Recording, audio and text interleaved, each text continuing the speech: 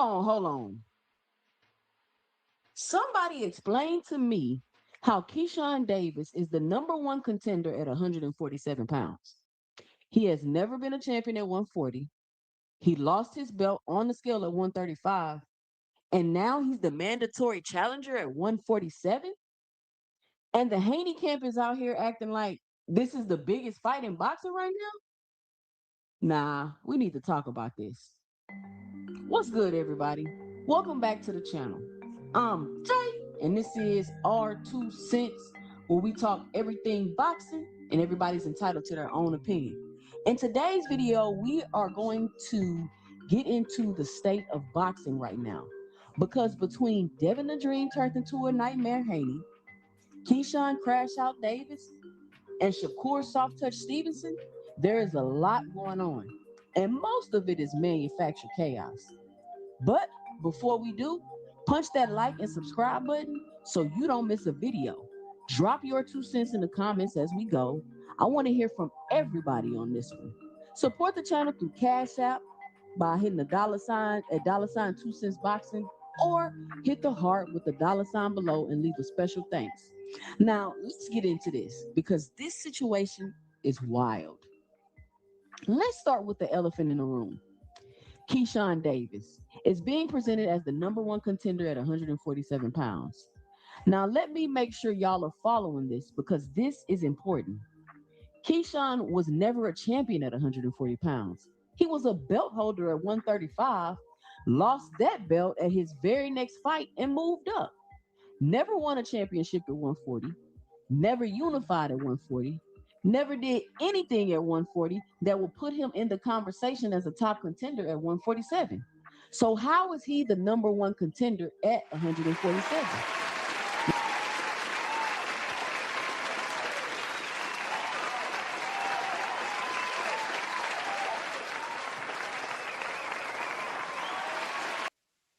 Hi, welcome to the channel. And this is our 2 cents, where we talk everything boxing, and everybody's entitled to their own opinion. In today's live, we will be discussing Oscar versus Dana White just got ugly. Shakur Stevenson, Keyshawn Davis, Devin Haney, Ryan Garcia drama, and Oscar De La Hoya sends out a cease and desist. But before we do that, make sure you punch that like and subscribe button. And make sure you let me know and drop it below your 2 cents, because it's Friday night and it's ladies' night. What's good, everybody? Be sure to punch that subscribe button if you're new here. Be sure to help support the channel by hitting the $ 2 cents boxing for the Cash App, or letting me know and dropping it below your 2 cents in a super chat. For those of you that don't know, we do this every single show. Give me a second. Here we go. For those of you that don't know, we do this every single show. We do have the super chat goal. So the goal is always 20 super chats for every show that we own. I mean, I'm up here putting up some great content. Y'all be sure to support the channel. And of course, we have the record right here, which used to be 30. We broke it on one of these shows on Ladies Night, and the record is now 32 super chats. So this is how we're going to keep track of the super chats throughout the show, so everybody can get a visual to see exactly where we stand. So y'all be sure to help support the channel. We always trying to break that record, but of course, we always want to make sure that we get to the goal. So I'm going to let a couple more people pull up in here. Gonna do a little small chat, a little small talk, chit chat, view a couple videos. Give me a second, y'all. Hold on, give me a second.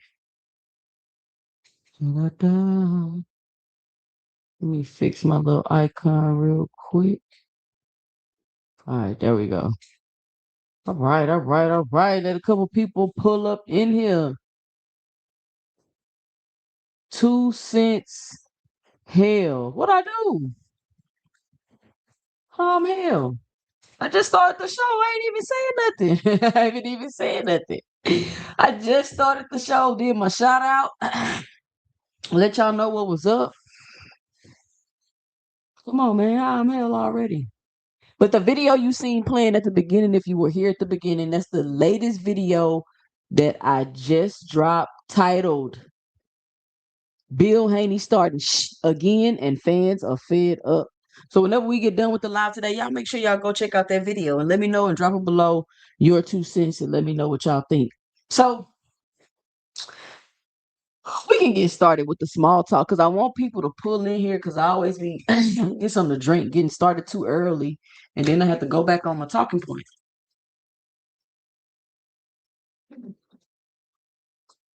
Well, I can start with this. Sean Zattel,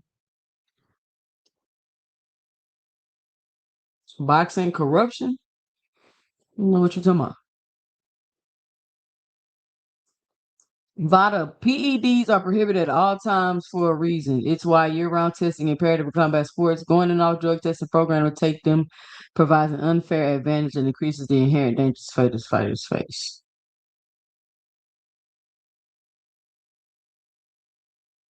I guess, are people watching the FIFA Cup ceremony right now? Is that still on? I don't really watch soccer, but I see they got Future performing. I see it on my X. I'm about to pull it up for y'all. Or I'm already sharing it. Hold on, y'all. Pull it up on X. Because I'm looking at the numbers and I'm like, where's everybody at? Be sure to punch that subscribe button. We got 8 people in here right now. I'm like, is everybody watching this FIFA Cup? Y'all watch soccer? Are boxing fans, soccer fans? I don't really watch soccer. Boxing is really the only sport I like to watch. I like to play sports, but I don't really like to watch sports. So I guess that's safe to say boxing is the only sport that I really like to watch, and it's probably because I'm not gonna do it. And then I'll watch basketball. I like to watch sports when the stakes are high. I like to watch the playoffs. I like to watch championships and Super Bowls. You know what I'm saying? I like to watch sports when the stakes are high. I don't want to watch no preseason games and I don't want to do none of that. Let me watch when the stakes are high, where you gotta win. I want to see people competing at their best. So boxing is probably the only sport that I watch. Now I like to watch college sports and I like watching youth sports because it's a certain competitiveness you get when you watch youth sports um and college sports. But I really don't watch sports though, for real. But if I had to put them in order as my preference, I would watch youth sports, college. No, I would watch high stake professional sports, youth sports, then college. That's what I like. I like to watch kids developing in the beginning stages. Like I love that whole process through being an athlete because I love that process coming up. Like that was nothing. Like I love working out. I didn't dislike any of it. That's why I don't understand these kids as athletes. Like how y'all don't want to do this? What else are y'all doing? What else are y'all doing? I wasn't doing anything else growing up but sports. Because what else are you doing? What else are you doing? Now, maybe if you got like a different hobby, maybe, but I'm saying like, what is your hobby? What are you doing? Sports was my hobby. Like that's what I love and like to do. Maybe some kids like coding but as long as it's something productive, like you're not just about to sit around and do nothing. Not as no kid. You should be trying stuff, put you in different stuff, trying different things. Whatever my kids tell me they want to do, I let them try it. My daughter say, "Oh, I want to do gymnastics." I let her do it. She did gymnastics for 2 years. Actually, she's too tall to be a gymnast, honestly.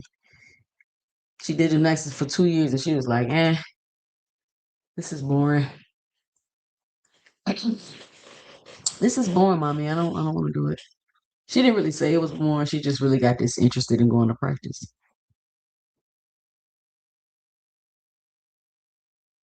But she definitely tried.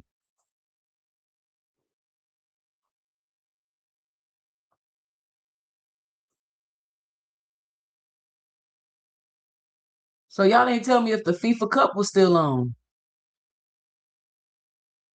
Is it still on or no? I feel like I got a lot to say. I want to let the ladies get here, but of course I'm gonna have to start because they be coming late.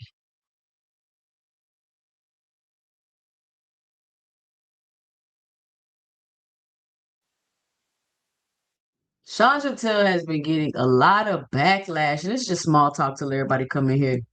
He's been getting a lot of backlash for these statements that he made about Xander Zayas versus Boots in his fight. And I want to get y'all 2 cents, and I'm gonna give you my 2 cents on, kind of what he's. But like Xander, what that old phrase, the fortune favors the bold. His ambition, his balls to take this fight. Yeah. When it is intriguing, and the funny part is, and Ennis fans will be mad at me for this. I think it's better for boxing if Zayas wins, and I love Jaron Ennis's talent. Like I remember back when he knocked out Thomas Delorme, 2021. Me and Carson were oohing and on. I actually asked him for a picture. I never do that as a media guy. Now, Sean Zattel is getting a ton of backlash because he said he feels like if Xander Zayas wins, it will be better for boxing. And I'm like, how will Xander Zayas win and be better for boxing? I want to read some of the comments on here.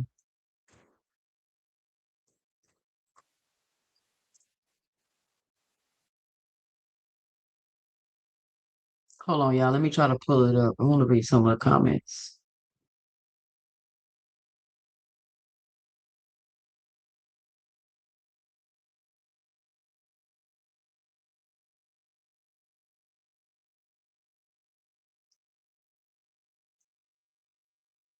So then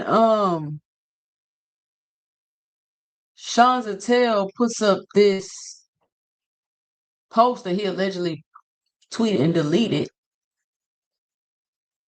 where he said, the reason I say this is because Zayas is 5 years younger, and if he wins, might have the ability to replicate the box office success someone like Miguel Cotto had with the PR fan base.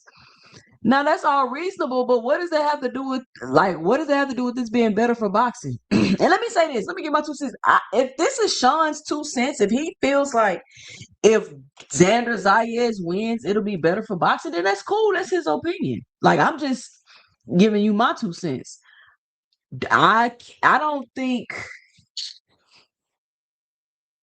I just think that's a crazy question because it's like, do I think if Boots win, that's better for boxing?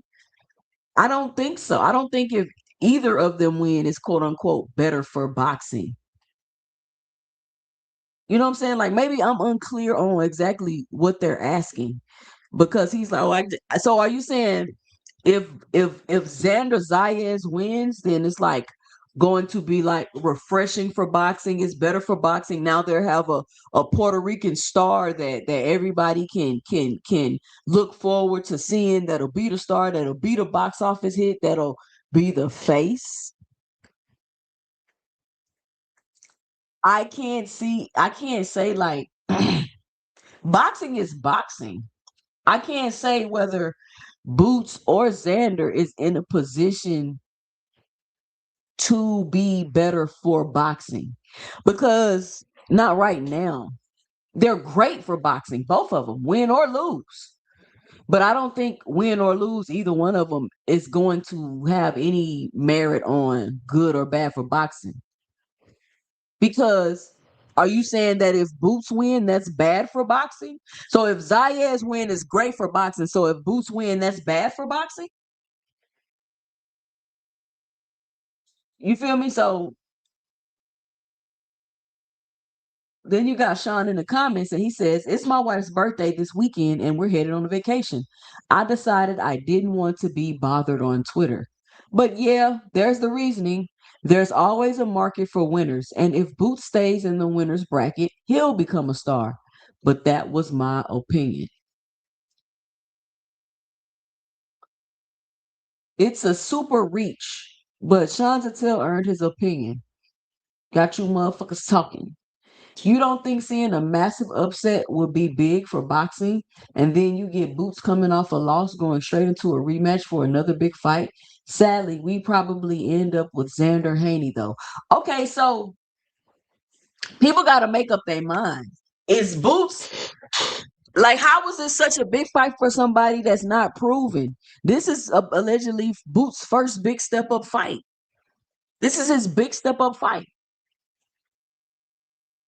But somehow it's like nobody is really talking about how big this would be for Boots if he were to win.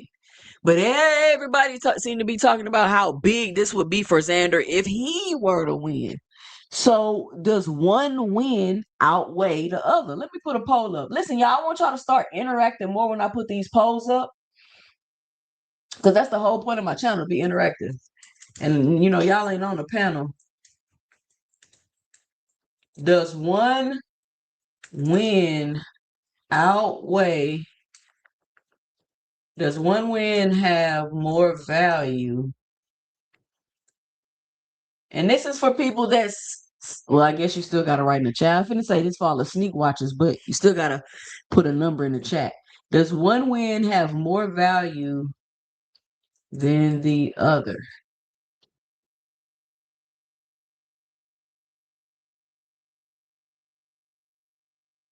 Boots versus Xander.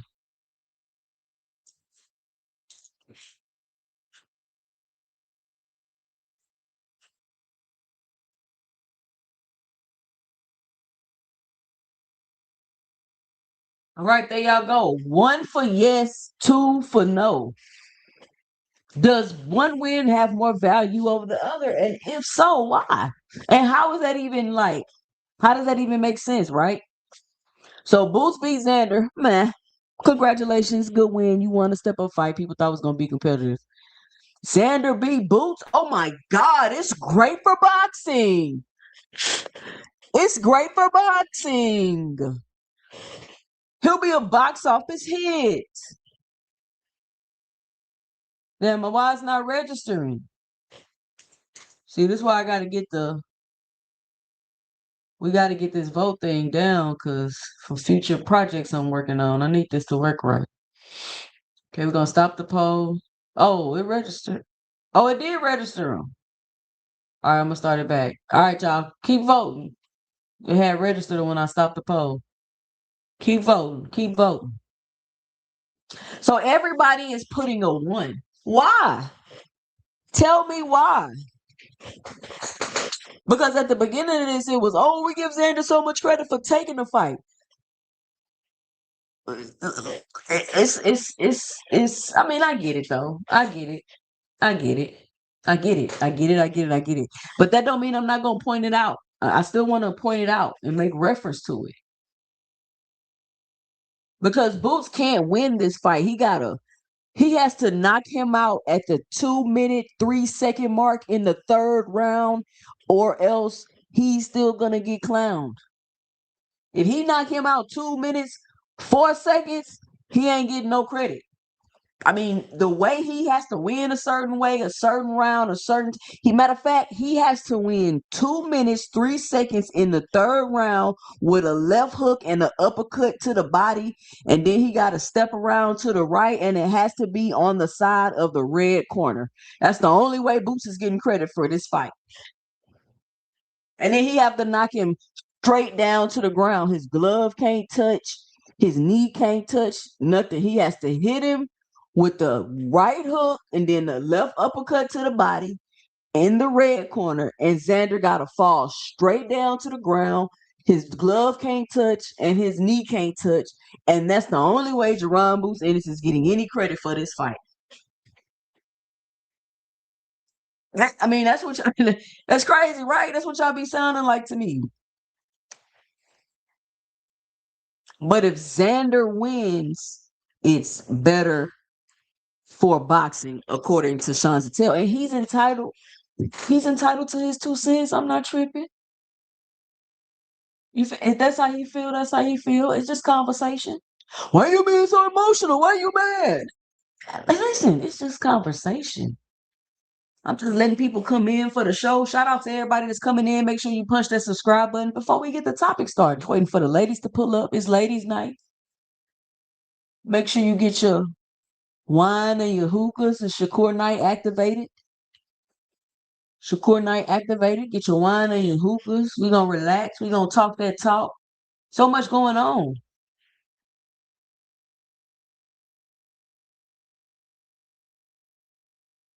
So much going on.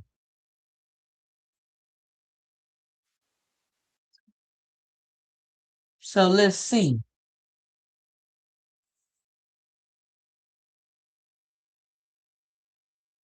Buckle up, put your seatbelt on, Fight Night, man. Y'all gonna see it all on Fight Night, man. I can't wait. You know, I'm gonna show out and show, and I'm gonna show y'all. I'm gonna show y'all. I really don't want, spill too many beans, but I'm gonna show y'all. Who say he gonna show y'all?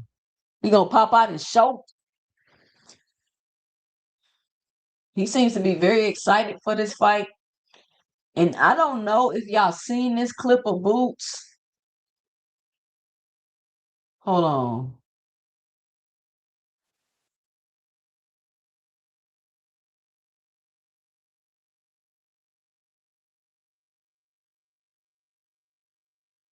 For I one, mean, I don't know where they got this.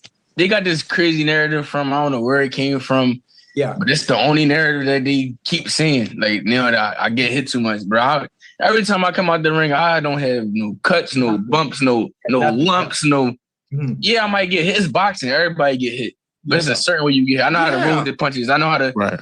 Yeah, if I do get hit, I'm not gonna get hit with it again. Like it's like people gotta look at stuff like that. People gotta sit back and really watch my fights and really like then he did get hit with that shot, but he didn't get hit with it again. Or he got hit with that shot that time, but this time he rolled with it.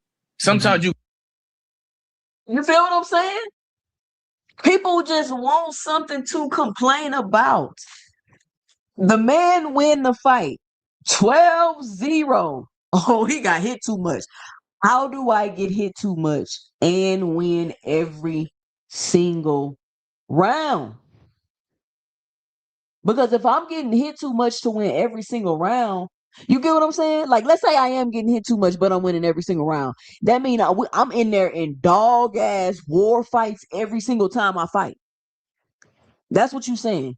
You're saying Boots is in a dog fight every single time he fights because he's getting hit too much, but he's winning every single round. That means he's getting hit too much, which means he got to hit his opponent more than too much. So that means they just standing in there in a dog fight, back and forth.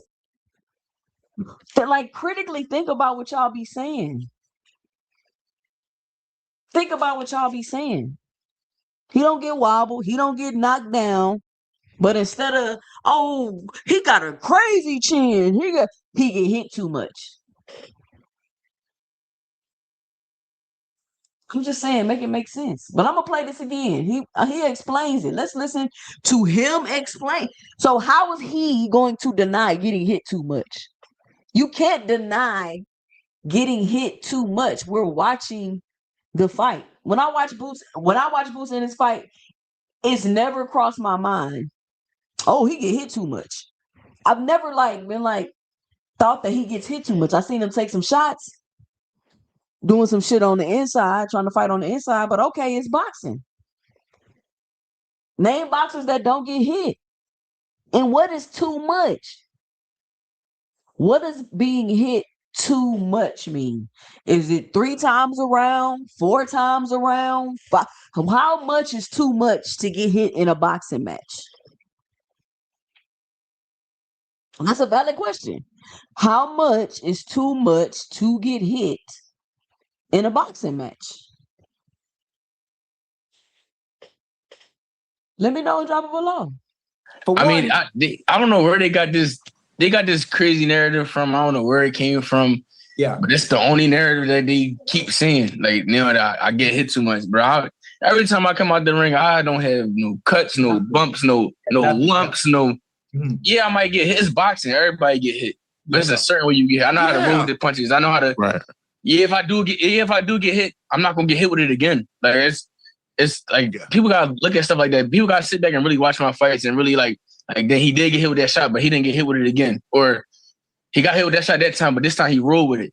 Sometimes So that's what I'm saying. Everybody keep talking about how he get hit too much, and then nobody wants to have any attribute to his IQ. I hear people saying Boots don't have no IQ. He don't got no IQ. What? So he getting hit with one shot. He not getting hit with the same shot twice. How he don't have no IQ? He's winning all of the rounds. How he don't have no IQ?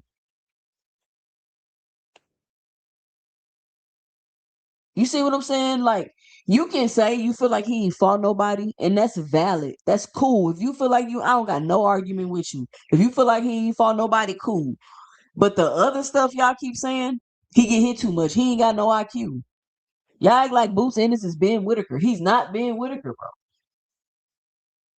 Y'all act like the man don't got solid fundamentals. He got fundamentals just because he's dynamic, he's exciting, he's athletic. What do you mean he don't got fundamentals? We want to break down every single flaw Boots make like all boxers don't got flaws? All boxers got flaws.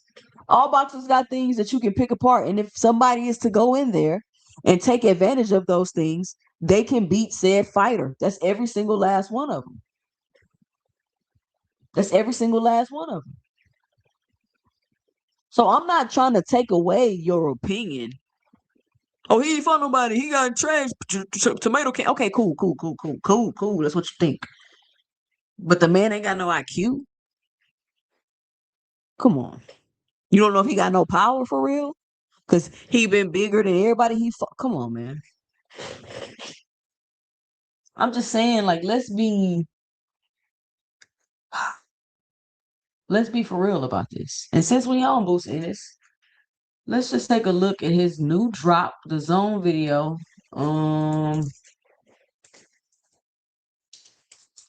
Let's see if I can find it. Hopefully they don't copyright me. I'll be sure to support the channel.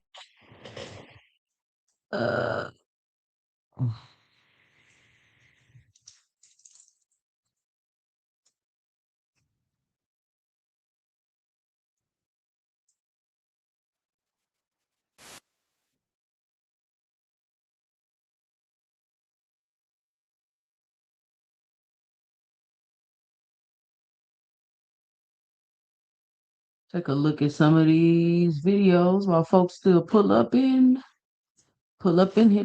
Is the game still on? Y'all ain't even talking. You see that? Yeah. I had this for like 3 years. I need to get redone. Boy got the rug rat.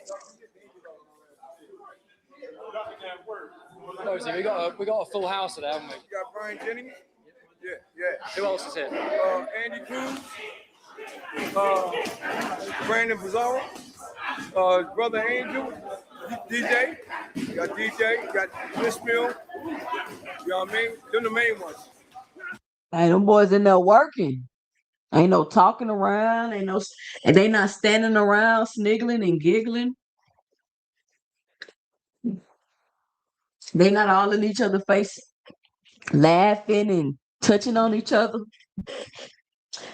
They not all grabbing on each other, all on the ground, rolling around. Them boys in there working. I'm just excited to be fighting one, a guy that got 2 belts, a guy that's in one of the top in the division. I'm ready to shut everybody up. Boots, what we working on? Oh, Boots looking fast as hell. Let me rewind that. Did y'all see that? Wow, Boots look fast as hell. Got 2 belts, a guy that's in one of the top in the division. I'm ready to shut everybody up. Boots, what we working on today? Bro, I'm looking at the video. I know the punch is coming. I'm still not seeing them. Wow. That nigga fast as hell. I don't know, whatever. What the heck got going on? I don't know. We just go. You just go? You just go. Tape already an opponent. It's over. It's over. Them 2 belts come back home to Philly. We always do that. You see them joints over there? Same way. Tape them up, cross them out. And that boy over there doing some type of voodoo shit he got going on. Look how he got their faces taped up. He probably don't even know. He probably, I just put the tape over the face. He doing some type of whole type of occult shit over there. Crossed out fight night. I'm expecting him to do what he does. T-Bug Gopher said, I'm glazing. Am I glazing or did Boo's hands look fast to y'all? He said that was normal AF, you glazing. Am I glazing or did his hands look fast to y'all? And this is the type of stuff I'm talking about people just can't be honest. If the man hands look fast, why you just can't say his hands look fast? T-Bud. Always do, and I'm gonna capitalize every mistake that he make, and I'm gonna show him why I'm really like that, and he gonna see the difference, his levels. Boots can adapt to any style, any situation. You know what I mean? We don't have to work on nothing. I want to see Xander take Boots to another level. See, people still ain't see what really he can do. You know what I mean? He can box, he can move, but he like to rumble. That's why people come to pay to see him. He like to fight. Fire, stop. Oh, I like Xander. As a fighter, I like him. He's a good fighter, man. To me, he got a good jab. He can box, and he got this. I feel like after this fight I'm the man, in any division. So I feel like I'm taking over boxing, starting June 27th.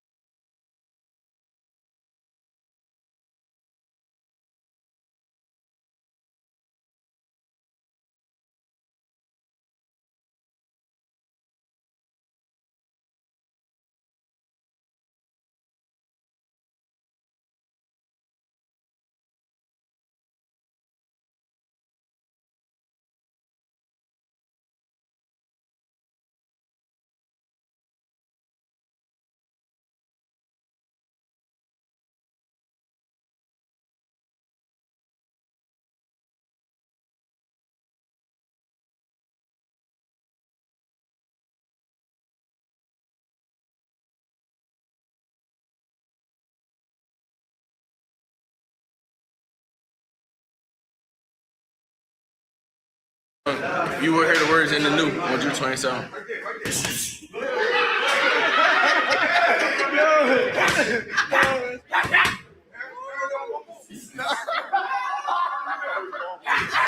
Oh shit! Call the cops.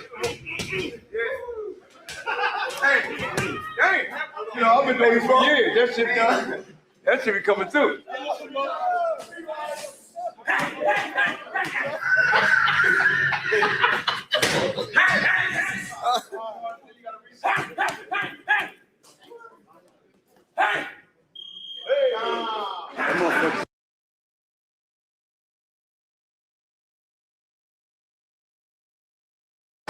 That's what I'm saying.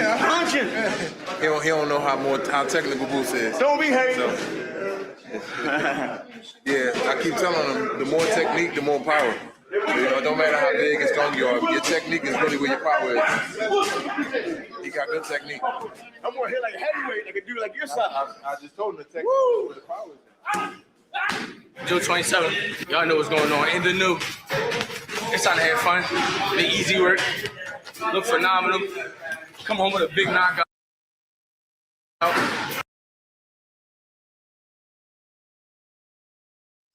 Oh shoot, I was on mute. Boots looks used, but Xander looks bigger. Xander does look bigger than Boots, y'all.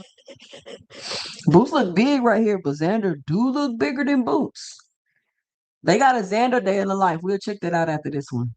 About to be a two-time unified weight division champ. The best in the world, the best ever. Make sure y'all tune in. Shout out to our haters too. I love y'all. Yeah.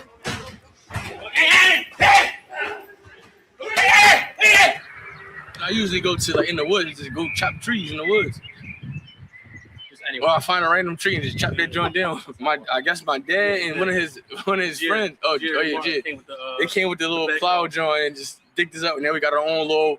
We went to go get our own wood. We got a bunch of logs here, so we good. We good.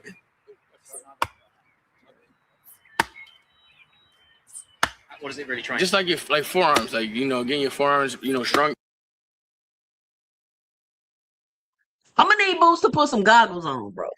Like, you out there chopping wood with no protection over your eyes? Come on now. Yes, Dondrick. What is he doing? Strengthening your forearms. That's probably why my forearms look like this. Strengthening your forearms, your hand grip, all that, your hands in general. And I love working on it. It make me feel strong. Right now we're just doing one, but probably next week we probably go to 2 times a week.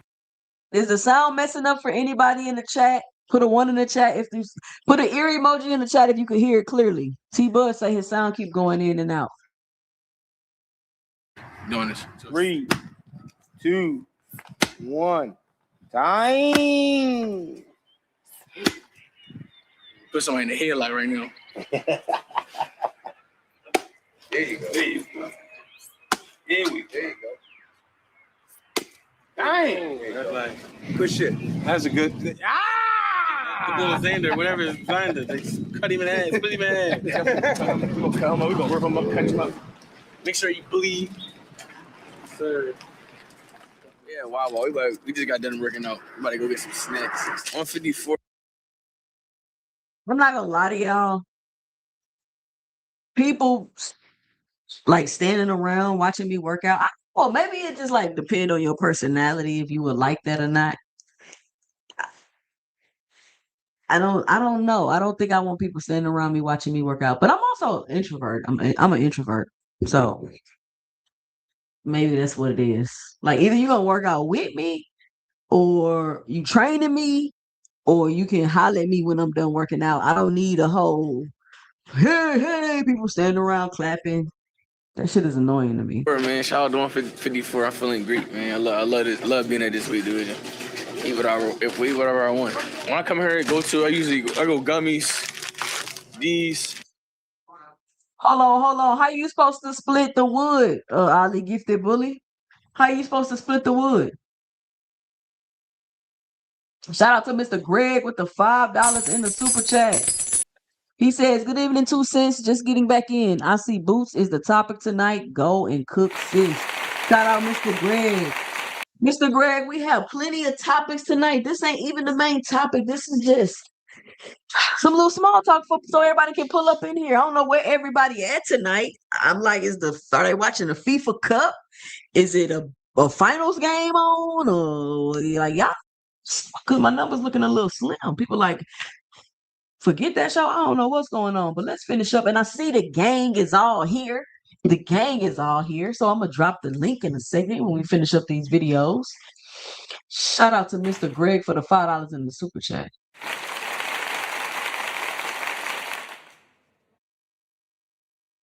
Y'all, I'm going to add that to the counter whenever we get done with the video. Add that to the counter. SBG Mello in the building. Ramon Sifu. Jupe. FaZe the Great. Johnson Bouncer in the building. Gil Coles in the building. Ishmael in the building. Lee Jackson. Key with the T is also here, ladies and gentlemen. The ladies are here. The ladies are here. I ain't gonna lie, this is really my twist right here. This right here, you can't go wrong with this. I ain't gonna get it today though. I'm not going lime. That's wet. Bella Pina, what up? I'm going cherry. I'm going. You might as well get a Powerade. Yuck.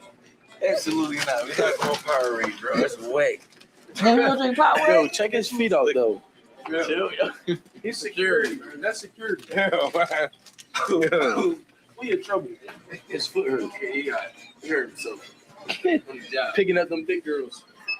This is what you really love right here. This is his favorite. This is what he usually come here and get. But he's showing up because the cameras is out. Go ahead and get you a glizzy. Ketchup, spicy mustard, relish. I don't do plain milk. Icy on it? No. Ain't no way y'all going to the gas station to eat after practice. But my son be doing that after practice. My youngest son, he always be going to the gas station getting snacks and shit after practice. Boots actually dropped the video. Put the link in the chat. Teach. No icy. Every flavor though. Shebang. Are you talking about the video? That is nasty. Zaya's not doing this. He having the fat camp right now. He eating like broccoli and like greens and all that. He eating bird food. He eating grass. Why you not eating green? We'll be getting our I would say last minute clothes. We can't order online and stuff like that. Here they got sneakers, jeans, hoodies, so it's a streetwear. So yeah. What's going on? What you got for me, see? I called bro when I was out in New York, bro. Me? Yeah. Yeah. This is Green John. I wanted to show you in person. That don't hurt. This even better though. This don't hurt. This is way better. Yo, no, I'm white. Let them two put a fit together and y'all two put a fit together. And I'm gonna take it from there. Who two? Y'all two. Me and Jeff? Yeah. You on Stones? Yeah, see who come out with the best fit. they really styling Boots, dressing him like he's 14 years old. I think Boots dressed like, I don't know, maybe it's a Philly thing, maybe it's the Philly style, but that nigga dressed like but you know what? He looked like Fresh Prince of Bel-Air in the intro. Not with the little bitty booty shorts, the hoochie daddy shorts, but I'm just saying with the hat to the side and all that. I don't know. I think Boots just like he like 15 years old. What's up, Key with the T in the building?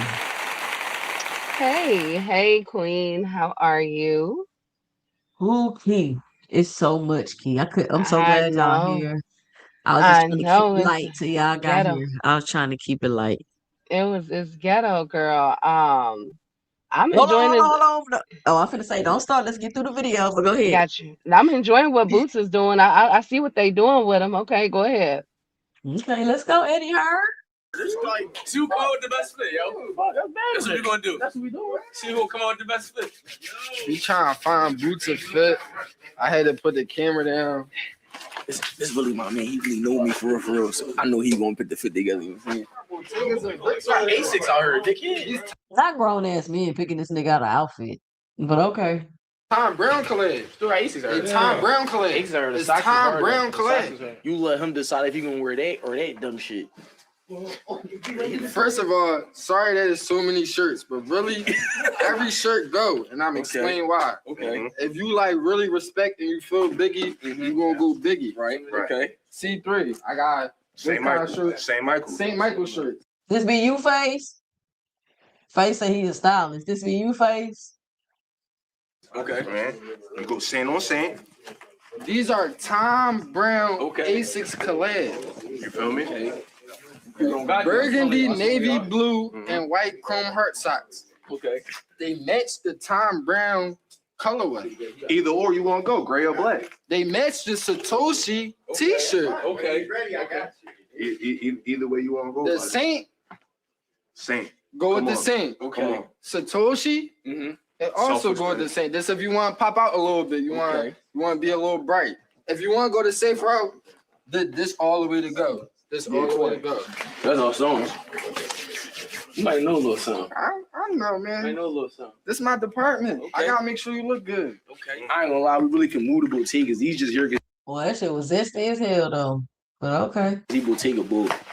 That's a fact. And it's cool with the better with E tech because it matches a little bit. Yeah. The better with He's a E tech, Metro. sure, it's a dope. It's probably the best tech in your store. The hoodie is cool. It's too hot for a pullover. And he like zip Child, ups. I thought This that is was hard. You can have this so Face say he lose respect for not picking out his own clothes. He gonna pick out his own clothes. They in front of the cameras. They trying Why to I be, thought you that know what was- I'm saying? Why I thought that was African.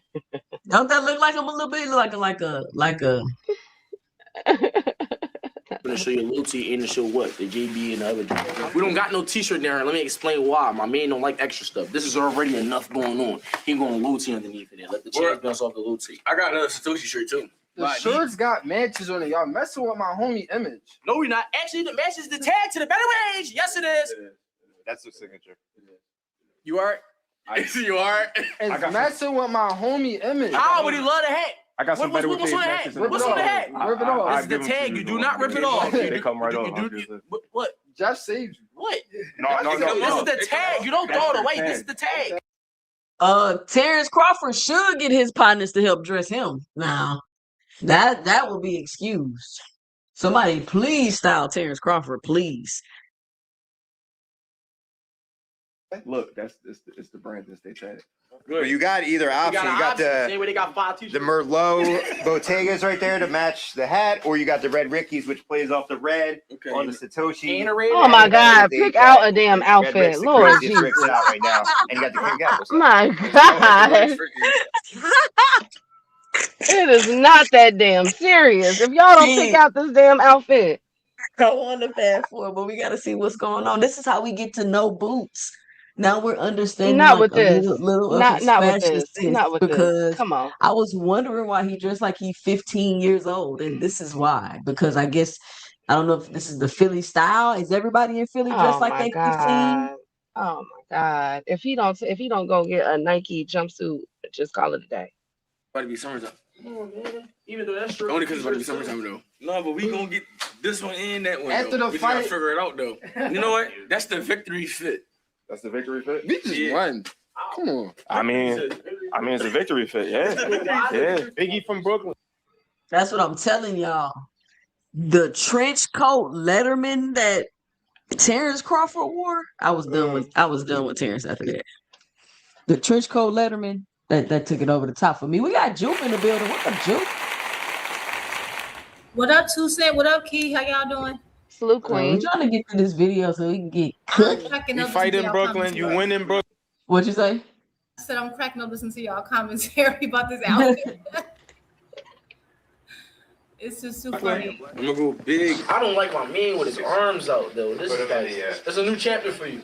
Bro, I'm about to, my whole arm about to be bummed. So that's my shirt now. He gonna cut all the hoodies off and everything. Hoodies, Real right. all that shit. I'm gonna be in muscle shirts and all that. We're getting the black fit. So Stones and C31. Right now we at the mouth check, but get some hours in. Ready for fighting. Got Dennis, Fight Storm Thompson. He fighting on the card. First 8 rounder. Got Ishmael Muhammad, Chef Muhammad. He fighting the week before in Philly. Yo, catch it. What are you listening to? You want me to tell you the truth or you want me to lie? I want you to tell me the truth. Nothing. They did. My headphones did. I was about to listen to some little baby. My headphones did. So I got wrong with no headphones now. They definitely feel great. I'm telling you now, that is the worst. Your headphones dead or your phone finna die before you finna work out, and then you ain't got no music. You can't listen to nothing on YouTube. You just stuck silence working out. No, Mad in the that's mud. miserable. Mad in the mud. Wait, I'm way more comfortable. I can do what I want. June 27, big knockout. The biggest knockout. Whatever he think he do, I do way better. You can't jab better than me. You're not faster than me. You're not slicker than me. You're not stronger than me. Your defense not better than mine. Like your footwork not better than mine. It's levels. I'm the best in the world.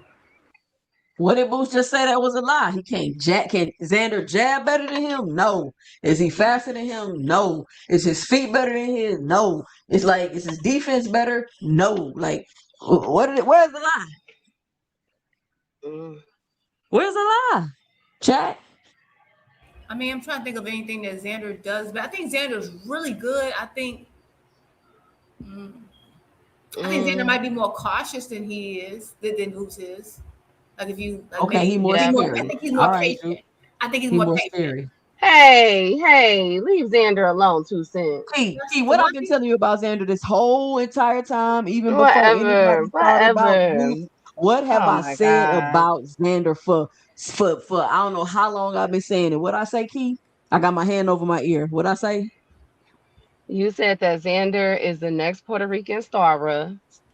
Okay, and then he is what I say, Key? Xander is what? He is the next Puerto Rican star. Okay, and he is going to decided to feed himself to Boots.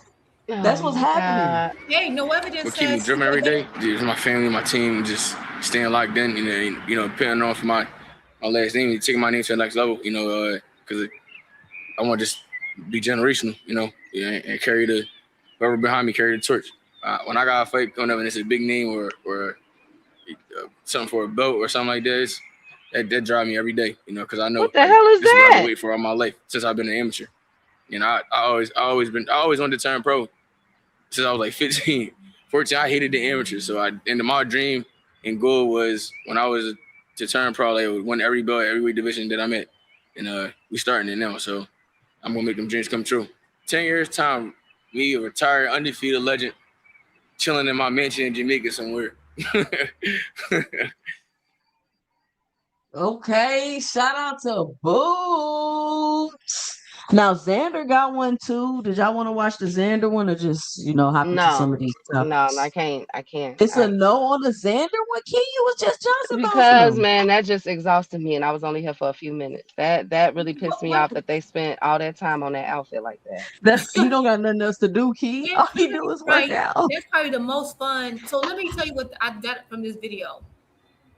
One, I think Boots can be slightly reckless because the whole goggle-less wood chopping, that just gave me anxiety. Like, why are you chopping wood with no goggles on? Please don't do that. I don't know who I got to tag, Bozy, Boots himself, please.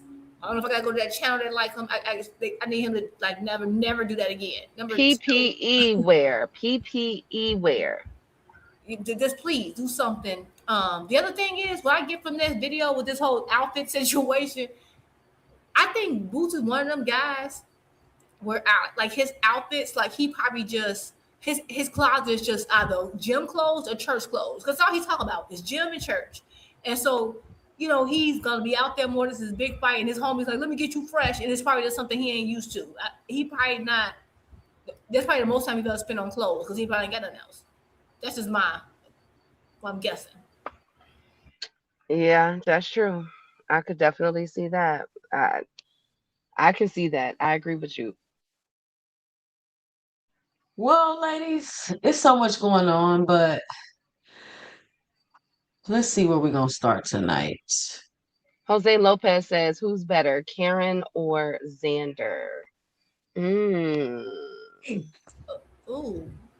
let me think. That's a style, right? I'm assuming Xander. I'm gonna go with Xander. It depends on what. I think Xander is much better at pressing.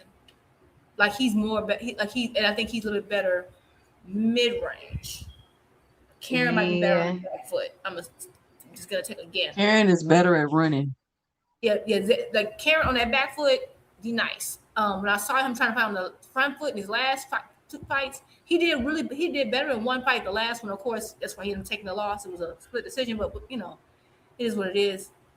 So I'm gonna go with Xander, and Xander is bigger. Okay. Hold on. But did y'all see? Hold on, y'all. Did y'all see the picture? Yes. Did y'all see the picture of Boots sparring? Of course, y'all already know one of the greatest. Okay, Mr. Me again. Boo Boo Andre was in the ring, posing with Boots. Okay, getting rounds in. Y'all know. Boo Boo will be returning in about 4 weeks. Okay. So this girl. So let me just say been that reduced to a sparring partner. no, he has not. He is up in there giving Boots a very good, giving Boots other looks. Okay, okay, that's what he's doing. He's sharpening. He helps sharpening Boots. Period. Wait a minute. So you said he didn't spar with Boo Boo? Yeah, he did. I think that's Okay, what whatchamacallit is. That's good then because Xander about as big as Boo Boo. So Yeah. you need somebody big like that. Of course, Xander's nowhere near as awkward as Boo Boo, but you need some bigger guys in there because you got to figure out how to overcome some of that size Xander got. Hold on, y'all. My StreamYard is tripping. Can y'all hear me? Yeah, we can hear you. My shit is like frozen and moving hella slow, so I might have to go out and come back in.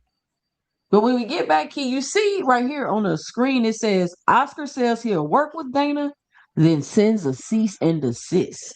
Is Zuffa already testing the limits before it even takes over boxing? Key, what is your what information do you have about the situation with Oscar De La Hoya? I got an explainer video that I made that I want to play. Okay, my computer working now. I'm about to play it, and then we're gonna talk about it. Okay. You put it on the screen because it's still blank. Okay, I'll be back. Key. Y'all hold it down. I'll be right back. Okay. Yeah, I see the Oscar says he'll work with Dana, then sends a cease and desist if Zuffa already testing the limits before it even takes over boxing. Ooh, what you think about that, Key? So this is stemming from the Ryan Garcia and Conor Ben. Now it's ironic, Jupe, that we was just talking about this last week.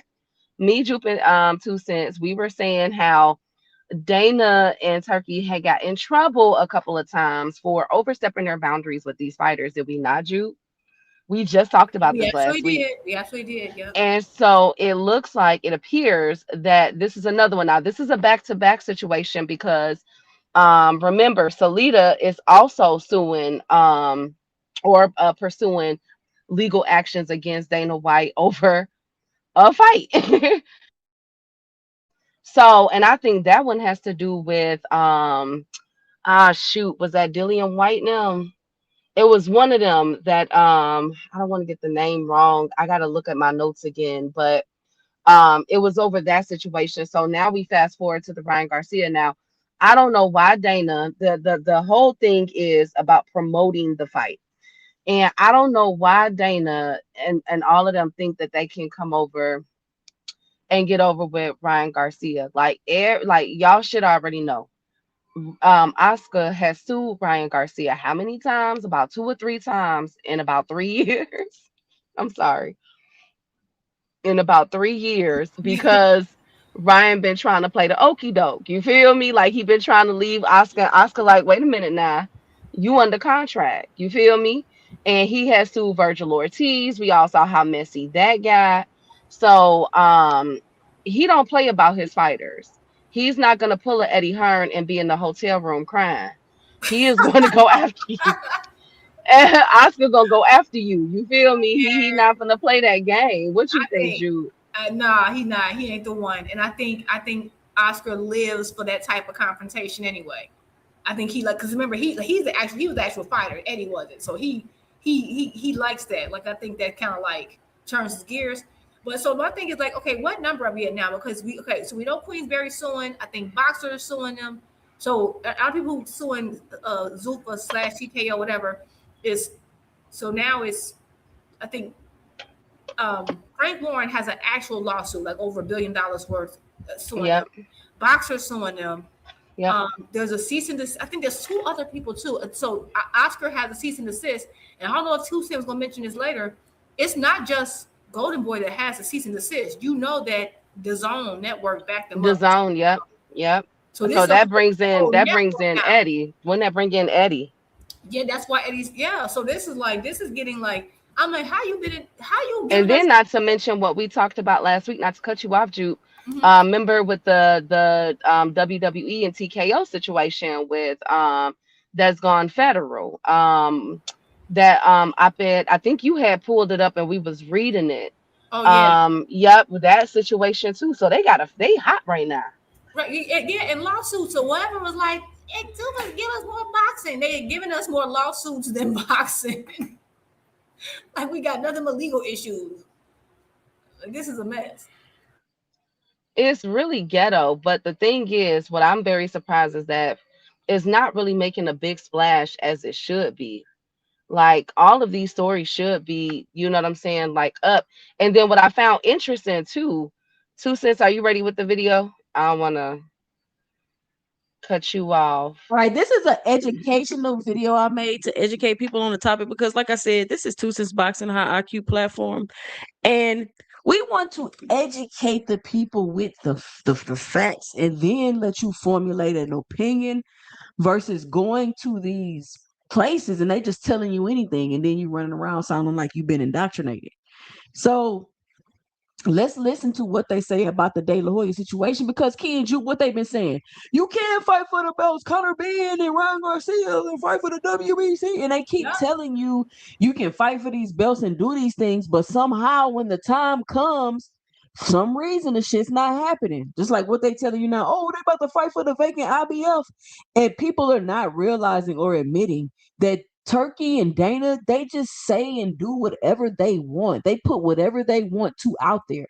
Now, when we go through this explainer video, I'm gonna pause it so we can talk, but it's even more crazier than y'all think. Welcome to the explainer. Okay, today we are unpacking a sudden and literally explosive legal clash that is just rocking the combat sports world right now.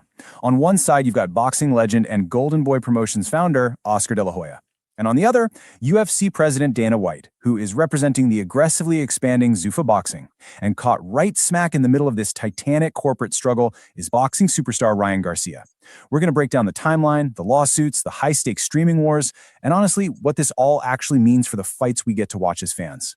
So grab a seat and let's get into it. Let me pause this because I need everybody in the chat, I need y'all to listen to everything that is an issue in this situation. And the reason why I did this video is because this explainer video is because I'll say it, Jupa said, Kia said, and for some reason, y'all just keep blowing everything off like we're not giving y'all proof and paperwork.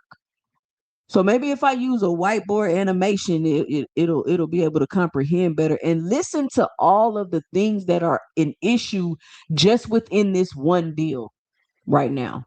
Before y'all keep saying, oh, they could do it, like before y'all keep thinking this stuff is just gonna be so easy to do and make, like they're not at a war. This is a corporate warfare that we're having going on right now. To really grasp the sheer whiplash of this whole situation, we kind of have to start with this facade of collaboration. Because just hours before everything completely broke down, Oscar De La Hoya was out there publicly touting this new era of promotional harmony. I mean, he told reporters point blank that he works with absolutely every single promoter out there. He pointed to his collaborations with PBC, Top Rank, and that August 1st DAZN and TNT card featuring William Zepeda as, hard proof of his collaborative spirit. He even went out of his way to explicitly state he was totally open to working with Dana White and Zuffa Boxing to make the big fights happen. Okay, let's dive into this because the dynamic here is incredibly entertaining, but it's also highly, highly volatile. Because even while he was claiming he wanted to negotiate with Zuffa, De La Hoya just couldn't resist stoking that long-standing, very public feud he has with Dana White. He joked that putting both of them on stage for a press conference might actually be more interesting than the fight itself. And then he added that if White tried to throw hands, his reaction would be... Why does everybody want to beat up Dana White? Got Eddie Hearn want to beat up Dana White. Oscar De La Hoya want to beat up Dana White. Like, golly, like, I love it. Like, they are really because mad. There's some things going on. It's some stuff going on in the background that Dana White doing, man. We keep saying it, and it keep coming out. Because Dana White is doing the same thing he does with, like, he'll tell you, oh, we're everything, we're gonna work together. Like we're gonna work together, and then he doing them dirty. He being slick. Let's just see how slick, Juke. Quote, devastating to his health. So, it was funny, it was classic De La Hoya, but it definitely set a very tense, completely unpredictable stage for what went down next. And here is the narrative whiplash. Literally one day, just 24 hours after De La Hoya is standing there publicly declaring he'd peacefully negotiate with Dana White, bam, Golden Boy Promotions dropped a massive legal hammer.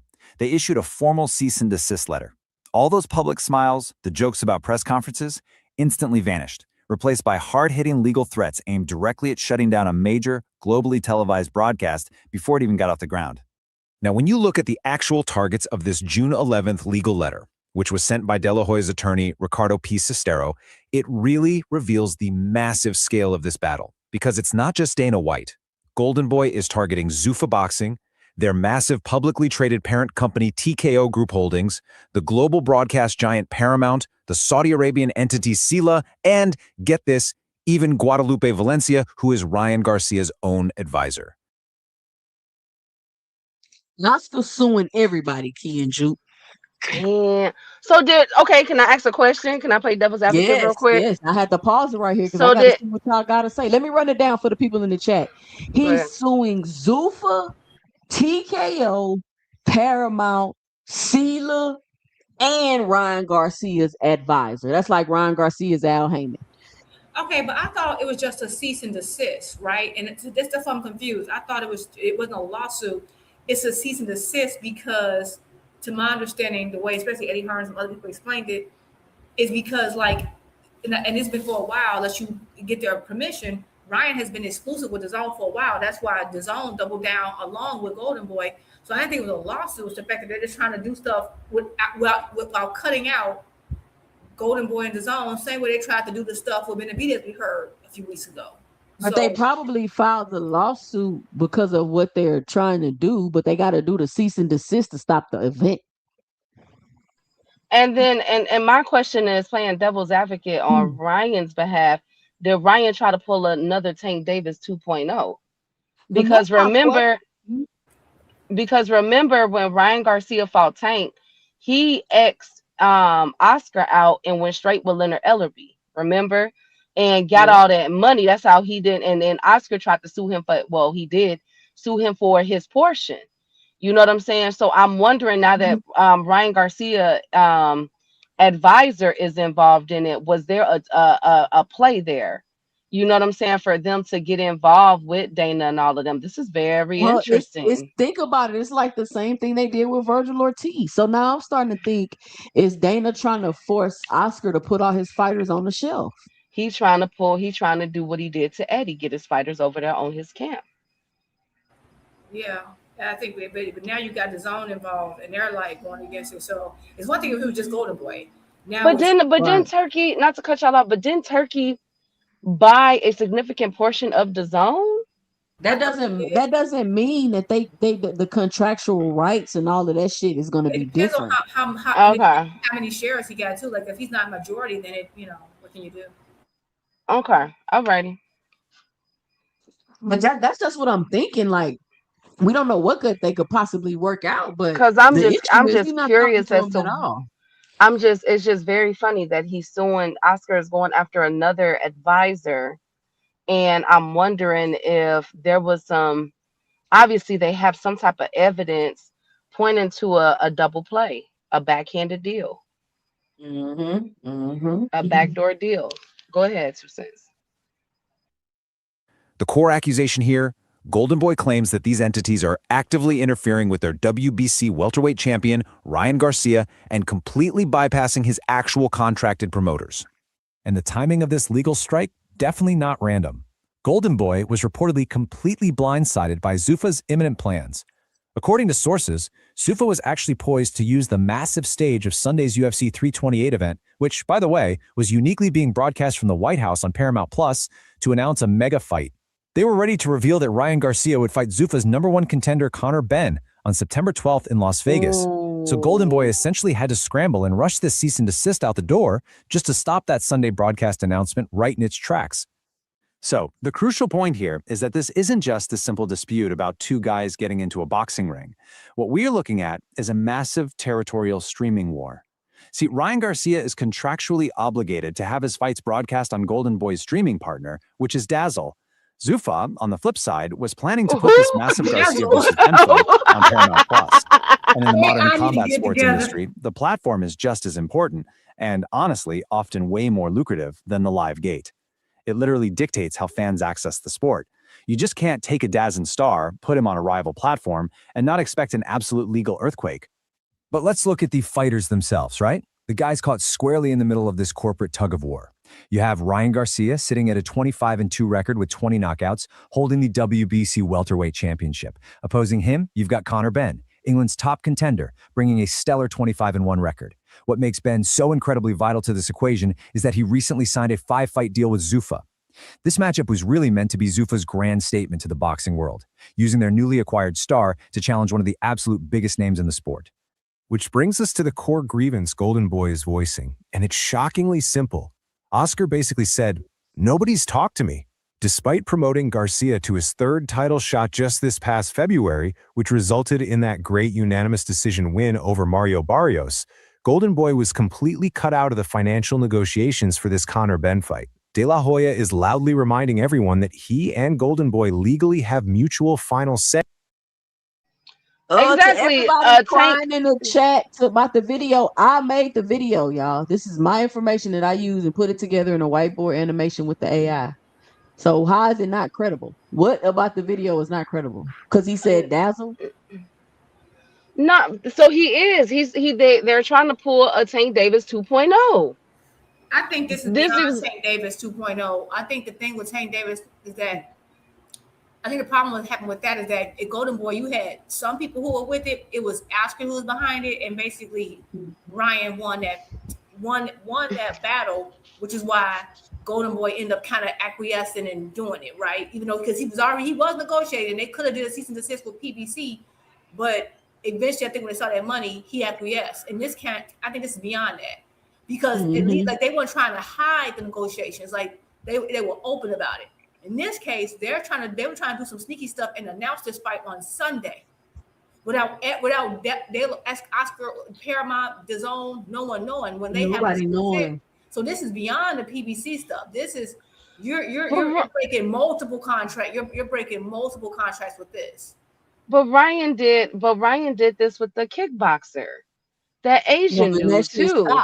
And that shit got and Oscar, and Oscar put an end to that. So this is, man, and it's a lot of money on the table with that Conor Benn fight. I mean, so they say, we don't know, because that is another thing I noticed is the whole Conor Benn 5-fight deal. I didn't even know that. I've been saying That fight he did on Netflix, I know that wasn't part of no Zuffa thing, and we kind of found that out last week. So basically, everybody say, "Oh, he getting all this money." Yeah, it's probably because it was a 5-fight deal, so that makes sense. So he's getting 15 million for one fight. I'm like, that was ridiculous. Of course, he's not.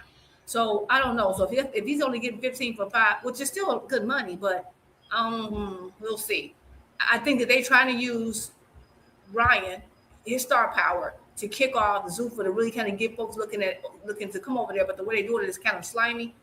And that's why they want Devin and Shakur so damn bad.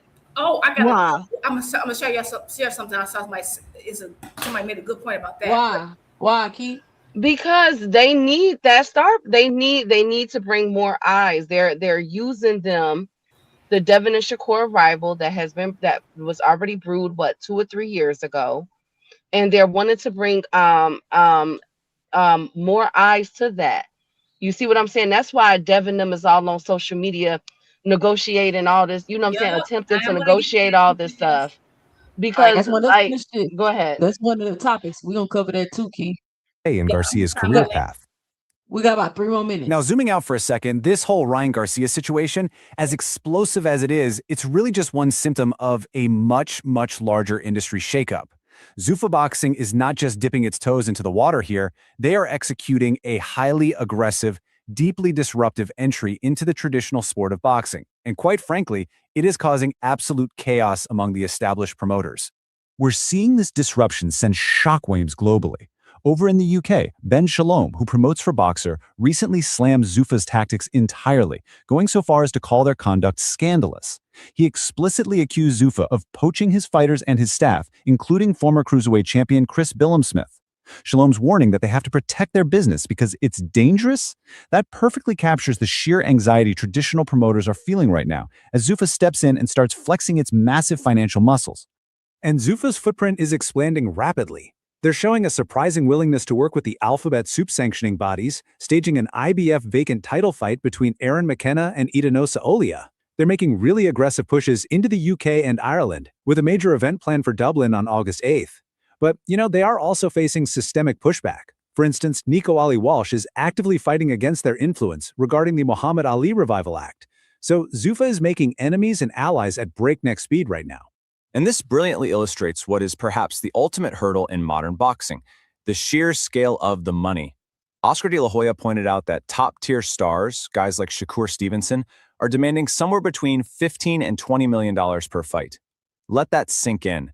That is an astronomical barrier to entry. And this is incredibly relevant right now because promoter Eddie Hearn has been fueling rumors that Shakur Stevenson is actually bound for Zuffa Boxing. The amount of capital required to play at the very top of this sport is just staggering. Which brings us to a truly fascinating clash of business models. Look at traditional boxing promoters. They are largely private entities. But Zuffa Boxing, operating through TKO Group Holdings, is a publicly traded company. And De La Hoya rightly questions how this dynamic is actually going to work. How does a publicly traded company, one that literally has a fiduciary duty to answer to its shareholders every single quarter, survive a business model that requires handing out massive guaranteed $20 million payouts to fighters? Especially when there's no guarantee a specific pay-per-view event will even be profitable. It is an unprecedented financial experiment in the sport. So as cease and desist letters fly, as broadcast networks clash, and as fighters get caught in the crossfire of corporate warfare, it leaves us with one massive question.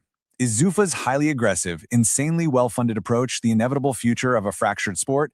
Or will the sheer financial weight and the crazy legal complexities of traditional boxing prove to be a disruption too far, even for a powerhouse? It's a fascinating landscape, and we'll definitely be watching every single move. Thanks so much for joining me for this explainer. Keep asking questions, and I'll catch you on the next one. All right. So what y'all think about the video, and what are y'all thoughts? Well, wonderful video, 2 cents.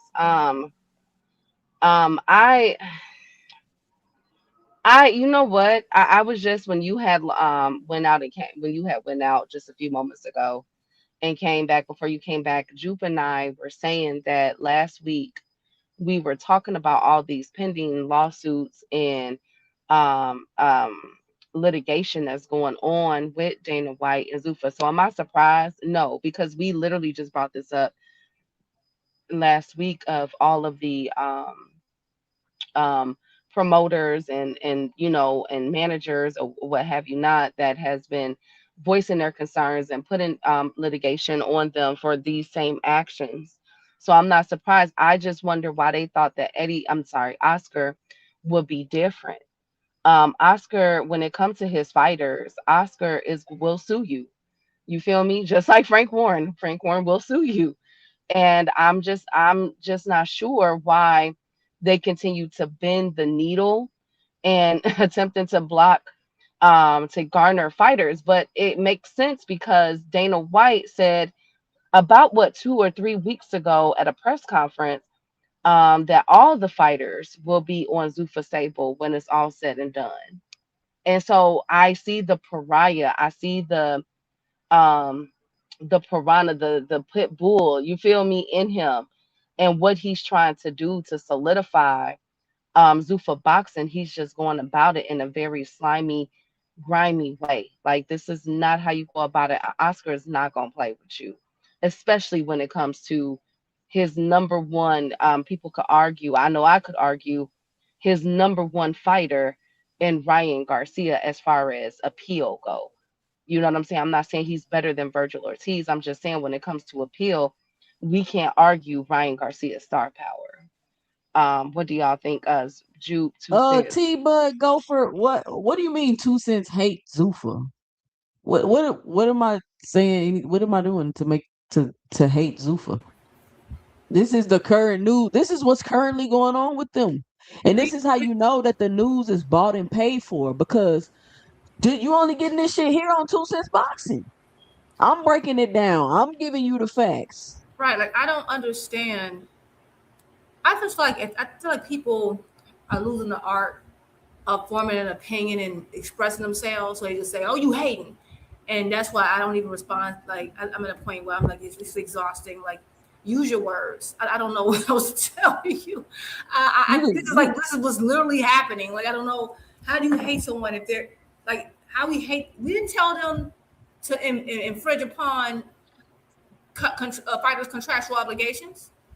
What I think though is that this is a mess, and this was my fear. Like, I was like, people are thinking, oh, we're gonna have all these good fights and blah blah blah. Yeah, but because of all the legalese and all this going on, this can end a lot of fights. This is gonna cause all kind of mess. We see one person who's kind of taken out of the limelight, we don't even mention anymore, is Virgil Ortiz. At this rate, there's a chance that Ryan could be put in that same position. So what happens when fighters are held over, stars are held over, all because Zuffa don't want to work with people? And it's crazy because the way they came in with Turkey is like, oh, y'all are like, it's gonna be so great because they'll work with everybody.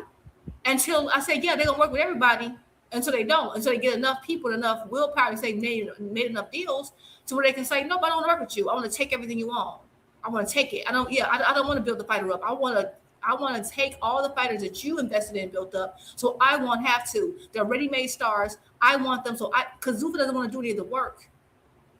And so my thing is that when it comes to this, like, of course, Oscar's gonna have a cease and desist, as he should. And of course, that ESPN article I read, like, it makes sense. Like, they were trying to promote it for September 16th, and they're like, they haven't talked to us. And this kind of makes me think about last week when I don't know if we talked about it at length, but what happened with Benavidez? Remember, Benavidez was trying to make the fight, and he kept saying that the whole issue was that they didn't want to involve PBC. They wanted to circumvent PBC. They don't want to work with people. Mm-hmm. They don't, and it wasn't. This wasn't even Zuffa. This was just. And I don't know how much more proof y'all need.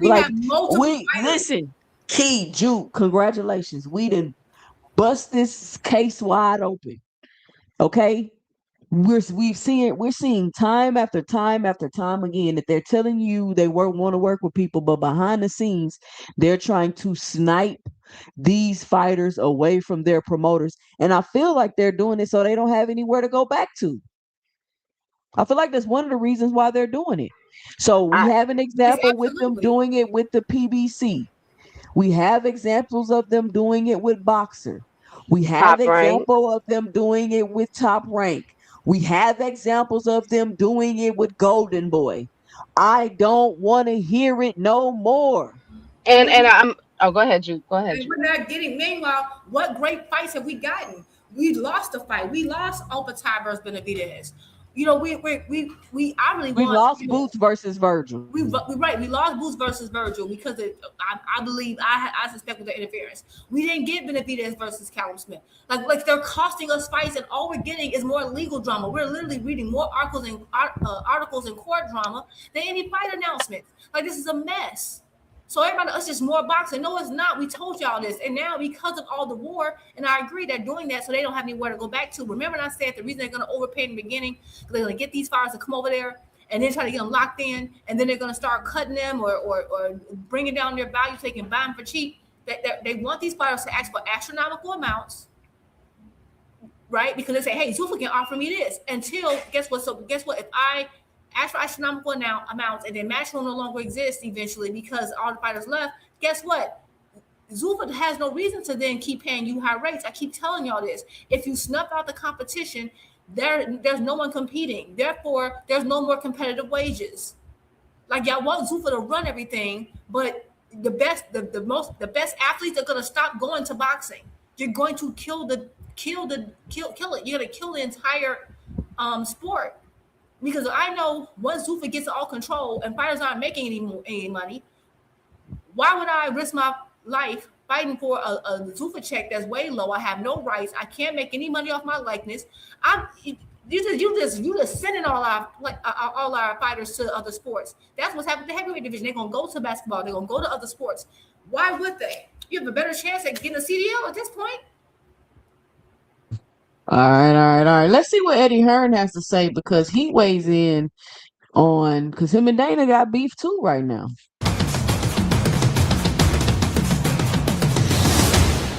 Mr. Hearn, I wanted to ask, this is your second time coming to Arizona, right? More than that. Yeah, well, this year, this year. This year, 9th in total. Yeah. But I was here for the Nunes Navarrete fight, and I remember even when you were walking into that tunnel or walking out of that tunnel, fans were cheering for you. Yeah. So this is a boxing-loving crowd, you could say. So what about this Arizona crowd brings it that special energy that you just want to come here every time? That's why I came back, because I don't really get cheered that much, to be honest with you. So, no, look, they know their boxing. I mean, don't forget that fight was between two Mexicans. That was a big crowd. We're going to get a bigger crowd tomorrow night. And you need to come back somewhere where you can consistently do good numbers, but somewhere that actually understands the product and the fights. And I know that if I do a good show with a good card, we'll do a big gate. If I do an average show, we'll do an average gate. And I just think that tomorrow night will be the best card, top to bottom, we've actually done here before. Because there's fights that, obviously before the bell, but those first fights between the two local guys, 10-0 against 13-0, the female fight will be, I tell you now, will be unbelievable. Right, this Turkish fighter is an absolute monster, and Tellez is a really good fighter that has a chance to become a superstar at 19 years of age. The co-main event, I mean, probably could have sold like pretty much the same tickets just for that fight alone. Everybody's talking about that fight, and then you're watching a pound for pound great like BAM. Like the value for money, you know how cheap these tickets we made it, and we probably made a little bit of a mistake. I'm not going to do that again, but we want to provide value for money, and we want to keep coming back here. And this is our second time. Who knows? We might be back, one more time this year. And last one for me. This co-main event, as you said, even just from the weigh-in alone, it was an absolute scene stealer, right? And as soon as that first fight ended, I remember you asked the crowd, "Who wants to see this again?" And the crowd absolutely erupted. So tomorrow night, fresh Arizona, so he's and now what he's doing with Bam Rodriguez. As a fan, how do you? As a promoter, you also want to make noise. You want. Up in Fresno, and that was the first time we had Jesse on the card. And Jesse was a light flyweight, and he just kept saying to me, That ain't the video I want to show. I thought it was that one. Let me find the one I want to show. Hold on, y'all. Okay. What would you have to say, Key, about the whole thing? I think that it's a to piggyback off of what you guys were saying. I think that it's a I think this is what Dana is attempting to do, not only to attract and overpay, but I think it's a catch-22 with the other fighters. Not everybody is gonna have Devin Haney or Shakur or Ryan Garcia's appeal, right? It's gonna take some of these fighters a minute to get up there. And it's unfortunate because I think that they're attracted and they see that these fighters are trying to go up over there. You know what I'm saying? These guys talk. And so these lesser known fighters are gonna go up over there and get caught up in these deals. And what Devin them, in my opinion, is there to do is just to sell the product, like Bud Crawford and them did. Like in my opinion, that's what I think they did, is to sell the product, sell the name, and then step away and say, all right, okay, we done. You feel me? Like I don't think that they're as locked in as the other fighters are. I think Yeah, they're but just You're really saying there. it's like they're being traders though. Yeah, they're getting like big fish right. to kind of sell to the smaller fish. Like they want Yes. Sell out. They Yeah. sell. Yes. So you saying they sell out, Ski?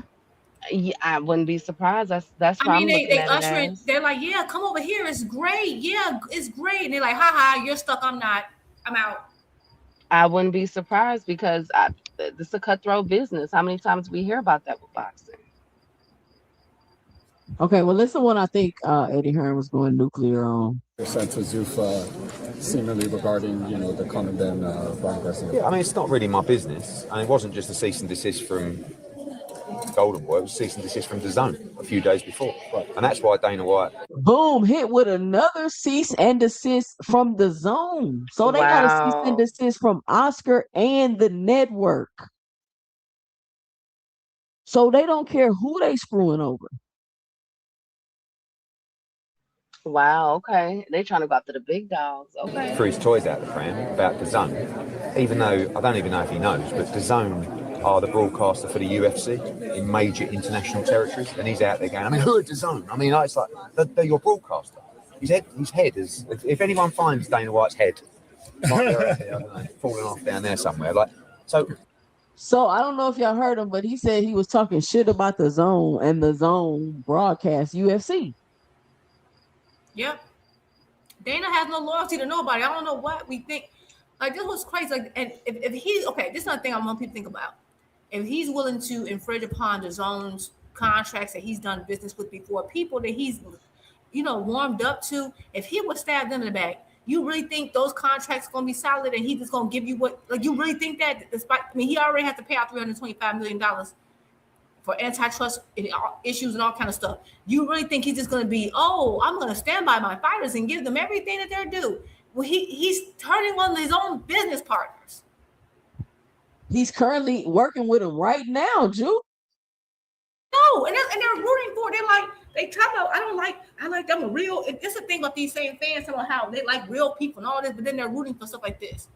Y'all, they're really, holier than thou if a fighter gets into some legal trouble. But when Dana stays in legal trouble, they root for it. Like, I don't know if Dana got a spell over these men, but y'all it's some weird stuff. I'm trying to avoid saying what I want to say, but it's some weird stuff going on. They like corrupt white men. But what they're used to doing is they do whatever they want. And unfortunately for them in boxing, it just doesn't work like that. So the bad news for Dana White is if he wants to do Conor Ben against Ryan Garcia, he's got to co-promote it with Oscar De La Hoya. And he's just like, he's not capable of accepting that. And he'll say, I'm not. I mean, but you can't just say, no, I'm not doing that. Like, and then Ryan Garcia has an exclusive promotional broadcast agreement with DAZN. But they just don't respect or adhere to any rules. And it doesn't work like that in boxing. So if they want to do that fight, it's going to get expensive. And also, because at the same time, we have fighters that are exclusive to DAZN. Katie Taylor, she boxed on Netflix twice. Anthony Joshua, he boxed Jake Paul on Netflix. We had to go and have negotiations and conversations with DAZN, who were paying money for those fighters and have invested a lot of money for those fighters. And now they're being told, you want to go on another platform. And that's the same for Ryan Garcia. They've ploughed millions into Ryan Garcia. What, you just want to let someone go and do a big fight on another platform? It doesn't work like that. So, yeah, I think, I've never seen a company, TKO Zuffa, I've never seen so many lawsuits in such a small period of time. But they don't care until they have to care, which is probably now. But it's not my fight. Listen, I like the fight, but it's not. It'll probably get made. But it all depends how people stand their ground. You mentioned it's not your fight. A fight that, I don't know, seems to be in question on whose fight it is Fury versus Joshua. Is Dana saying it's him? Frank Warren saying the contract specifically says it's not him. Here's another issue that they're having, y'all. Tyson Fury versus AJ. AJ. And they're saying they're basically saying it's in the contract that Zuffa can't do shit with this fight. And they're still trying to take over a fight that DAZN had already been negotiating for months, and that I don't know if he's gonna say if he said it already, how it's in the contract that unless DAZN and AJ feels differently, that is contracted to be in the UK, and Dana wants to bring it to the US, which is dumb. And I don't think Fury can even come to the US. Right, but Dana just had a new. I mean, he might better move some strings. I don't know if y'all heard about the whole thing with the Secretary of State just did today with UFC. What do you do? What they signed or something kind of. Hold on, let me look it up. Hold on, let me. Okay, while you look it up, let me say this. Don't that seem like you're trying to kill that fight? Can you tell me what sense it makes at all to have Tyson Fury and Anthony Joshua fight in the United States of America? But you know what though? I think, and it doesn't, but I also think that because Fury fought on two or three of Turkey's cars, so I wonder if he's contractually obligated to Turkey. But he can't fight in the US, he's banned. No, not if you pull up this article, if they pull some loopholes.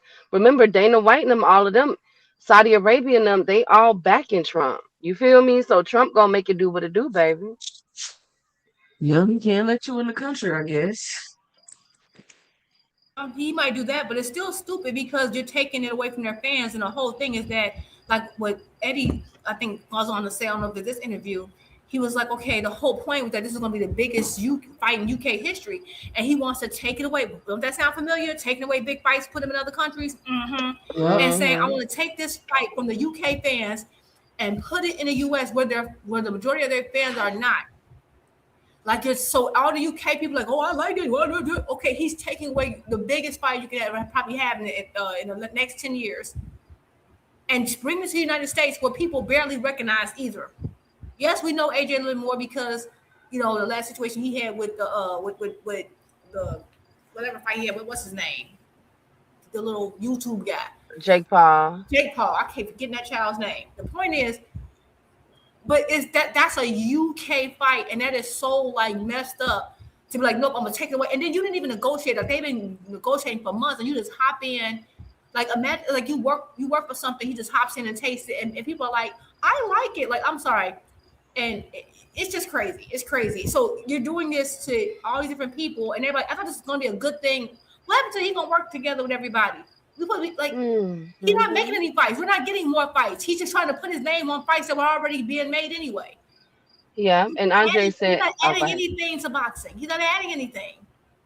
Andre said, and everybody's like, oh, Zuffa did the Canelo Crawford fight. Even if they did, so like Canelo and Crawford is already Canelo and Crawford. They just they didn't do jack. And they made didn't the do fight. Netflix paid for it. It was Netflix. Everybody know Netflix got the money. They was paying for big fights before Turkey even came over here. Yeah. So it had nothing to do with them. Andre said Fury is banned from America. He can't come over here. I wish I could agree with you. But by Trump weaponizing all these agencies, including the FBI, NSA, CIA, everything, I can't say for sure that Fury is 100% banned now. If Dana, especially with Dana putting on this UFC card at the White House, and we all see where, you know, how the lawsuits have come over that regarding special interest and funding between the two parties, and Trump buying shares in the UFC IPO on the stock market. I can't say that for sure anymore, Andre. If this was last year, I mean, not even last year, if this was 2 years, 3 years ago, I say absolutely he can't. But we are in a whole different administration, man. Anything goes with these people, unfortunately. Yeah, like the courts can try to block it, like they're trying to block this cage fight. I don't know. I think it might be too late. But so this is what they did. They signed something called a memorandum of, is it understanding? I forgot if you called it. Yeah, MOU. So it says that Rubio, which is our Secretary of State, whatever, Rubio Inc.'s public/private partnership with UFC ahead of White House cage fights. That was signed yesterday. And it says Secretary Rubio signed a memorandum of understanding Thursday with the UFC to create a public-private partnership with the mixed martial arts ahead of their cage fight on the South Lawn. Rubio referred to the UFC as the United Nations of Fighting Thursday. Remarks laud the company, together athletes, blah, blah, blah. We are so divided by so many things, you know. We get our news from different places. We follow different countries online. We do everything separate from one another in this country, and I would say increasingly around the world. And there are only a handful of things that bring people together, and that's one thing. Basically, cage fighting. We need more of these. We need more of the forums, blah, blah, blah, blah. What? Oh my He's saying God. that. He's saying that. Oh my God. Listen These to people the are list. gotta be a crazy. joke. It's This gotta is be a crazy. joke. It says there are only a handful of things that bring people together in one place, united by their interest in one thing. We need more of those. We need more of those forms of those settings in which we can bring people together to enjoy something together and find something in common. And if you've been to UFC fights, I've been to many, you listen to the crowd, and the crowd is as diverse as you can imagine. That's a lie. It is not that diverse. But Nope. okay. And then they talking about that thing gonna do 1 billion streams. Like who the fuck is watching? Then he says, Rubio said the public-private partnership aims to promote sports diplomacy similar to Trump administration's memorandum of understanding with the NFL. Some, however, have raised concerns, blah, blah, blah. Oh, this is the part where they tell us that this cage match cost $60 million. By the way, that's our tax money. So everybody who's complaining about corruption in boxing, they weren't using our tax money. That was private money. This is our tax dollars. So when y'all gas going up, all these issues, all these cuts to Social Security, when your grandma can't afford nothing, remember, he used $60 million to throw in the cage fight. And then so they didn't use that money, but then they're charging. So they're going to make profit off of our money, but you get nothing off of it. So he's going to pay you to watch the fight after he already used your tax dollars to put the event on in the first place. So just remember, and the memorandum of understanding, they said basically this is kind of like they said they're going to try to like. I saw another article. It's not in this one, where basically there's a union between this administration and the UFC. So they're talking about how they're going to try to use this for diplomacy around the world and try to make and build global policy. So now the UFC is no longer like, you know, you can't be like, oh, we're neutral. No, they are a political arm.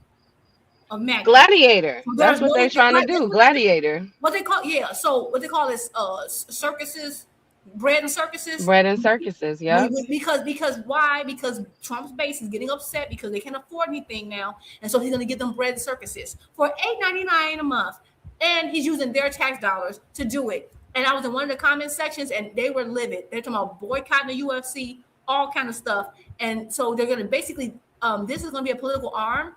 So when I was saying how like sometimes when we was getting all these fights from TKO and Sella and people were saying that this is sports washing, this is exactly what it does.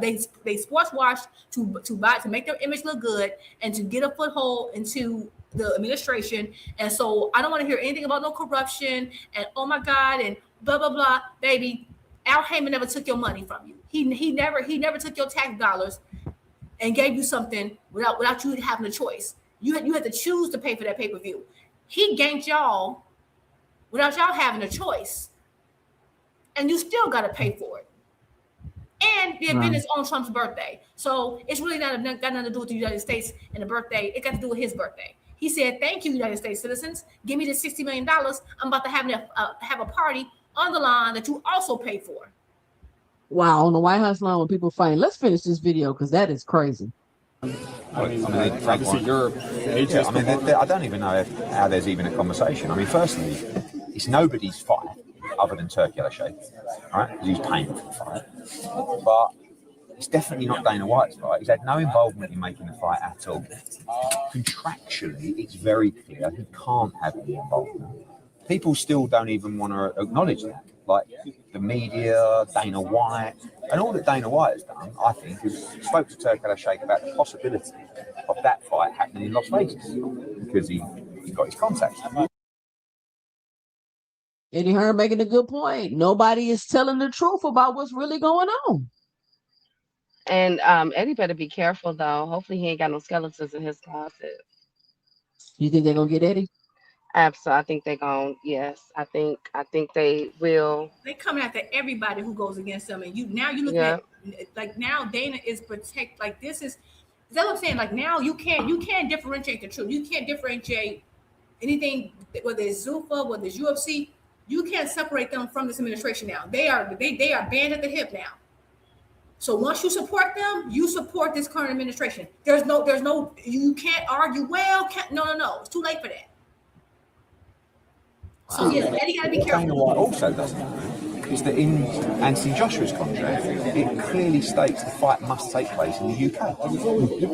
But I don't even think Dana White knows that. I mean, at the moment, and someone said to me, why isn't he kind of just backtracking and go, all right, fair enough, I'm not promoting. I said, can you imagine Dana White sitting up at a press conference and goes, guys, I've got to apologise. I got it wrong. Sorry, Eddie Hearn. So what he's doing now is he's doubling down, he's trebling down, and he'll just try and find a way where he can pretend that he sort of played some kind of role, because Zuffa is incapable of actually making a really big fight on their own right now. So this is his way of saying, I'm the promoter. You know what I mean? Instead of like, no, you're not. Like, I'm not even saying I'm the promoter.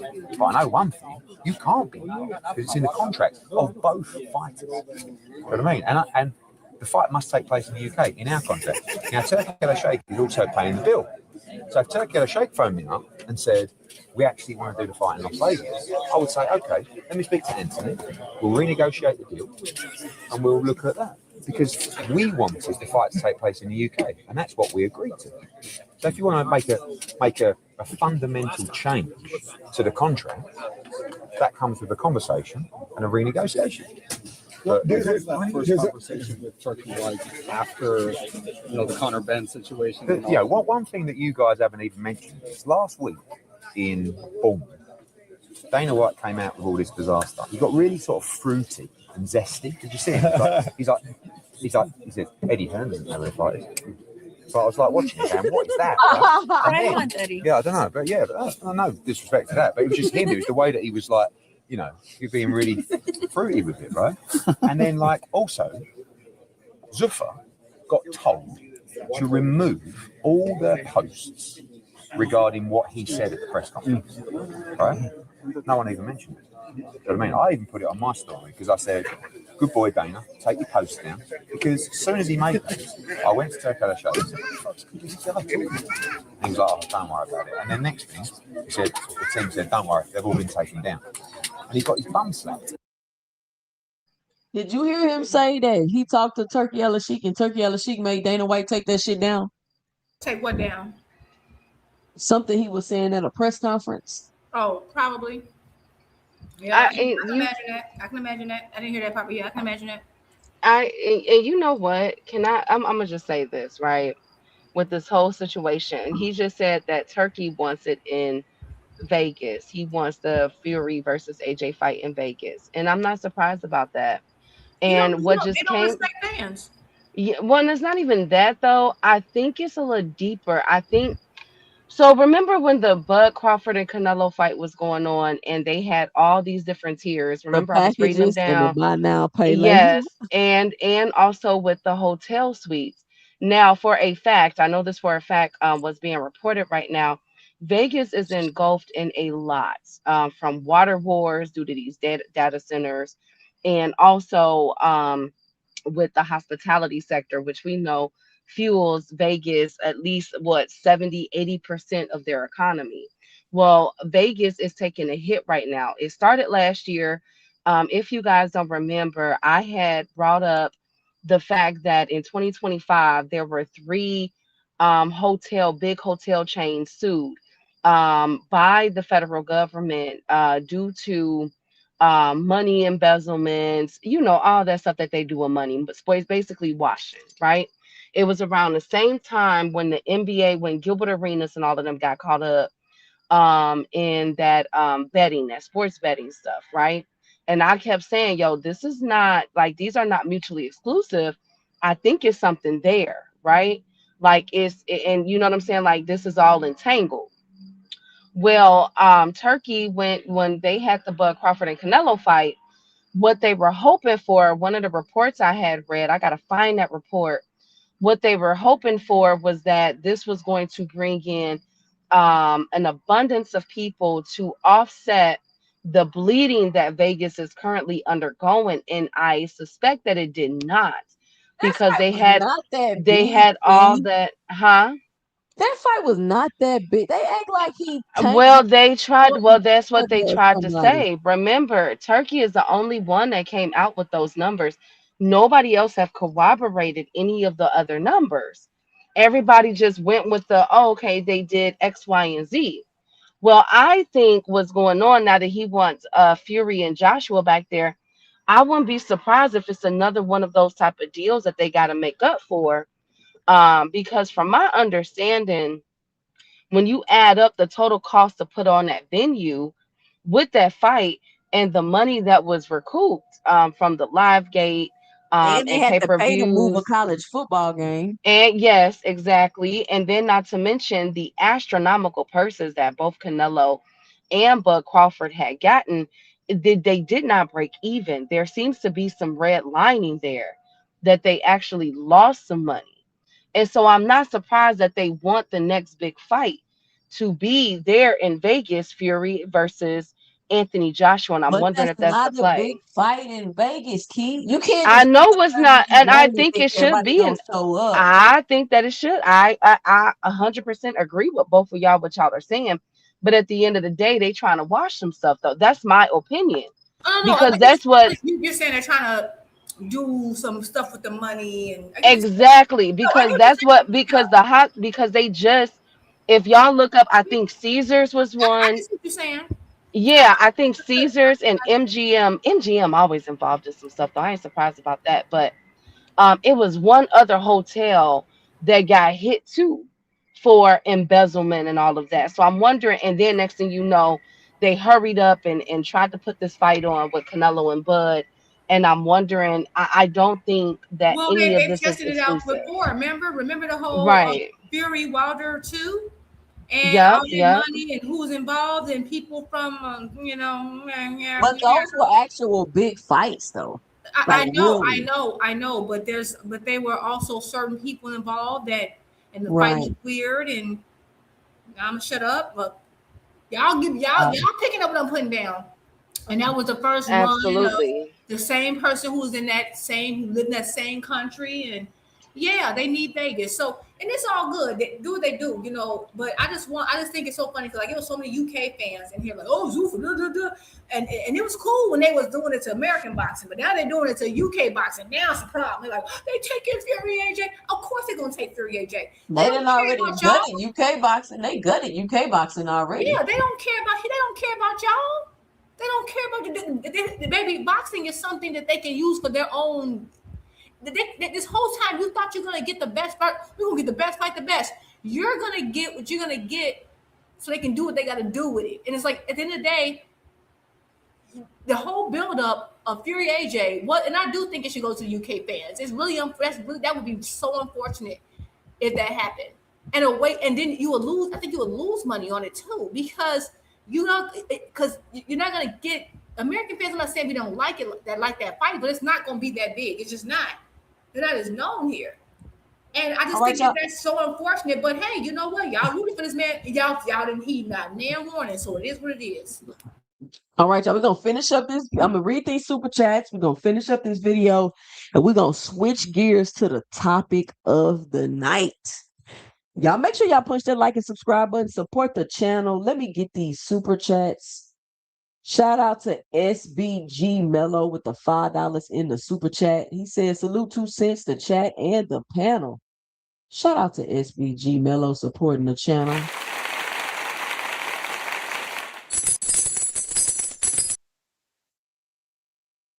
Next, we got All Things in the building with the $5 in the super chat, and he's just support.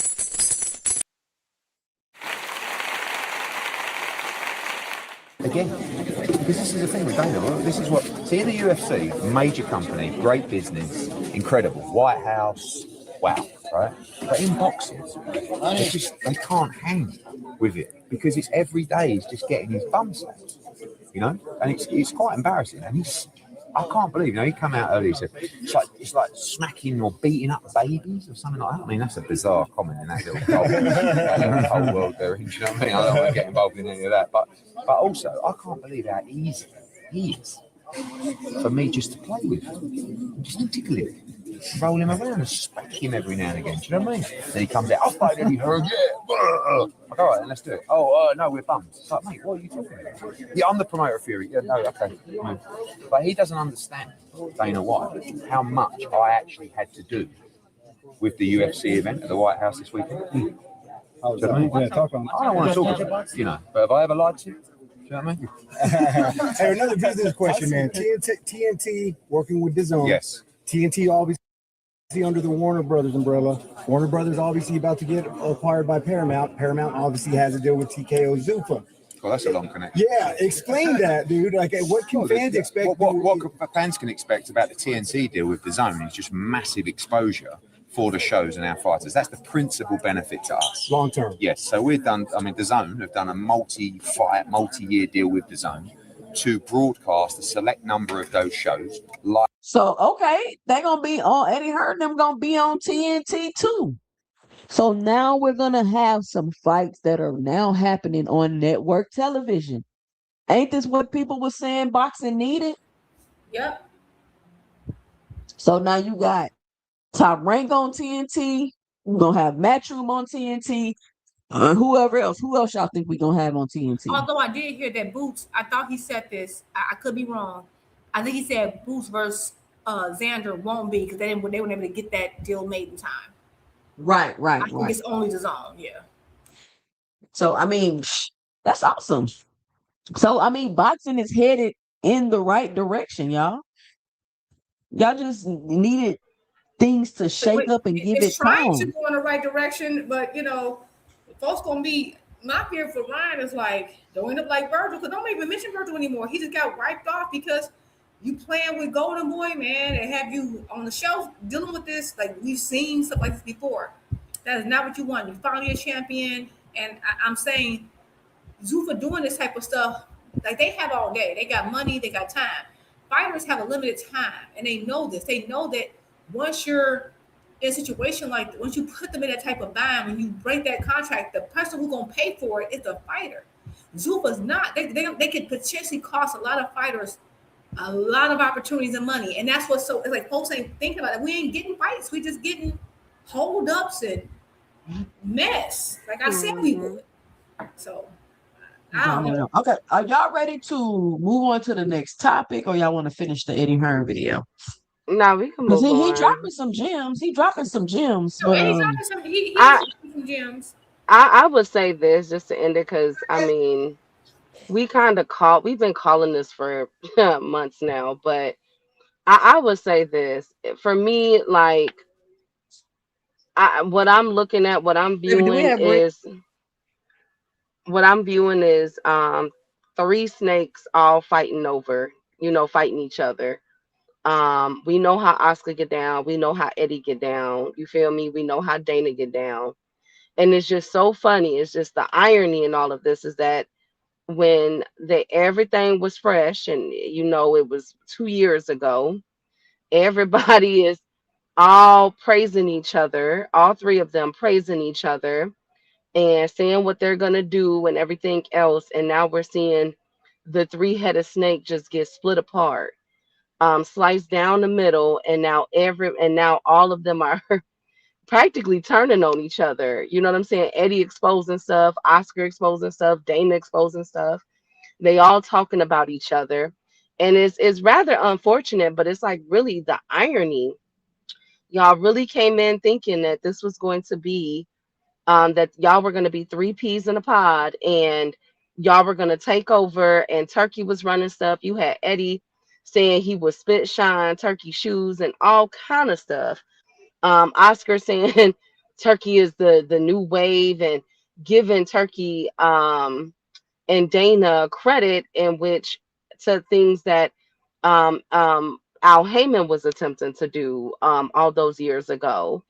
And then the first person to get sliced was Bob Arum, and y'all were silent. Y'all didn't say nothing. You feel me? Bob had to come out at 182 years old and speak his mind about what they did with him with Big Baby. You feel me? Y'all said nothing. And then next thing you know, it was quiet, the domino effects. You sold Ring Magazine to him, and now look at what he's done with it. And I'm not saying what he's doing is bad, but you could definitely see the propaganda behind it. And now you want to come out and say all these things, but we told you so.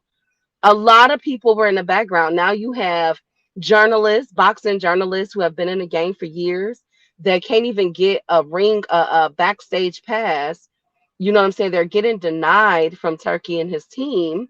And they are in this blatant, you know what I'm saying? Over, being criticized. And that's what they do in Saudi Arabia. I can't tell you how many journalists have been unalived, what has been reported, due to them exposing this, the Saudi Arabia regime out there. So they're bringing those same tactics, except for they're not unaliving these people. They're taking away their livelihood, though. And it's just the irony because y'all said nothing. Eddie said nothing. Oscar De La Hoya said nothing. And now look at where we are. Fast forward 2 years later, and now they're all beefing, suing each other, litigation here, backdoor deals there. I mean, it's a complete mess. And y'all were down for it. But see, it ain't no fun when the rabbit got the gun. And that's where I'm going to land it for this tour. Absolutely. I love the way you wrapped that up, Key. And I'm going to just piggyback what you just said. I don't understand, like, what is it about, like, us three that saw this coming? The other people, and I mean, because I don't understand how we saw it, but they couldn't.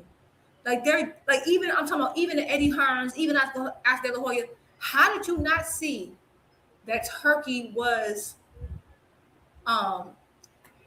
like, how did you not see, like, they like, oh, he's a great thing. I'm like, y'all, like, to me, it was so obvious. The Trojan horse, that's the term I was looking for. How did you not see he was a Trojan horse? Like, I saw it day one. I think y'all all picked up on it. Only one, very few male channels did. And I will say KO, that's about it. And like, what is it about us that we saw it and everybody fought to the end and didn't see it? Like, that's what's so scary to me, because like, I'm concerned about people's wherewithal with things, because like, anybody can trick y'all. Then I need to get into some trickery because I can get a lot of y'all. I just feel like, Jude, you been here, Jude. When you listen, first of all, Jude, let me. We just gotta accept it. It is what it is at this point. Like, I realize what did they not learn in childhood that didn't get them to see it? Don't try to figure it out, Jude. I know. I'm hurt my brain. I will just say don't this. do it. Don't go. You hear me all the time saying y'all will get scammed and y'all get cheated on. Like, I'm not joking when I say that. I don't get it. Like, this is like, I feel like my niece who's 10 could have saw it. I don't know. Maybe I'm tripping. Either way, I'm gonna just say this. I think like Keith said, y'all, they were all loving it, everything, and a part of why I think Eddie Hearn sees it is because he not on this scale and not this bad, but he kind of tried to come into the sport, take over. He said he was loud and proud. I'm not here to take part. I'm here to take over. Those are infamous words by Eddie Hearn and AJ as well. When they first came to the United States, they were like, "Oh, we're not here to take part. We're not here to take over." He did the same play, so that's why he should have been able to pick up on what was happening. But and that they was loved more like it. competition. They loved it, and I think the reason why they loved it, and I think that's another thing that's so interesting. So Turkey's taking all these guys, all these fighters, snatching all these guys that, like, but I'm noticing he's not. He's really hunkering down on Eddie's fighters, Boxer's fighters, Frank Warren fighters, and now Oscar's. But he's not doing so much with PBC fighters, and I'm wondering that's something we should kind of think about. Right. That we can think about. I heard Dana and Al was telling Dana some shit, maybe. Well, yeah, like, and I think because, again, the difference with Alden working with them, Al would work with him, but within reason, right? Like, okay, I let one of my biggest stars, David, go over there, but what I'm gonna do is to let you know what it is. He gonna announce his next fight on my platform, on your platform. Like, you know what I'm saying? Like, I think he's better at playing chess. And I think the good thing about Heyman and PBC is that they're not always in the media talking, running out their mouth, praising Turkey. They'll work with anybody. They've shown that. They've made a fight with every single boxing entity that there was to make fights with. But they weren't doing all that. What makes Eddie and Oscar look bad, because Oscar, the one who sold Ring Magazine to him, was one of the worst, dumbest decisions he could have made in history. But honestly, it shouldn't be. And the whole Mexican card in Saudi Arabia, disrespectful as hell. The what? He did a whole Mexican Day card in Saudi Arabia, which is Right, which is disrespectful as crazy. hell. Like, he's done nothing but damage the U.S. market. He's done nothing but damage it. And so I just want to say, like, yeah, they like he said, like, they're regretting it now, and now they have to try to like scramble. But I'm not saying they shouldn't. Like, you got to protect what's yours. But I just feel like they could have all worked harmoniously. But the thing is that what people kept ignoring is that that's not how Dana White plays. That was never their intention. It was never their intention, and I just don't see how they didn't see it, and that it just bugs me. But anyway, I'm gonna go ahead into the next topic. We can go ahead and move on. All right. Next topic. It says, who's capping? Ryan, Keyshawn, Devin, Shakur. It's a lot of capping going on. And real quick. Wait a minute. What Brian Norman Jr.? Ryan. Oh, Ryan. Okay, sorry. Go ahead. And I want to talk about Ryan real quick because I'm gonna play this video that I made featuring Jupe, and we're gonna play it. We're gonna listen till we get to Jupe part, and then if y'all want to finish the video, y'all make sure y'all go check it out. I just premiered it today. But what's Ryan Garcia? And then we're gonna move on to talking about Devin, Shakur, and Keyshawn. Why does Ryan Garcia keep trying to make deals outside of Oscar? I don't understand why he keeps doing this when he literally just re-signed back to Oscar. He had the opportunity to step away. That's true. Why didn't he step away? Like, I'm so confused. I'm like, I don't feel sorry for Ryan. I'm glad Oscar sent the cease and desist. Like, I know a lot of people be on Oscar saying he be trying to do this and he be trying to do that and his fighters be trying to sue him. But I'm with Oscar on this one. Like, Ryan, how many times do you got to try to make a fight and try to bypass your contractual obligations that you already have? Why do you keep doing that? You know you just won a belt, so you know whatever deal you had got extended. And not only are you trying to make the deal, you're out here in the public promoting the fights. How disrespectful, and just like, what are you doing? And everybody's out here like, just I don't know. I haven't heard anybody make this point of how just absolutely absurd this is, what Ryan Garcia is doing. It was crazy when he did it with the Tank fight, but that was more like okay, I went behind your back and boom, made a fight. I feel like, versus the whole network got to send the other network a cease and desist, and it's a lot of problems Ryan is causing right now. And people don't understand, when you see people doing shit like this, they lose fights, bro. They lose fights. Like, the industry don't play with this type of shit. So we'll see what's gonna happen and go on with Ryan and all of that. But he's causing like a big old stir, in my opinion. That's a good point. Ryan is a chaos agent. He's a chaos agent. He just is. He can't function unless there's absolute chaos. Maybe, because it's like, bro, what are you doing? Just stream and fight. Why do you got to fight Conor Benn so bad? But you know what? Honestly, it's no telling how much money they are offering him, though. They're of course, they're not offering all these people these astronomical amounts, but I do believe some of them, they are offering these crazy amounts of money. Can you got anything before we start this video real quick? No, go ahead. Let me see what this Ryan situation is talking about.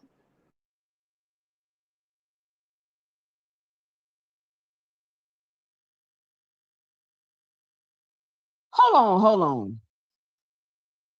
Somebody explain to me how Keyshawn Davis is the number one contender at 147 pounds. He has never been a champion at 140. He lost his belt on the scale at 135. And now he's the mandatory challenger at 147. And the Haney camp is out here acting like this is the biggest fight in boxing right now. Nah, we need to talk about this. What's good, everybody? Welcome back to the channel. I'm Jay, and this is R2 Cents, where we talk everything boxing, and everybody's entitled to their own opinion. In today's video, we are going to get into the state of boxing right now, because between Devin the Dream turned into a Nightmare Haney, Keyshawn Crash Out Davis, and Shakur Soft Touch Stevenson, there is a lot going on, and most of it is manufactured chaos. But before we do, punch that like and subscribe button so you don't miss a video. Drop your 2 cents in the comments as we go. I want to hear from everybody on this one. Support the channel through Cash App by hitting the $sign at $2 cents boxing, or hit the heart with the $sign below and leave a special thanks. Now, let's get into this, because this situation is wild. Let's start with the elephant in the room. Keyshawn Davis is being presented as the #1 contender at 147 pounds. Now, let me make sure y'all are following this, because this is important. Keyshawn was never a champion at 140 pounds. He was a belt holder at 135, lost that belt at his very next fight, and moved up. Never won a championship at 140, never unified at 140, never did anything at 140 that will put him in the conversation as a top contender at 147. So how is he the #1 contender at 147? We all know how the sanctioning bodies work. There is no real qualifying process.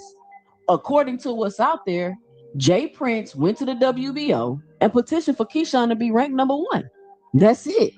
That's the whole process. Somebody walked into an office and asked for it. And now Keyshawn Davis is potentially Devin Haney's mandatory challenger. Now, look, I'm not saying Keyshawn Davis can't fight. That's not the point. The point is the process. The point is how we got here. Because when you can just walk into a sanctioning body office and petition for a ranking, that ranking doesn't mean anything. And when that ranking doesn't mean anything, the mandatory fight built around it doesn't mean much either. And the fans see that. Drop your 2 cents below. Does Keyshawn Davis deserve to be the #1 contender at 147 pounds? I want to know what y'all think. But here's the thing, and I want y'all to really pay attention, because this is the part that's been making people fed up for a long time now. This is not new behavior from the Haney camp. Every single time Devin Haney is about to fight, it's chaos. He's ducking. He won't fight me. He's scared. He's avoiding. Chaos, chaos, chaos. Every single time without fail. And for a while it worked, because people would get caught up in the narrative and the fight would get made and everybody would move on. But here's what changed. When Devin lost to Ryan Garcia, all that energy that he had been putting out for all those years flipped right back on him. All those years of down talking fighters, degrading people, making everybody seem like they were scared of Devin. The moment Devin lost, every single bit of that came back. And I said it then. Right after that fight, I said, they need to go back to the drawing board, regroup, change how they're marketing Devin, because the old way isn't going to work anymore. The goodwill is gone. The benefit of the doubt is gone. People are watching differently now. But they cannot do that. They refuse to do that. They keep running the same exact play, same chaos, same manufactured pressure, same narrative, different fighter, same script, and people are sick of it. And then, as if the chaos wasn't enough, Devin goes to 147 pounds and come out with a list. A list with 3 different weight divisions below him on it. So let me ask y'all a real question. Did Devin Haney ever have any real intention of fighting anybody at 147 pounds? Or did he go up there to try to pull everybody up to where he was comfortable fighting them? Because I pointed this out when the list dropped. I said, we are not going to let Devin go to 147 pounds and pull everybody up like this division doesn't exist. Y'all didn't like it when Canelo was doing it. So why is it okay now? Because it's the same thing, different name, same play. Go to a weight class, refuse to fight the people who are actually there, start pulling fighters from below, and then act surprised when people call you out for it. We are not letting it slide. Not on this channel, not at 2 cents. And I'm not the only one saying this. Check out what Jupe had to say about the situation. Shows you how desperate they were to get him a win. But when we talking about, you're right, it's about narratives and history and talk. The reality is that Devin and Shakur have only been in the same division for a millisecond of their professional careers. A millisecond. Majority of Devin's 135 career, Shakur is at 130 or 126. They shared the division for half a second, and the time they did, the one time they shared the division, Shakur got in the ring. Devin said, "I ain't gotta fight you." Moved on and got out the ring, and that's what it was. And then he offered a fake 25% that his daddy later admitted, and I got the footage. Later admitted that he didn't. It was 25% of zero because he hadn't even shot the fight yet. So there is no history. But Roach and Tank was never in the same weight class. It's not your time. You see how you don't got no self-control? The point is that there is no history because the time was whenever you were given an opportunity to make that history, you moved up real quick because Loma had already peppered you with shots. You barely escaped. You barely got out of that alive. So you didn't fight Shakur. You gave him a fake 25% of 0% because your daddy admitted he didn't even shop the fight to even get any money. So Devin went around lying and said it been the most amount of money you ever would have made when they hadn't even had anybody to even offer money for the fight. So they lied to Shakur and the fans the whole time. That's the history of Shakur and Devin. Okay.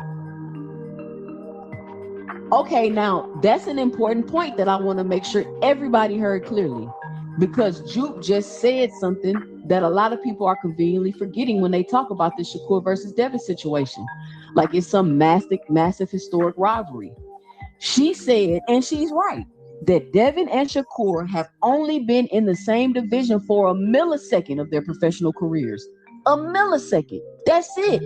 The majority of Devin's career at 135, Shakur was at 130 and 126. They barely shared a division. And the one time they were in the same division, the one moment where history could have been made, what happened? Shakur got in the ring. Devin said, I ain't gonna fight you, and moved on. That's the history. That's the whole history behind these two.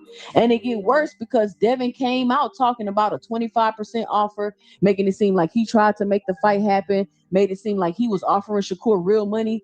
And then Bill Haney, Devin's father, later admitted on camera that the 25% offer was 25% of zero because they hadn't even shopped the fight yet, hadn't even got an offer from anybody. So they were out here telling Shakur and the fans that this was the most money he would ever make when they hadn't even gone out and gotten a number yet.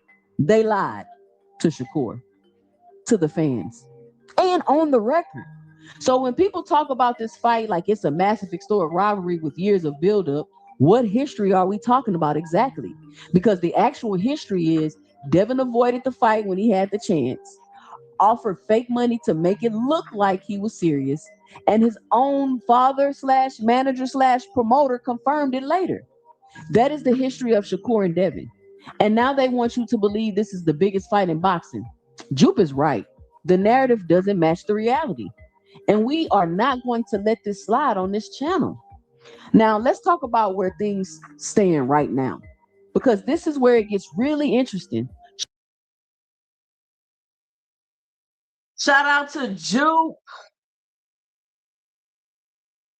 Thank you. In the video. I forgot about that little clip. Thank you. I appreciate Yeah, I mean, should we even?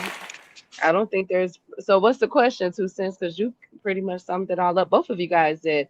Hey, Kurt. Hey, Knight Rider. Hey, All Things. The rest of the video, if y'all want to see it, put a 1 in the chat if y'all want to see the rest of the video, and then y'all make sure y'all go check out the video so I can get my views up. But now that I'm listening to the video I made, and that shit took me so long to make, but do y'all think he's doing the same thing again? Is this the same play? Yes. So, you mean with Devin and Shakur? Yes. Yes. And salute to Cam J. Make sure y'all subscribe to my boy channel, man. Cam J, what up, bro? So yes, I absolutely do believe this because first of all, when we talked about this last week, I think all three of us came up with the same conclusion. Like, wait a minute, you want a two for one, but then you want to bypass Keyshawn to really get the Shakur fight because, in my opinion, they need Shakur. It's not really the other way around right now for Shakur.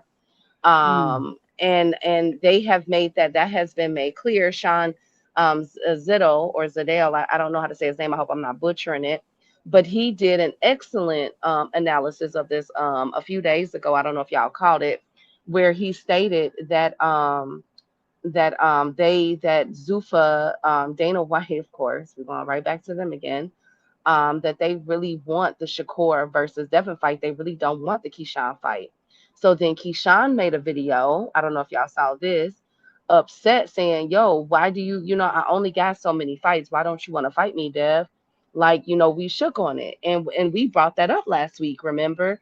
Where we said, wait a minute, Bill Haney shook up with Keyshawn saying after each other's last respective fights, they will fight each other. And now all of a sudden they denied him the first time, and now we're at the second go around, and it appears that the main catch will be Shakur Stevenson. So now there's this propaganda stating that, oh, Devin is going for greatness. Devin is attempting to, he want to take down the two brothers, and ain't no brothers in boxing, and they're pumping Devin up. And to be honest with you, it's just another play. It's just another play because, like how Drew broke that down in the video with the Shakur situation, remember, right after that, like immediately after that, if you guys recall, there was the Tank fiasco as well, in which Tank attempted to go after the Devin Haney fight. Do not at me at this. I've told y'all about this already. And Devin immediately went up to 140. We going to 140, bro. You feel me? Like in the video, what it said. So that was two plays. So it was Shakur and Tank. Now at this conjunction, we have again Shakur and now Keyshawn. You feel me? So I do believe that this is a play, but I feel like it's a money play. Now, if Shakur was to say yes to this fight, will they fight? I do think so because there's more chips on the line on Devin's side. I think, and I know the Avengers are going to get upset with me. I apologize. But I think at this juncture, Devin needs Shakur more than Shakur needs Devin. To be honest with you, Devin needs two people. He needs Shakur and he needs Ryan Garcia, because everybody, from what I'm seeing, a lot of people are saying, wait a minute, you supposed to get that get back with Ryan Garcia. This is not what was discussed in the plans. Why are you pursuing these two guys more than what you tried to pursue with the rematch with Ryan Garcia? And now it has been 16 months since you have tried to go after that. You feel me? So I do feel as though Bill going to finesse. Y'all know how Bill Haney get down. Bill is going to finesse. He's going to do his marketing like as only he knows how to. But it's a bigger play at hand. And I believe that Devin is in a situation to where he has burned a couple of bridges with a couple people, including Oscar De La Hoya. And because remember, Oscar was the one that came out and told the truth. Remember, they tried to say that Devin and Ryan walked away with 30+ million. And after the lawsuit, we found out it was only about 2 to 3 million, which is still great money. I don't make that, you feel me? But it's significantly different than what Bill 30. And Devin, exactly, than what they were saying. So he's burned a couple of bridges. He's trying to, you know what I'm saying? They're trying to get, fight their way back up. And Turkey is that person. And Turkey came into the game. If y'all pull up the article from back about 3 or 4 years ago, Turkey came out wanting Deontay Wilder and Tank Davis and all of them. And they Wilder said yes, Tank said no, as we know. And then he went with Devin, and he wanted, who did Turkey pursue for Devin at that time? Tank Davis. Now they're pursuing a Shakur Stevenson for this fight with Devin because they need Shakur more than Shakur needs Devin. That's how I feel about it. Wow. Okay. That was a lot, Key. We're going to revisit that whole Turkey came out years ago and wanted Wilder Tank. I need more info on that, but I'm just going to stick a pin in that. And first, I want to just let Toussaint know, like your video editing and just everything is like you're really raising the bar. So respect to you. I love that you use the clip. Great video. Like all your content has been so fire. So I just want to give you your flowers on that because it's been amazing. I can only imagine how long it took you because I have a hard time. I don't even post on social media because it's just too complicated. Anyway, we still got more of the video, but go ahead. We're gonna finish it up. Okay. We reacted to it. Yeah. So I would just say kind of what you were saying, Key. I agree. You smoked that so much because like I do agree that like Devin it appears as though he needs Shakur more because again, I've been saying, everybody know I've been like, I don't like, it's one thing you make the fight. I don't think you should be hunting down, going out your way to try to like influence or force people up in a division. Like you supposed to do that when you other people in your division or whatever. But it does seem like Devin needs Shakur a little bit for something. And I do have a video that I'm going to send to you, Toussaint, about that, about something. Send it to me. Let me, hold on. I'm gonna put the video. Send it to me because we got some more videos to go through after this one about with Bill Haney in this situation. Yeah, you can put it in the proper chat. Okay, so yeah, I just think so that's that. But yeah, I think it's weird, right? And you're right, like Key, I feel like the problem with Devin is that and what Toussaint said too, every fight he makes is chaotic. It's always some mess. It's always like so messy. Majority of the time, the person he's arguing with is not the person he fights. And that's why people say Devin wants to fight everybody. It's not because of the people he actually fought. It's because of the people he actually mentioned and framed as ducks, right? It's a little bit both. I'm not saying Devin's resume is not bad, but it's like he does this so much that like I think people are just like over it. And so I just think like, okay, you have a mandatory. It is what it is. I just think what bothers me about all this is the fact that Devin didn't even go a fraction as is hard for that Ryan rematch. He didn't go even a fraction as hard. Like he gave Ryan a millisecond to do some type of testing that only he's on, right? But meanwhile, he's hearing Shakur saying, I actually want to go back to 135, and he's pressuring him nonstop. Now, if Shakur fought for some things, yes, you would run your mouth, mention 147 pounders, you shouldn't have been talking to Conor being all that. I agree with all that, but it's like, you don't even do that much for the guys in your division. So it looks crazy. And I do think that there's a reason why he's going after Shakur, and it has to do with some things you mentioned. Hopefully that link works for you, Toussaint. But I think Chris Mannix said some things on his podcast that like, yeah, I see why he's gunning for Shakur so hard, right? I don't know. I just feel like this. But it's like no one looks really good in this.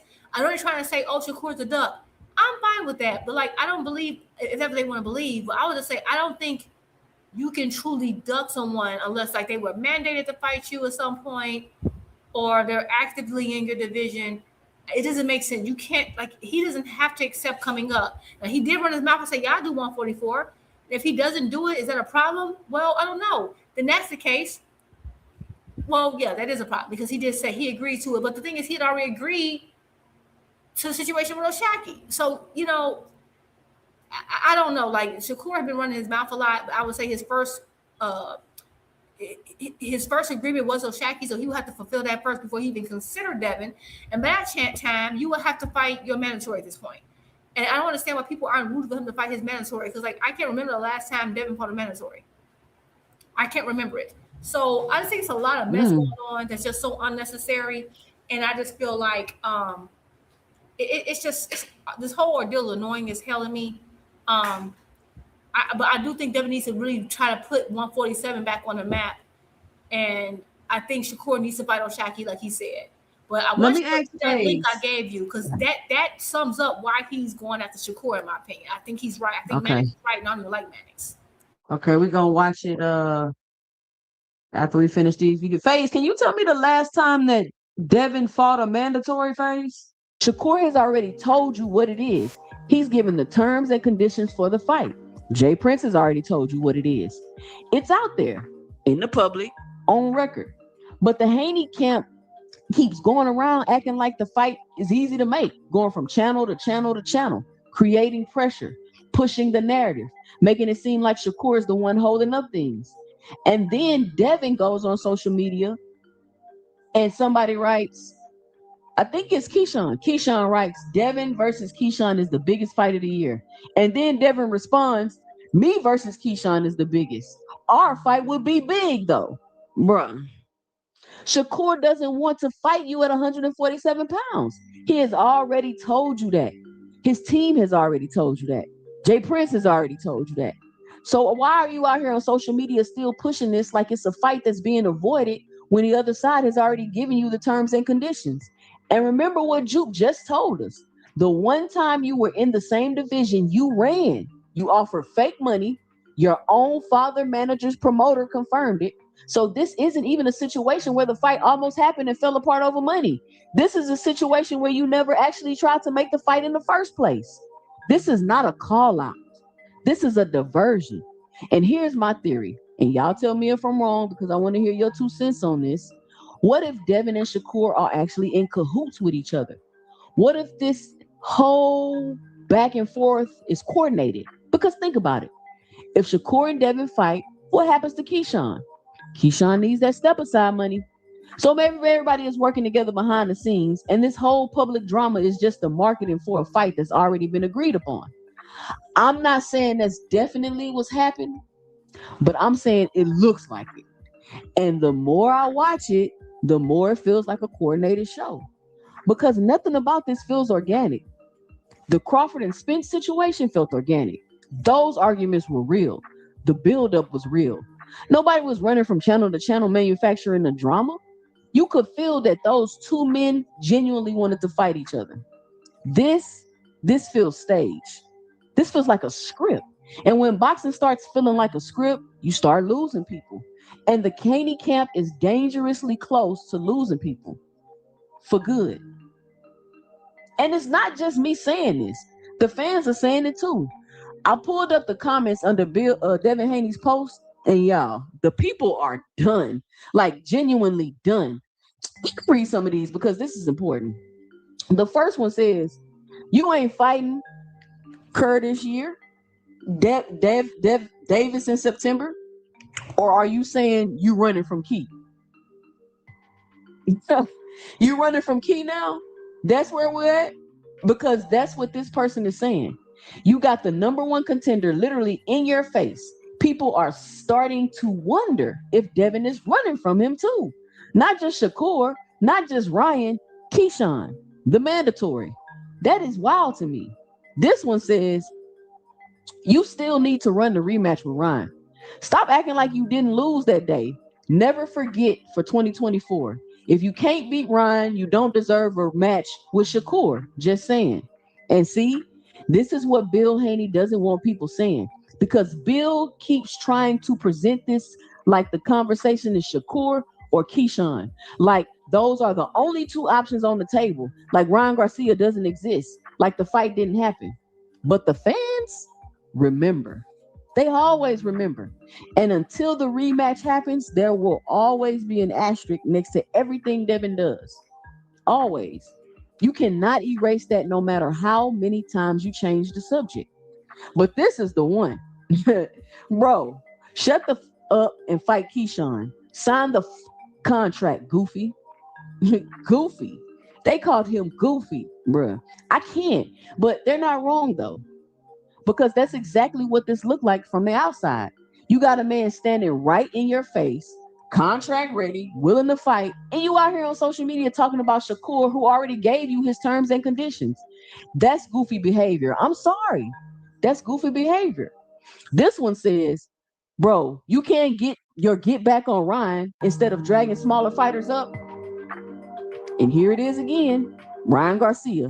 It always come back to Ryan Garcia because that is the fight every comment, every thread. Every time somebody talks about Devin Haney, Ryan Garcia comes up. You cannot escape it. And the more you try to avoid it, the louder it gets. And this is the last one. You could have fought Kerr at 135 or 140. Now that you're at 147, you're screaming Kerr. You have Key, Holy, in big fights at 147 pounds. Now, that is a great point. That is a really great point because this is the thing that people keep missing. Devin Haney has real fights at 147 pounds right now. Big fights. Fights people actually want to see. Keyshawn Davis, Ryan Garcia. I mean, these are legitimate matchups at his own weight class. Right there, available, ready to be made. And instead of making any of those, the conversation keeps getting dragged towards fighters from smaller divisions who don't even fight at 147. This is the pattern that has always been the pattern. And the fans are fed up. These comments prove it. And here's the part that really gets me. The biggest fight Devin Haney can make right now, the one fight that everybody actually wants to see, is the Ryan Garcia rematch. Ryan is a champion. Ryan Garcia is at 147 pounds. Ryan Garcia has been on every interview threatening to end Devin Haney's career if he doesn't take the fight. Nothing about Ryan Garcia's energy says he's scared to run it back. He already dropped Devin multiple times. What would he be afraid of a rematch for? And I want to address this directly because I know what some people are going to say. People keep saying Ryan was on something when he fought Devin. Okay, maybe he was. Maybe he wasn't. That's a whole separate video. But here's what I do know. If Ryan Garcia was on something and he dropped Devin Haney the way he did, what does the rematch look like when he's clean? The question alone should be enough to light a fire under the Haney camp because right now the narrative is not on their side. And the only way to change that narrative, the only way to truly move forward is to run it back and get that fight right.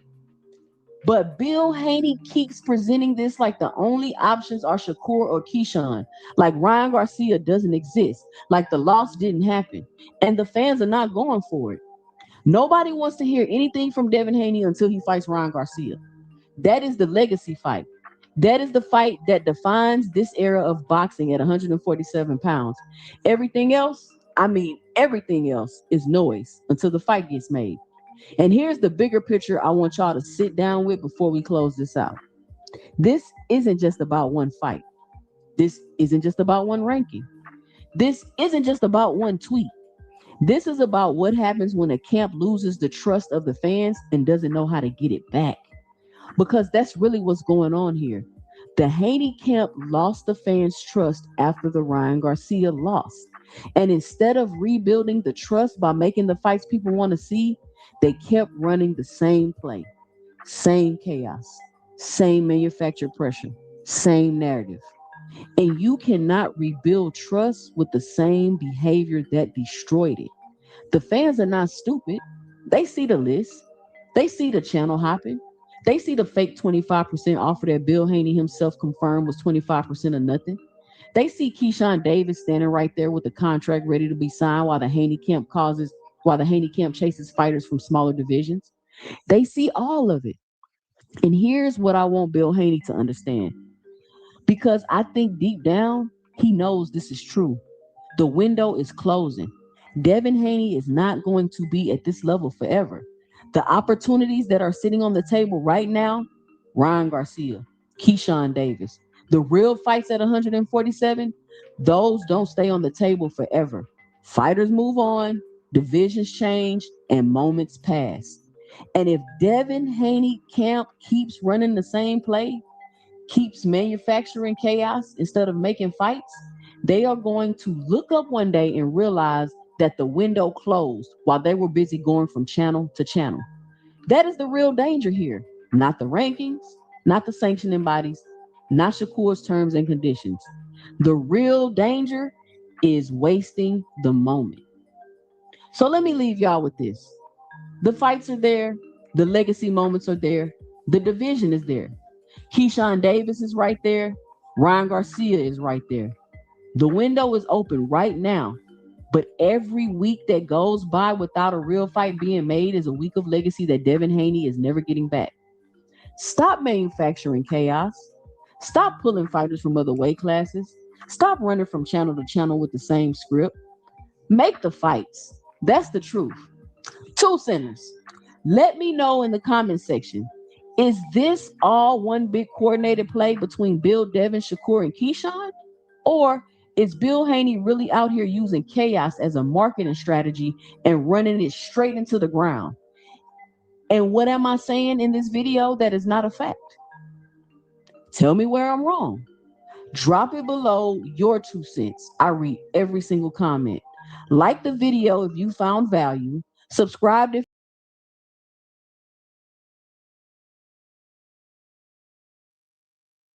Wait. That is my 2 cents about this whole situation.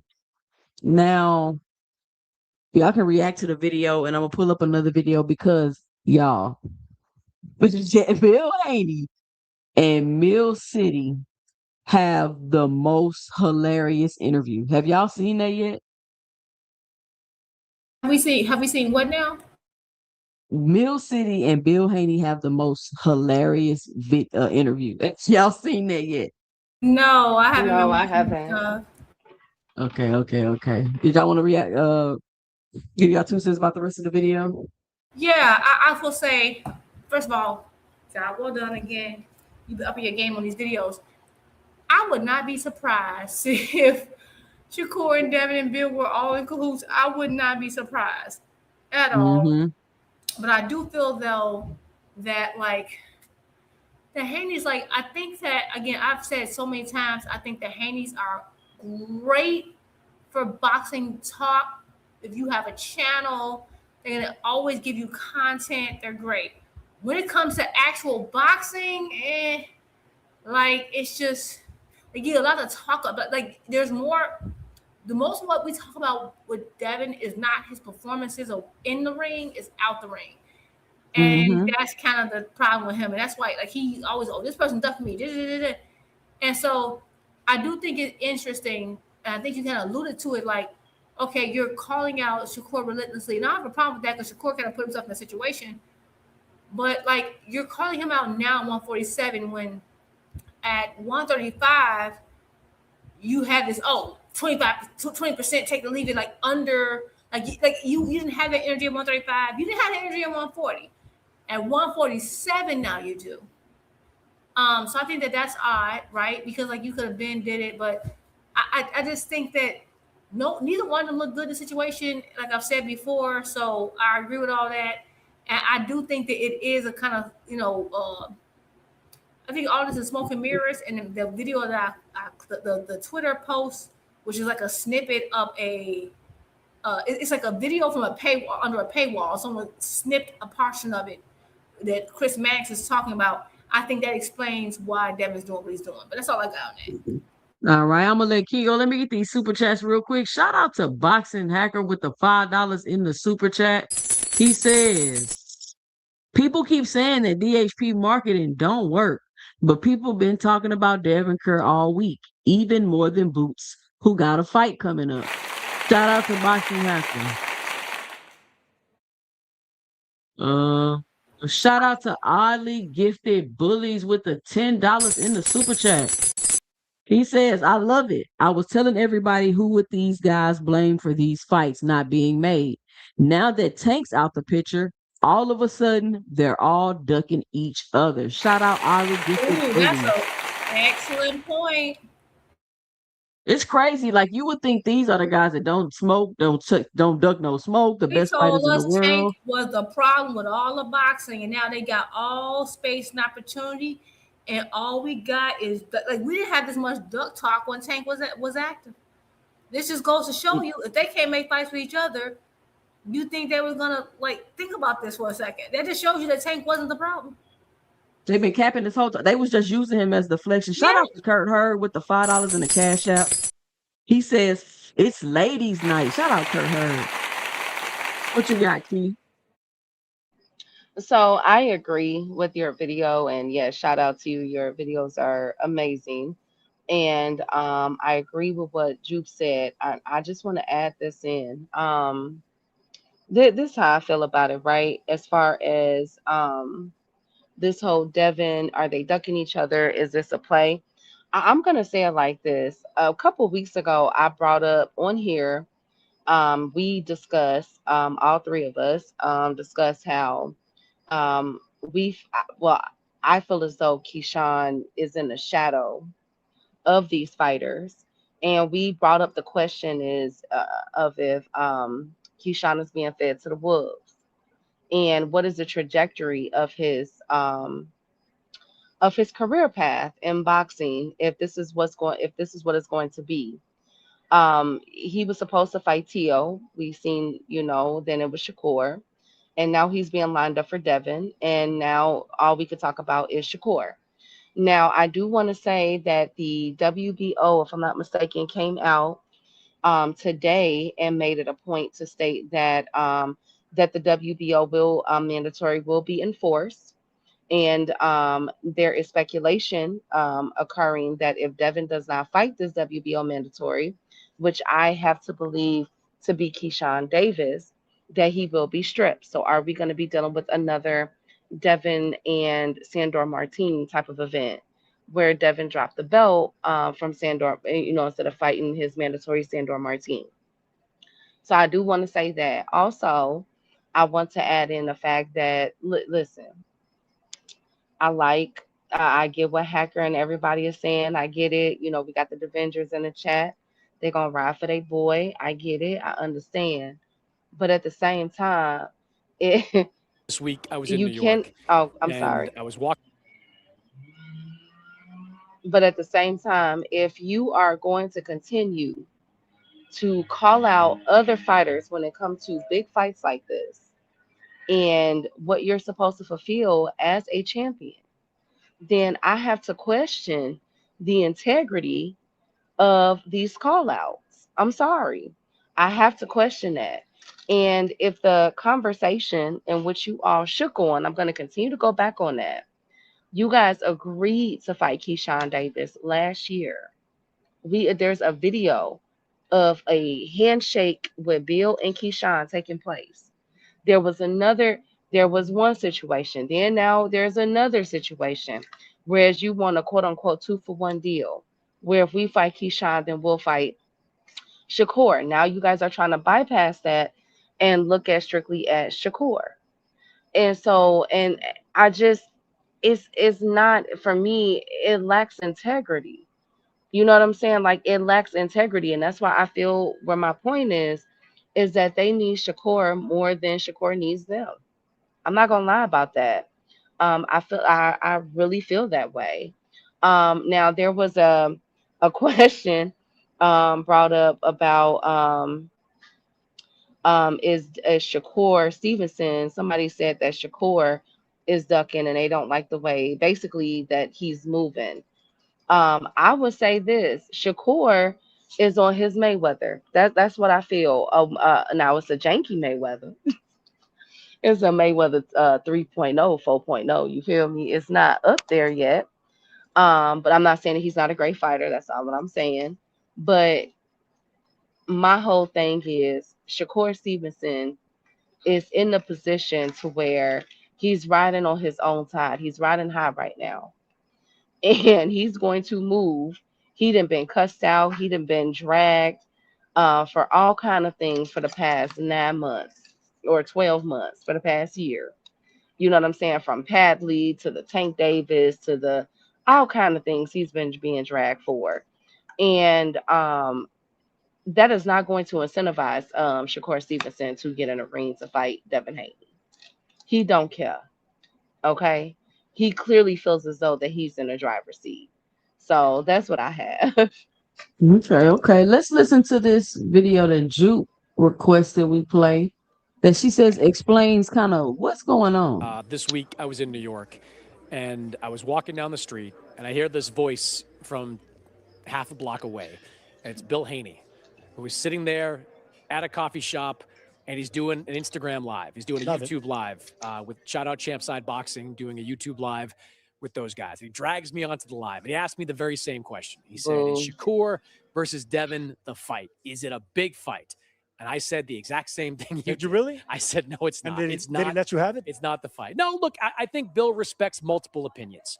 The reason that Bill is pushing so hard for that fight, I think, is because if you're aligning yourself with Zuffa, you're limiting your options to a degree, because Zuffa's made it clear that they're only doing business with Zuffa. They're not doing co-promotion. So Lewis Crocker is not available. I'm gonna sit there right there. We just gonna have a moment of silence.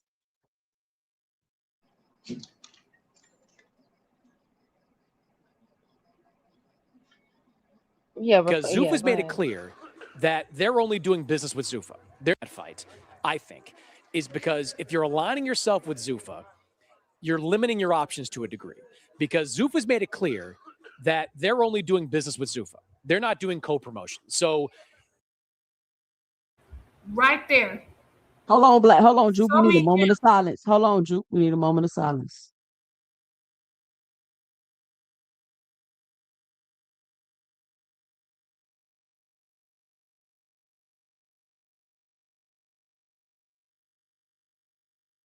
I don't know what else to say. I don't know. I don't know. What else you think they need to hear, y'all? I don't know, but like that's one of the reasons I was like, oh, this is too many gems in this short little clip. I gotta give it to 2 Cent. I don't know what else they need. I don't know. Like Chris Maddox is one of the people who like can align with the. I don't know what else you need. All right, let's keep it going. Lewis Crocker is not available to Devin Haney to fight in a unification fight. Keyshawn Davis will not be available to Devin Haney to fight in what I think is a better stylistic matchup. I like Keyshawn against Devin a lot more than I like Keyshawn or against Shakur against Devin. So I understand why they're pushing for that. But I agree with everything you said. Aesthetically, it's a bad fight. So why they pushing for it?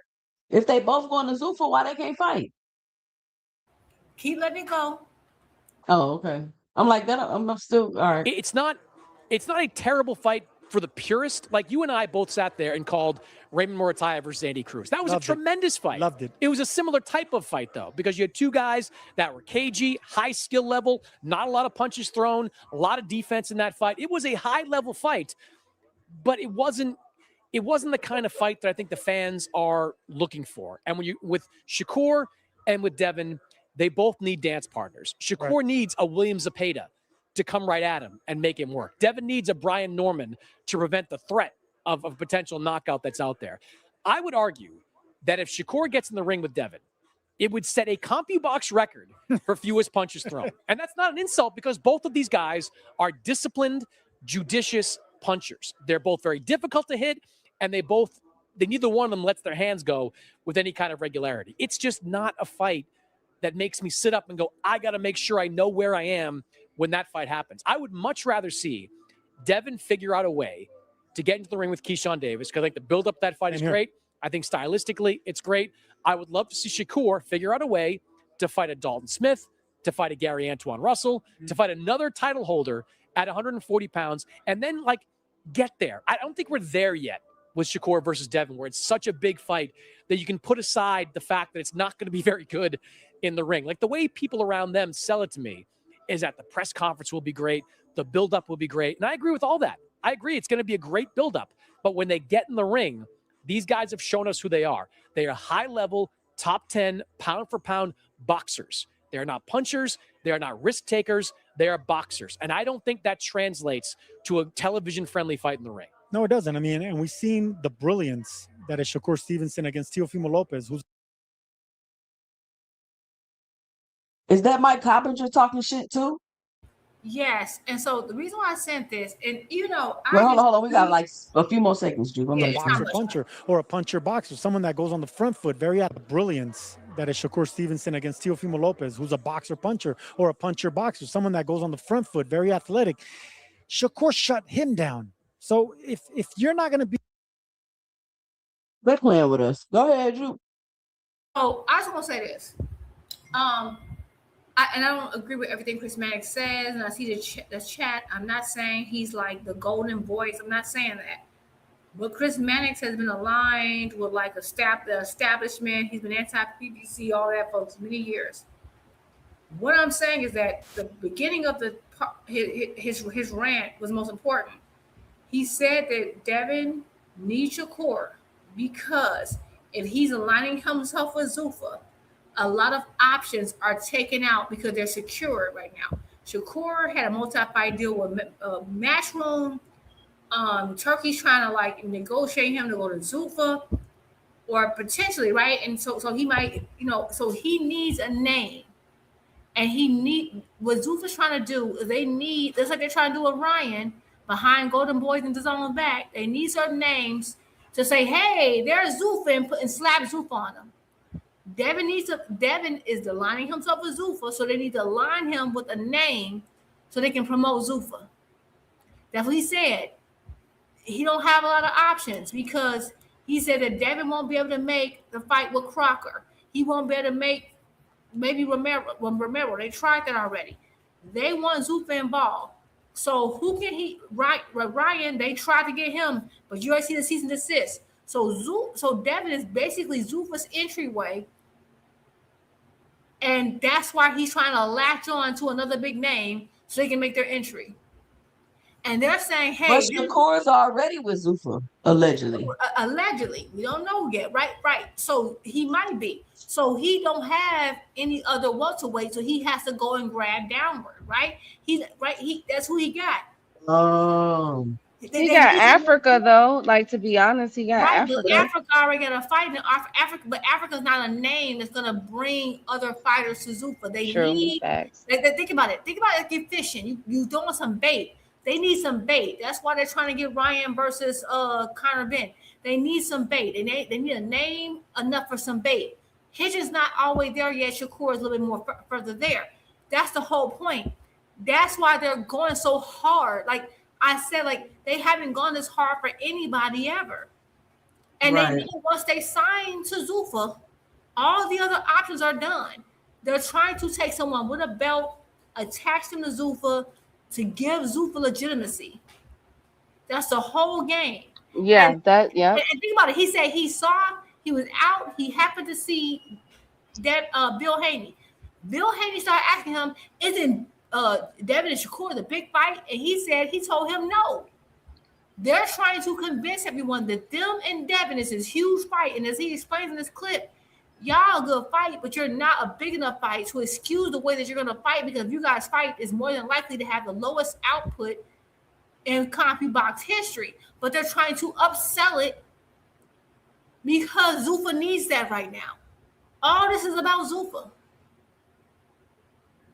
But they don't want to deal with Keyshawn because although Devin has more experience than Keyshawn, if you mess around and lose to Keyshawn, the belts are back in top-ranked hands, and now you acquire Devin for Zuffa. Zuffa gets nothing in it. It's a riskier challenge. You want someone smaller, have a better chance against, a bigger name. And Keyshawn is signed to Top Rank. You're going to have a hard time snatching Keyshawn to go to, like, they're picking people for a reason. And that's where Bill go ahead. Go ahead. I'm just saying that like this, everything is political now. So y'all thought that they were political before Zuffa entered the chat. Well, it's worse now because all this. I said, wait a minute. Devin gave Ryan like a 24-hour period to agree to one thing, which is crazy because Ryan's a WBC champ, so he's automatically on that that clean boxing program. He still wanted a higher stipulation, gave him a day. But that Shakur saying, I don't want to fight at 140, I want to go to 135, and you're trying to publicly pressure him to go up for weeks at a time. But like that tells you something. Because they see Devin is their entryway to Zuffa the same way they're trying to get Ryan. And that's but what makes them think that a Devin Shakur fight is going to bring people to Zuffa? Like they're literally on here telling you that's going to be because they're selling the brand. Because they're selling the brand, like I said. Right, because think about it. Even though they're not the biggest fight in the world, it will legitimize them.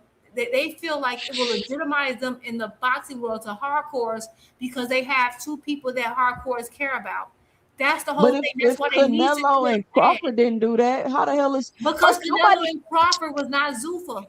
That was just them. Like Zuffa was in like the two people who worked with Zuffa were involved in the matchmaking. It wasn't they didn't get the label as Zuffa. They didn't get the market as Zuffa. That was like them playing house and trying to slipping their way in. But it wasn't a Zuffa fight. they need names to attach to Zuffa to get other people to buy in. People haven't bought into Zuffa 100%. You got Benavidez out here saying, I ain't fighting for no Zuffa belt. No one respects the Zuffa belt. They need a buy-in. And they need and not to mention, and is to take. Well, what if we are not living on, not we like us, but what if they are not living on decades? What if they are living on, amen, we got until 2028. If Trump is gonna, okay, let me put my conspiracy theory hat on, right? So for the and not to cut you off, because that I agree with everything that she's saying. However, I want to add this in. Paramount, the DOJ just solidified the Warner Brothers deal for Trump and them people, right? That just happened about 2-3 hours ago. They did it at the dead of night, right? So with that being said, what if it's not about just having it? What if they're trying to also put eyes on Paramount and a Devin and Shakur fight? That would do it. Now, would not, I don't think it'd be astronomical. I don't think, now look, hold on, wait a minute, 2 cents.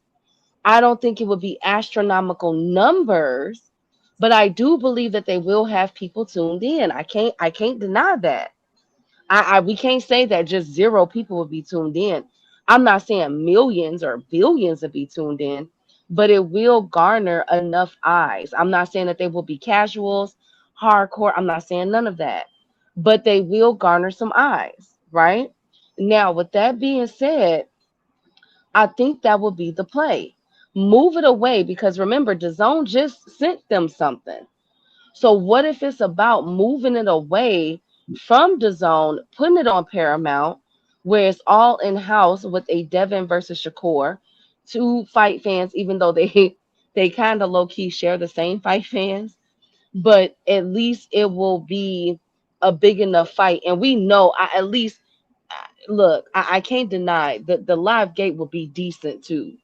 I can't say that it would just be a total wash. I think the live gate. I don't think that's the argument. I don't think we're arguing that like Devin, and maybe I'm not hearing you clearly, Keith.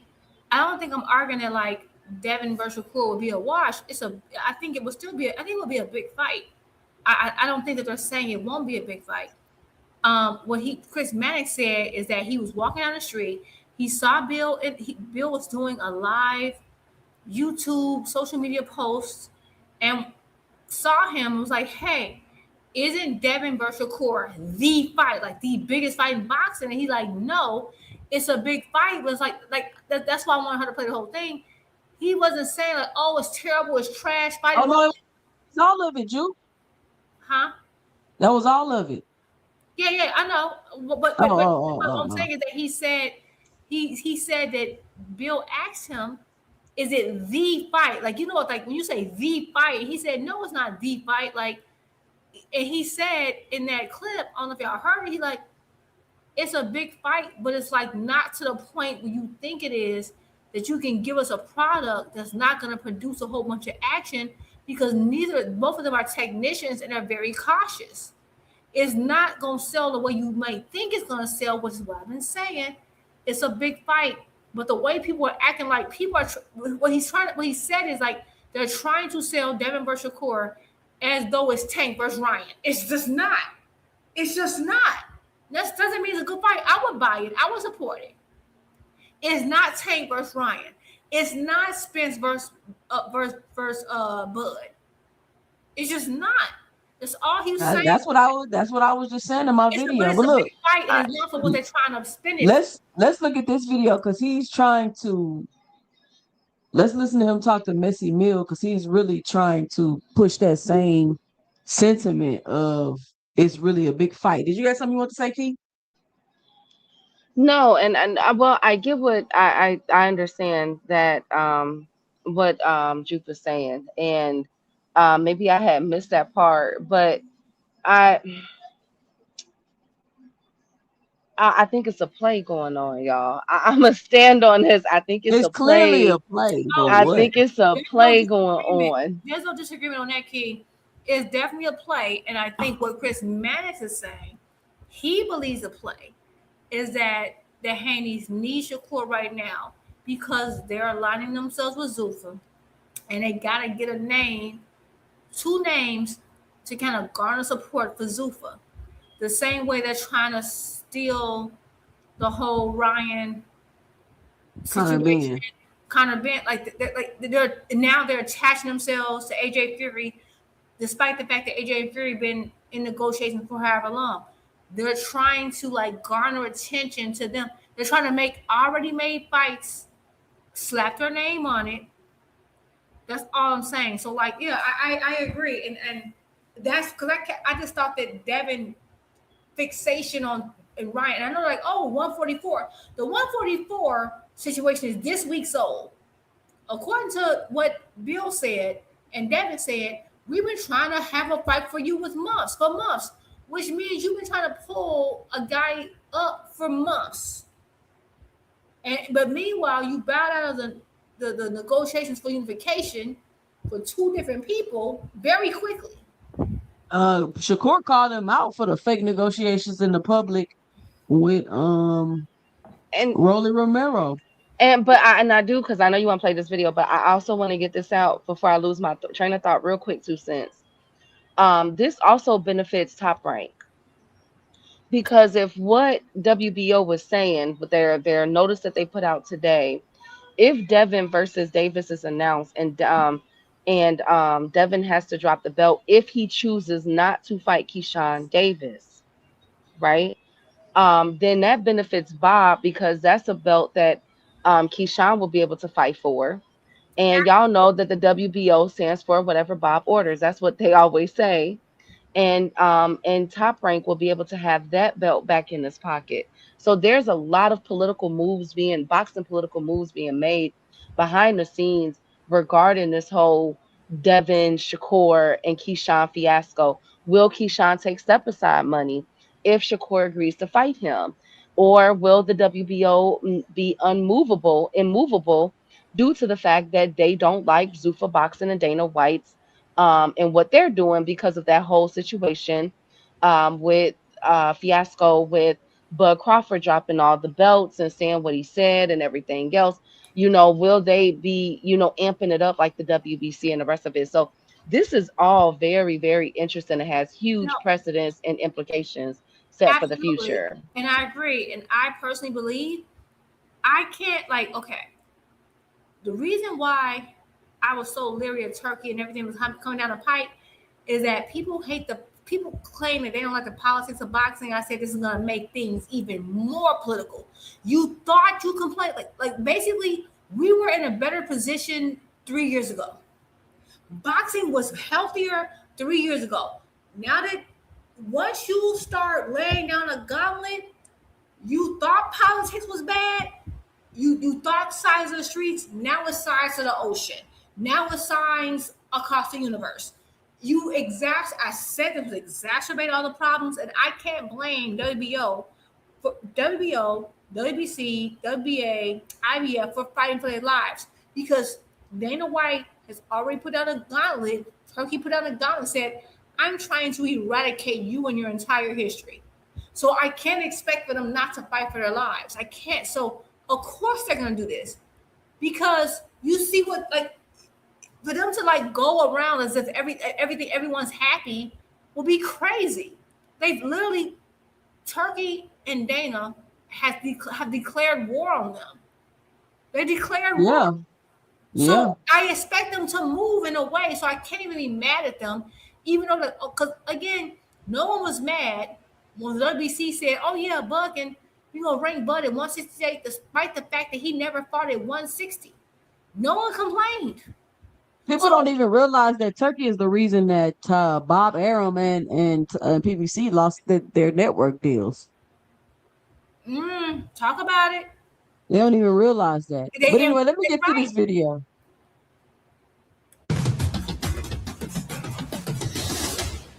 Yeah, come on, man. Add everybody. at everybody involved. Yeah. Yeah, at everybody involved. Team 144. Zoe, I see you, baby. Keep working. Keep working. Yeah.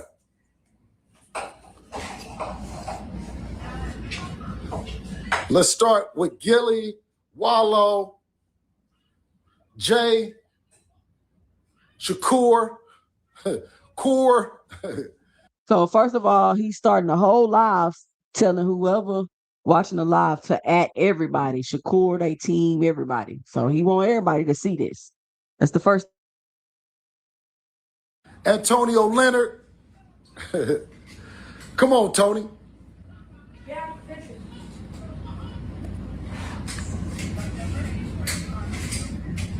Shout out to that All Bay News.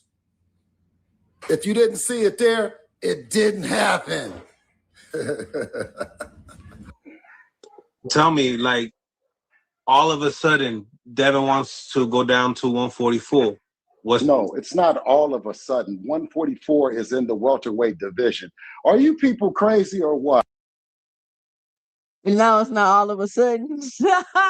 Hey, Bill gets so agitated in this interview. This shit crazy. He just called Bill crazy. You're going to have to speed up the conversations, man. Welterweight division is between 140 and 147. Oh, my God. Hey, Rocky, come here, buddy. But obviously in the contract, it would be a catch weight. Okay, catch us at the event, man. Weighing what he need to weigh, man. You dig? Come on up here, baby. Come on up here. I mean, you got, but I'm saying though, is like, is that serious though? Are you guys really, down to go to 144? Because I mean, last time I talked to you, you said no. Listen, Debo said he wants to do it. I mean, he's the boss. I mean, go look at his Twitter. What does his Twitter say? He asked him. He's like, "Are you?" Why Bill cannot answer the question, y'all? Why Bill cannot answer the question? I'm gonna reserve my comments until after Is this he video's trying over. not to be liable or something? Like, what is going Bill. What's up, Bill? Jupe, you better get him before I get him. Jupe, Come you better on, get him before I get him, Jupe. I get you. I get you. Girl. Jupe. What's up? Jupe. What's the live reaction? What y'all Get got? him, Jupe. Jupe, get him. I can't. I want to hear more. I haven't seen this video before. But I will say Right. this. This man, I will just say this. Y'all let Shakur make y'all blink first. And now the more I'm watching this, the more I realize that, yeah, what Manic said may have some credence. You're like, oh, I ain't said nothing. Y'all said y'all would not fight. Y'all didn't like all you don't like what you call it these catchweights, you don't like all this, and now you're doing all that. I'm gonna keep going. We're gonna settle ourselves down. But All right, here we go. Mess. This is a mess. Are you down? Yeah. And Shakur said yes, but now Shakur's saying other things as well, talking about kind of like putting the not in the negotiations, but business. All right, go back out there over there. on Go sit Twitter down on your yesterday. bed. Go on your bed. Go to your bed. Go to your bed. Good boy. Good boy. Go lay it down. Go lay it down. What you Go get lay it out down. of Shakur saying that with your blessings, Keyshawn. Man, listen. Enough of the bullshit. 144 is what the man said that he wanted to do. He said we got to sit down like businessmen and make it happen, right? Mm-hmm. Well, we already sat down like businessmen. We ready to make it happen. Like businessmen. Okay. Then you had Keyshawn on the live a couple What days do you ago. What do you keep going back to there for? Because Wow. I see why you. What do you I see why you. What do you keep going back to there for? That's the look I want right there. The look you make when you ask about Keyshawn Davis. Like, Key probably about to explode. I want Key to explode so bad. I'm so pissed. No, go ahead. Play that video. Play that video. Because wait a What's minute. the biggest fight? Wait, hold on. What's the biggest fight in boxing to be made right now? I mean, for Devin, Just in general. in general, I mean, Yeah, you pick it. I think Tank and Shakur is huge. Oh. I'm just saying. I think that's huge. I said that's the biggest fight to be made. Oh my God. Emotional damage. Emotional Wow. Do y'all know how I was crying laughing when I watched this? Oh, he just Wow. he heard it so emotional damage. I think Tank and Shakur is huge.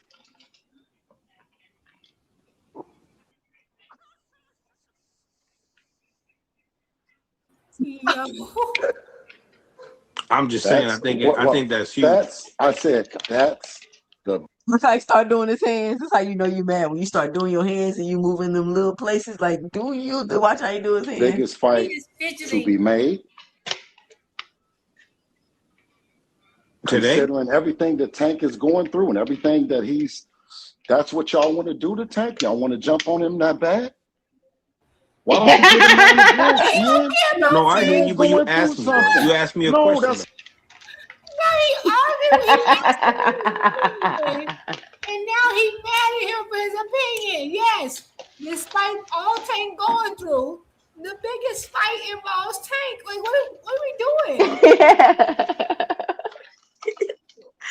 I just had me rolling. You just had me crying. Ooh. Go ahead, 2 cents. Go, please. That's Bill, not Bill, to be made Bill. right now. Why would you do that? Why, Mills? Why? They just said the man. No. Wait a minute. They just said the man is on the run, and you want him to show up at the arena. That's a lie. How many people feel like you feel? It's just a question. Does the general consensus feel the way you feel, or are you operating alone? No, I believe he's a superstar at the end of the day, and him not being in the ring takes away a little bit from at the end of the day, and him not being in the ring takes away a little bit from some of the big fights of the day, and him not being in the ring takes away a little bit from some of the big fights from happening. And as a superstar, you feel like he should come to the arena right now? Next, like, when you want him to come, like around when, like September, October? When do you? Oh, I did not expect this. He is mad as hell. He's like, what? He thought he finally escaped that name, and it's like, Oh, man. All Who right, says you being petty? let's go. Come on. It's all for entertainment purposes. Y'all push that like and subscribe button. Want him to be in the arena? Because I'm gonna get that part out, and then we get on to the next biggest fight that you think can be made. I mean, I don't advise Tank to go straight into a Shakur Stevenson fight. Okay, well, let's get that shit on out the way. Now, what's the next biggest fight to be made? Shoot. Devin, Mill City funny as hell.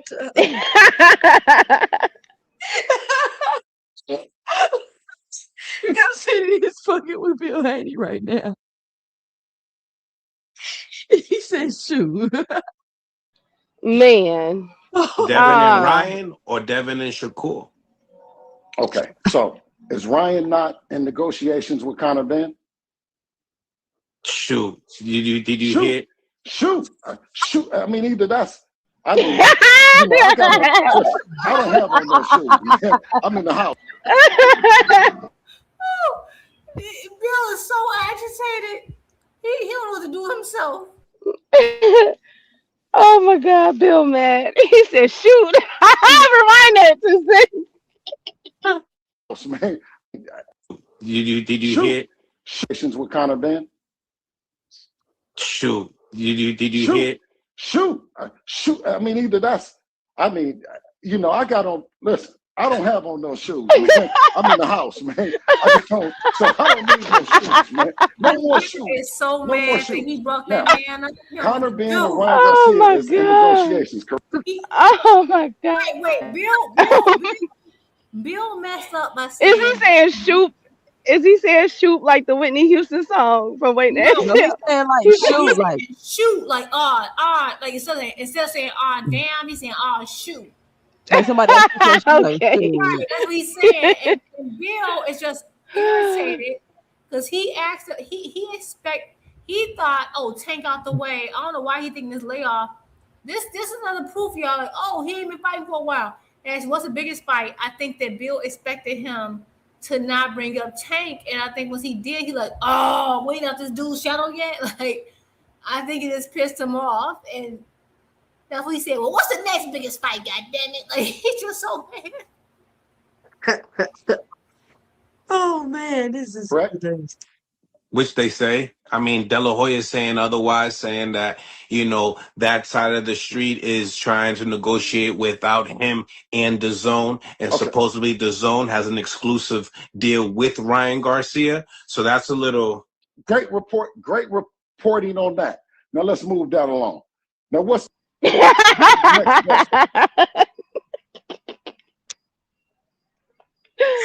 Oh my God, this man is mad.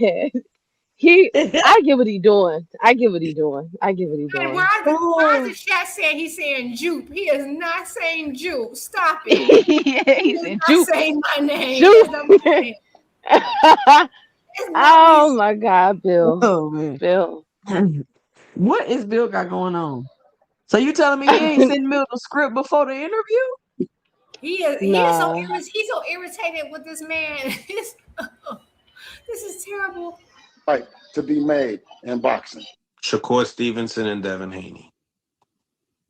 Well, at least we got a chance to reach what we're talking about, Mills. Now, since you feel the same way as I do,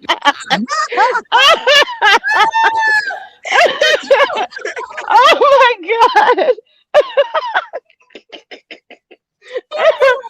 This is rewind that. Wait a minute, Bill is a character. Rewind that. Oh my God. Oh wow. Wow. great reporting on that. Now let's move that along. Now, what's the next best fight to be made in boxing? Shakur Stevenson and Devin Haney. Well, at least we got a chance to reach what we're talking about, Mills. Now, since you feel the same way as I do, can you add somebody that feels the same or somebody? Listen, Bill, tell me, do you feel like the Canelo and Benavidez, that's just like the ship sailed and that's not necessarily? Sorry, y'all, I'm already crying. Wait a minute. It took Mill 32 minutes to get to Devin versus Shakur. He did. It took him 30. Like Bill was trying to guide Mill City to Shakur and Devin, and it just wasn't working. And by the time he did, he's so agitated he don't know what the hell to do. Jude, look how messy Mill City is. He is I wish Mill City would have threw somebody else in. I swear to God. Watch a messy Mill City. Canelo and Benavidez, that's just like the ship sailed, and that's not necessarily something that you think that boxing will ever get. Excuse me? David Benavidez and Canelo Alvarez, do you think boxing will ever get it? Shoot.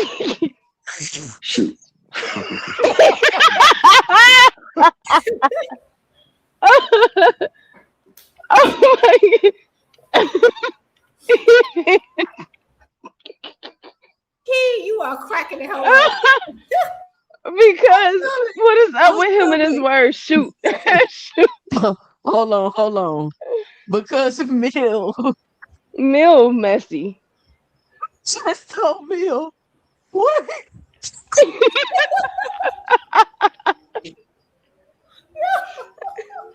Oh my God.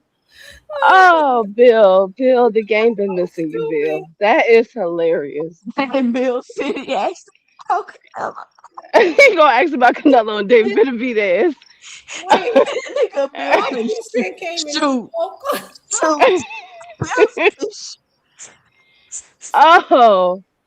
Oh, that is hilarious. He mad. Oh, they so messy. Oh my God. I am in tears, bro.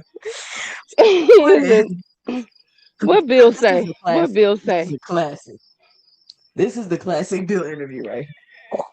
What did Bill say? Bill's so messy, though. Oh my God. He bogus. What the hell are you talking about right now? He giving you an innuendo, Bill. Hey, Mills, back to everyone has to give you a round of applause for coming in, and you still have it. You have that face, and most people won't stand up and give them that face. You see my face? You see Mills' face. It's not the day that you would have thought it has come to. What? What? Right. What the hell? Hold on. Does that sound like a threat to y'all? A little bit. Like, I don't know what the hell. Look, let me rewind it. Tell me. Wait a minute. Is he threatening Mill City? I don't know who it's for.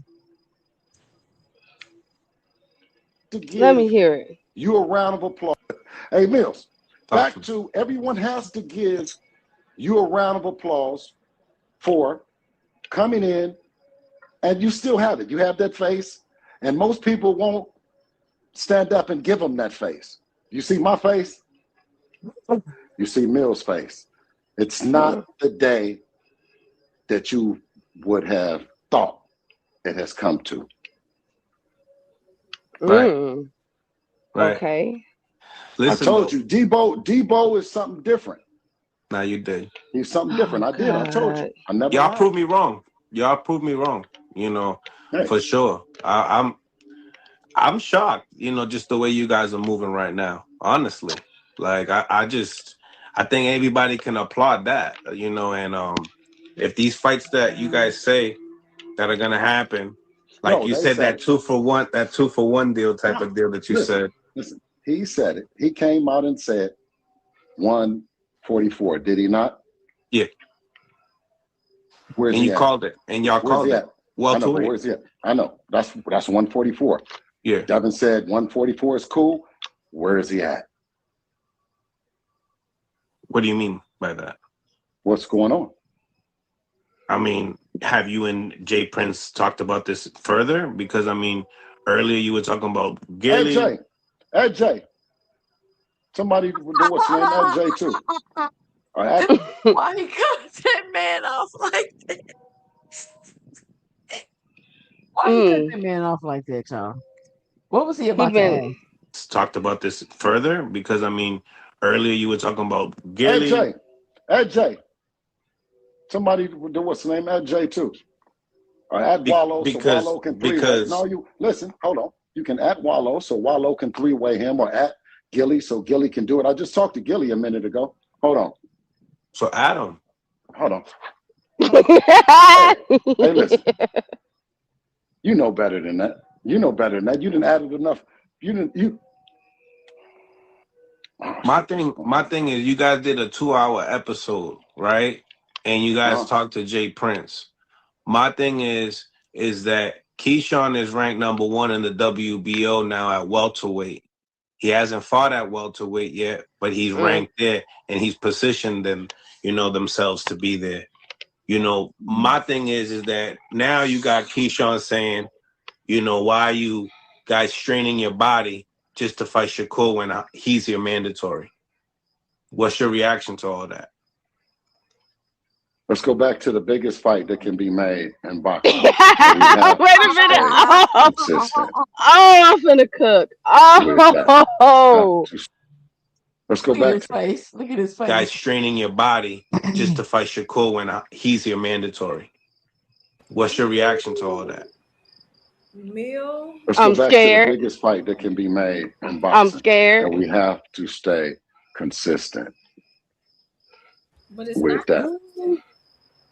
So do you feel like they petitioned themselves to put themselves in that? Fought Albright in his last outing at 140 pounds. This is my question to you.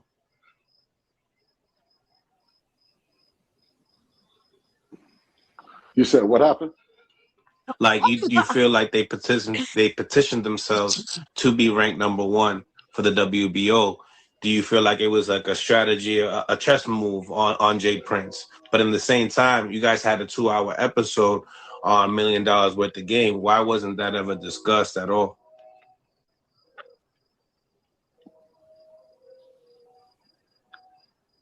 All right, cool.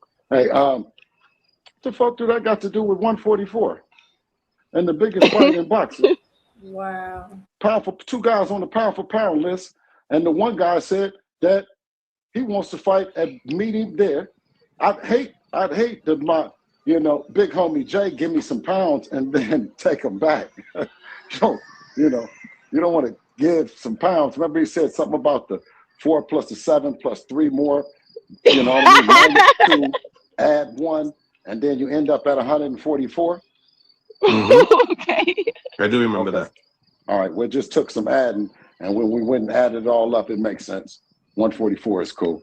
But his other dog is Keyshawn Davis, the guy that's saying that he's already a welterweight. And like I said, ranked number 1 in the WBO. Mm-hmm. Yeah, right? Call the whole squad. Mm-hmm.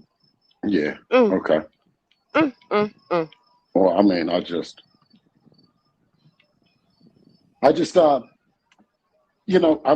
is that I think that you're going somewhere else with it when what we've been doing, this thing has been brewing for 7, 8, 9, 10 years, whatever it has been. So What? just relax and we're going to get there, okay? We'll get there. Well, you know what I mean? Because he's on the list. You know what I mean? He was on the list before he was on, and he's going to stay on the list. So are we 100% sure this fight isn't happening with Shakur Stevenson? I mean, don't you feel like you should know a little bit more, about this? I seen that. I'm saying is as inquisitive and the questions that you have, right?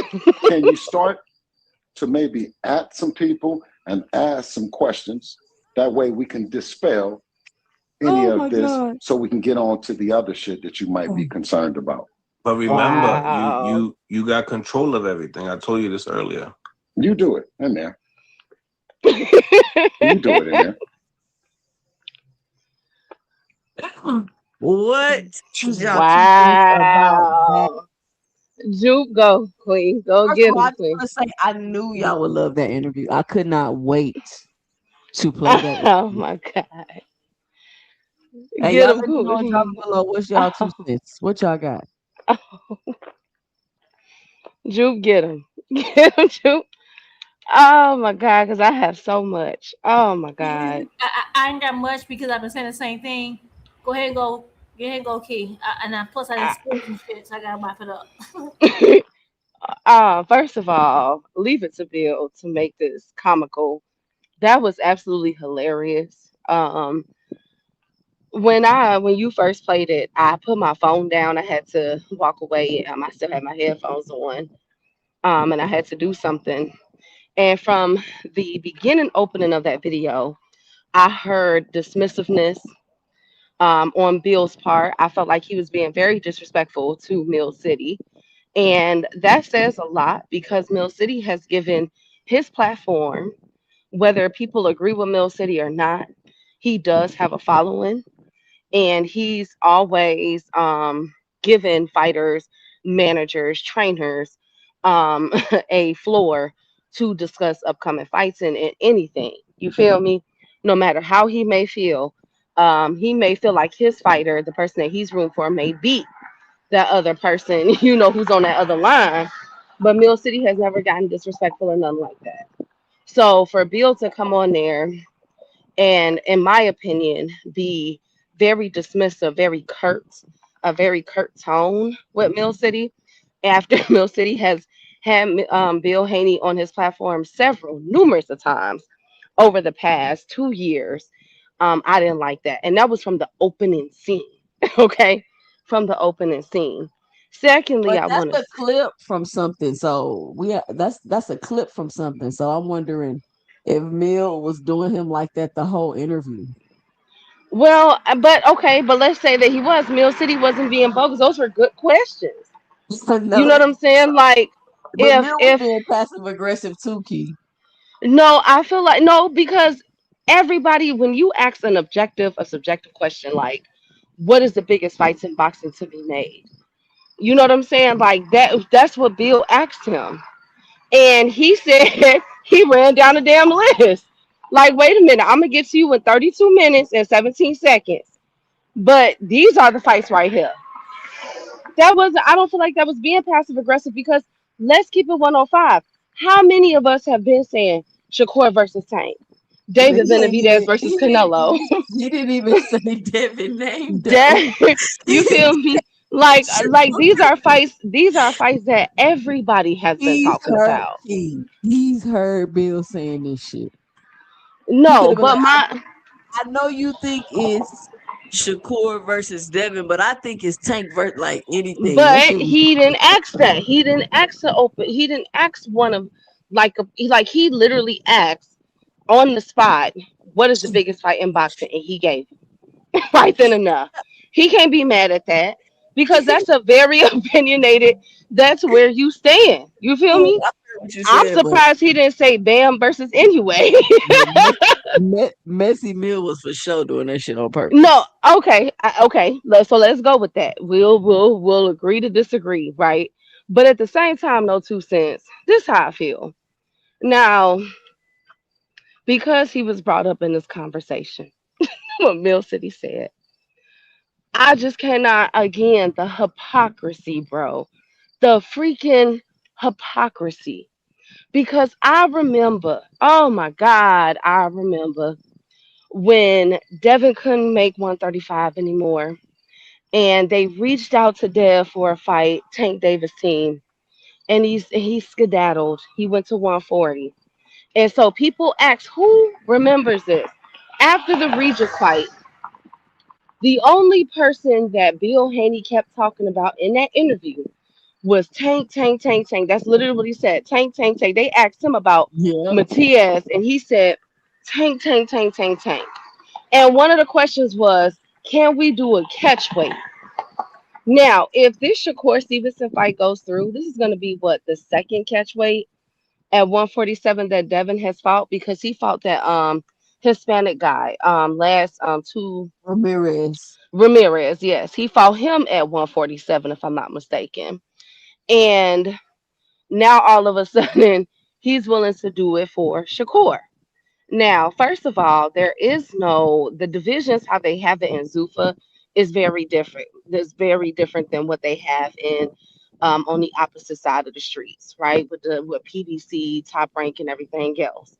That's number one. Number two, this is going to be you're bringing up 2 and 3 fighters, Keyshawn and now Shakur Stevenson, for a fight at 147. Yes, Keyshawn is ranked at 147, but let's be clear. Keyshawn just got that. He ain't even fought that yet. You feel me? Which I'm trying to figure out, okay, what's the play in that? I think I kind of know, but I can't wait to see it be revealed. And you shook this man's hand. I'm going to continue to say this. Bill, you shook this man's hand and said that he was next. You told Keyshawn in his face, he's next for Devin. You literally shook his hand. And now you're saying, oh, the biggest fight. But when Tank fought Ryan Garcia, and he said, and one of the arguments was, yo, that's a big fight. everybody like, oh, but it's supposed to be about legacy. Who remembers? Like, talk to me. Who remembers that? Yeah. It's supposed to be about this. It's supposed to be about that. Why is he fighting Ryan Garcia? Da, da, da, da, da, da, da, da. Time after time. Now After you fight doing after the fight. same. Now you doing the same thing that you guys argued about just a couple of years ago. Some of y'all in the same chat. Y'all are now making the same argument that we were making a couple of years ago. Everybody is chasing a bag, bro. When he say it's a big fight, it's about money. You feel me? And I'm gonna keep it 105. I think that Shakur. I don't think that Shakur should fight Devin right now. I think that Shakur should make him wait.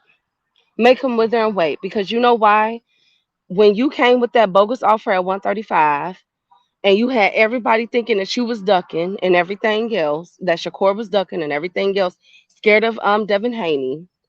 You feel me? Now all of a sudden you need him. And that's what Bill Haney pretty much what that whole video that Two Cents just showed, that clip, that's what I call desperation. You feel me? Cause he could make some money with Keyshawn Davis. We're not gonna act like that fight will just be a complete dud as far as ticket sales. You feel me? Now the needle will move a little bit with Shakur Stevenson and versus Devin Haney, but it's not like that would be a complete dud. Like, you know what I'm saying? Like they can't do too much with that. No, they could. And it's also making you look bad because it's making you look like you scared of Keyshawn. Do Keyshawn have a do Keyshawn got something on you that we don't know, Bill? Because now this is the second time, second or third time I done seen you change your tune with Keyshawn Davis. Am I tripping, y'all? What y'all got? Cause they all in cahoots, Key. No, I don't think you tripping. I will say this. I've been saying so when it came down, like I'm a person who like I believe in boxing, so I want all the little young guys to like build their name and be like big because I think this is better for boxing long term. And I've been a Tank fan, Shakur fan, and I was a Devin fan for a minute, but like I just like the way he moved. And so what you saying to your point, he always needs some type of advantage. And I'm like, okay, so now you're calling out Shakur. But you're right, like he had an opportunity to fight Shakur. And like I'm gonna go back to I went and searched something that I remember, and this will make me say, yeah, I'm solidified off Devin because again, you always been calling out guys. You always looking for some type of size advantage. It is what it is. I don't know if it's that because right now I would kind of lean Devin. Like if Devin and Keyshawn was a fight, I would lean Devin. But it is making me think like, why don't you want that? Because my thing is, what's the point of you having to? Because one thing that Devin's been so against is catch weights, rehydration clauses. If you got a fighter who has a name like Keyshawn, why not take him? Why continuously press for Shakur when you have to then make an adjustment? And when you were initially calling for Shakur, the 144 situation is like a week old. Not even a week old. He just said that. Previously, when he said, because recently Devin's like, oh, we've been trying to make a fight with you. Yes, you've been trying to make it fight at 147. You just recently acquiesced to 144. So that tells me that you have been so adamant about making this fight with this guy at a lower weight. I agree. Shakur is partially to blame. But but you're right, Keith, because like, if that's the case, I remember when him and Tank were in a discussion, and everybody was like, "Oh no, it has to be at 140. We don't do catch weights. We don't do Mickey Mouse belts. We like you would not bend at all to someone who's a bigger name than Shakur, way bigger. Like even if you lost to Tank, you would still be bigger than you are now." And you would not even consider, like you had demands. Same thing Shakur has. You had all these demands. And so I went back to what you're saying. I don't believe Devin ever had these plans. And if you go back to January 2nd, 2023, you know what Devin posted? He said Devin Haney will beat Vasily Lomachenko and then move up to 140 and become world champion. With the power of Allah, without Allah, I can't do it. So even then, his entire plan had nothing to do with Shakur and nothing to do with Tank. He set out to be low at 135 and then go up to 140. So all that rigmarole, well, we'll fight Shakur. We'll give him 25%. We wanted Tank. His own New Year's resolution proved he never intended to fight Tank or Shakur. It was everybody just overlooked it. It was out. His plan was never them. It was to make them seem like he wanted to fight them. He never had a plan to fight those guys. And so now you got Bill doing all this rigmarole, and now at 147, now you want to fight Shakur. It's at the end of the day, Devin is a really good fighter, but at the end of the day, he goes out his way to diminish other people's reputations to build his own up. Because if you really look at his resume, is it as good as what people act like it is? No. Is it a good resume? Yes. Is it as good as people act like? No, because they give him credit for every name he mentions and say, oh, they ducked him. Because what he's better at than being a champion is making it look like people ducked him. Despite the fact that he came out and was like, hey.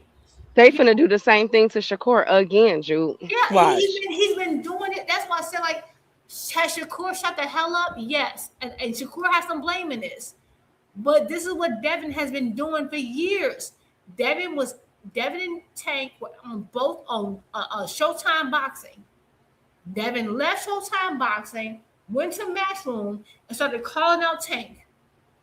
And then claimed that Tank ducked him, despite the fact that you were multi-fight deals. Every time. He's been doing this for years. Like, this is his play. And what's so crazy, even when he went to Matchroom and was calling out Tank, who was he calling out also? Gary Russell.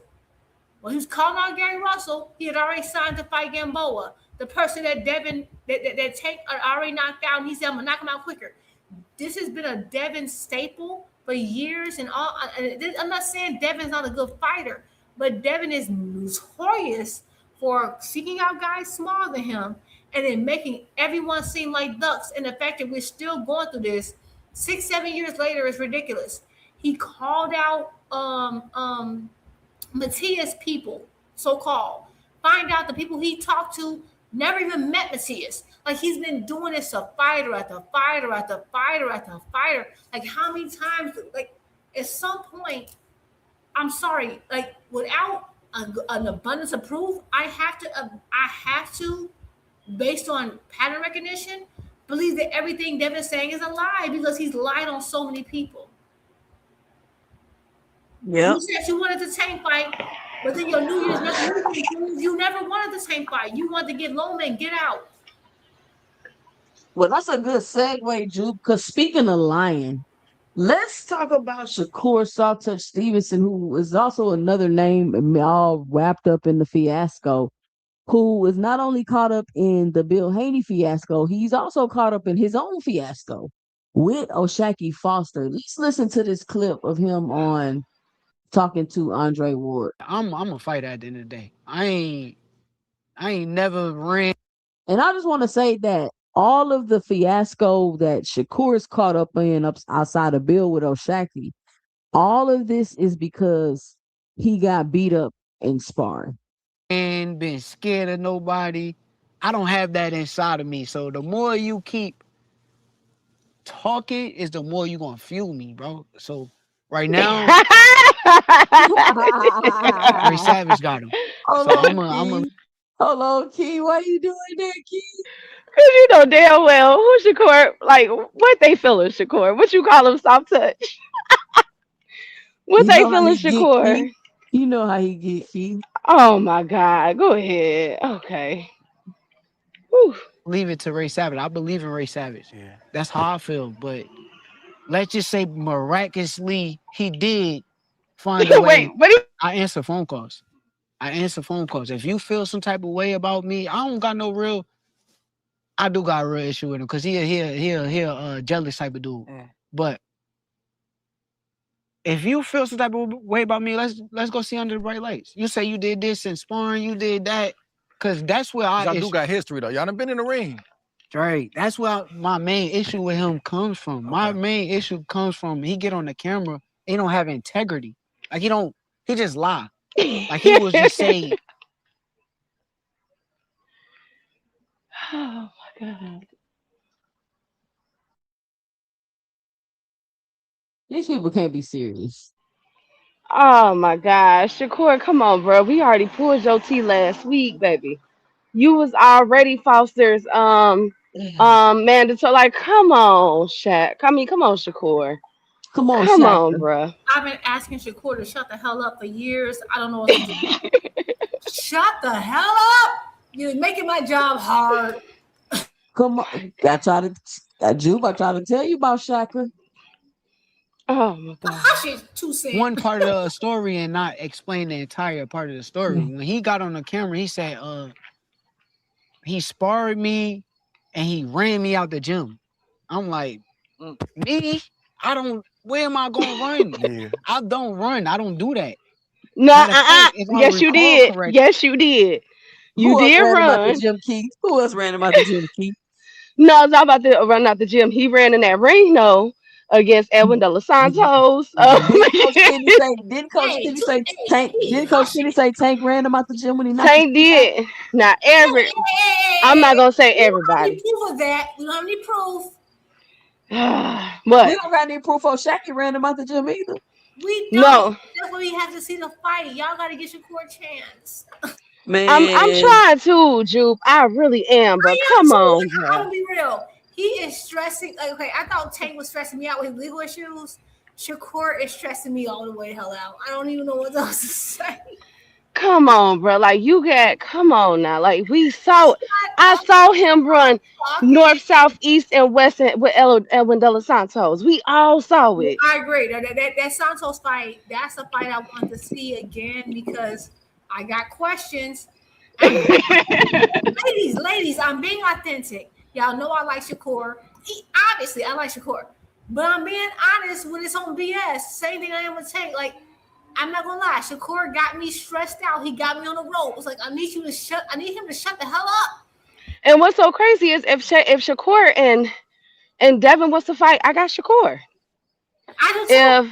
I do too. Like, Wow. It depends on what way. Y'all believe more in Shaka than he believe in himself. I'm starting to feel that way. Like, I need Shakur to shut the hell up. Like, Shakur is stressing me out so bad. He's still doing, so hard for me. but this should be a telltale sign right here, though, Jude. The fact that he's still going off about O'Shaquie Foster. Listen, Key, no one, and Tuesday probably can back me up. No one is pressing for Shakur versus Shaqie more than me. Would you say? Yeah. I'm pressing. Yeah. I want Shakur versus Shaq more than anything. I'm like, Yeah. no. I'm not one of them people who like, I like a fighter and I want them to lose. No. Because I'm not a person, like, if I like you, I like you. If you lose, I don't care. Like, Spence is one of my favorite fighters still. I don't care. I want that fight. I need to see it because, like, I don't believe you now, Shakur. Like, it is what it is. I just got to go with what's real. She don't believe you, Shakur. You need more people. When we did our sparring, the first time we sparred, he did good. I commend you. I'm out of shape. Okay, so Mind that you, means during now the time, Shaqie I'm Foster messing beat with his my ass. girl. Okay, so Shaqie got him. I'm staying up late at night. Hold on. Let me rewind it. Let's hear it again. So Shaqie beat his ass. I'm staying up late at night.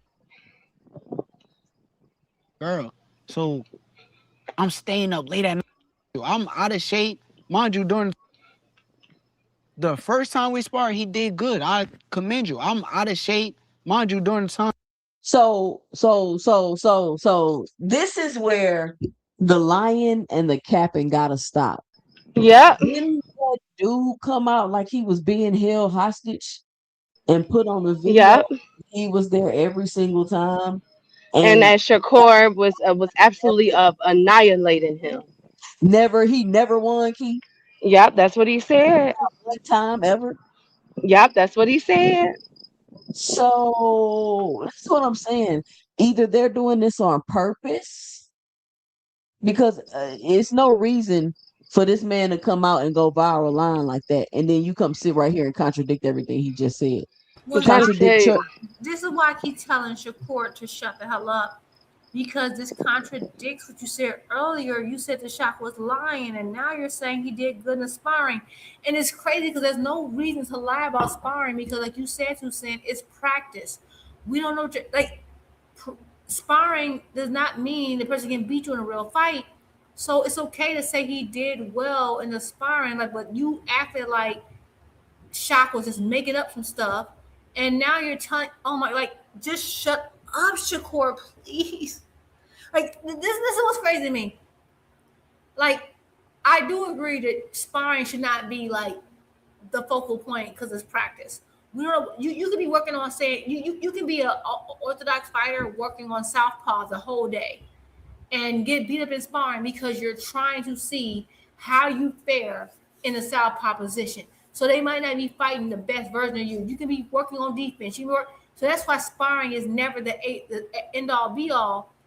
But it's the fact that you said one thing and now you're admitting that he did well, and that's fine. I mean, I still got Shakur, but it does look crazy now. Like, that's why I just want him to shut the hell up.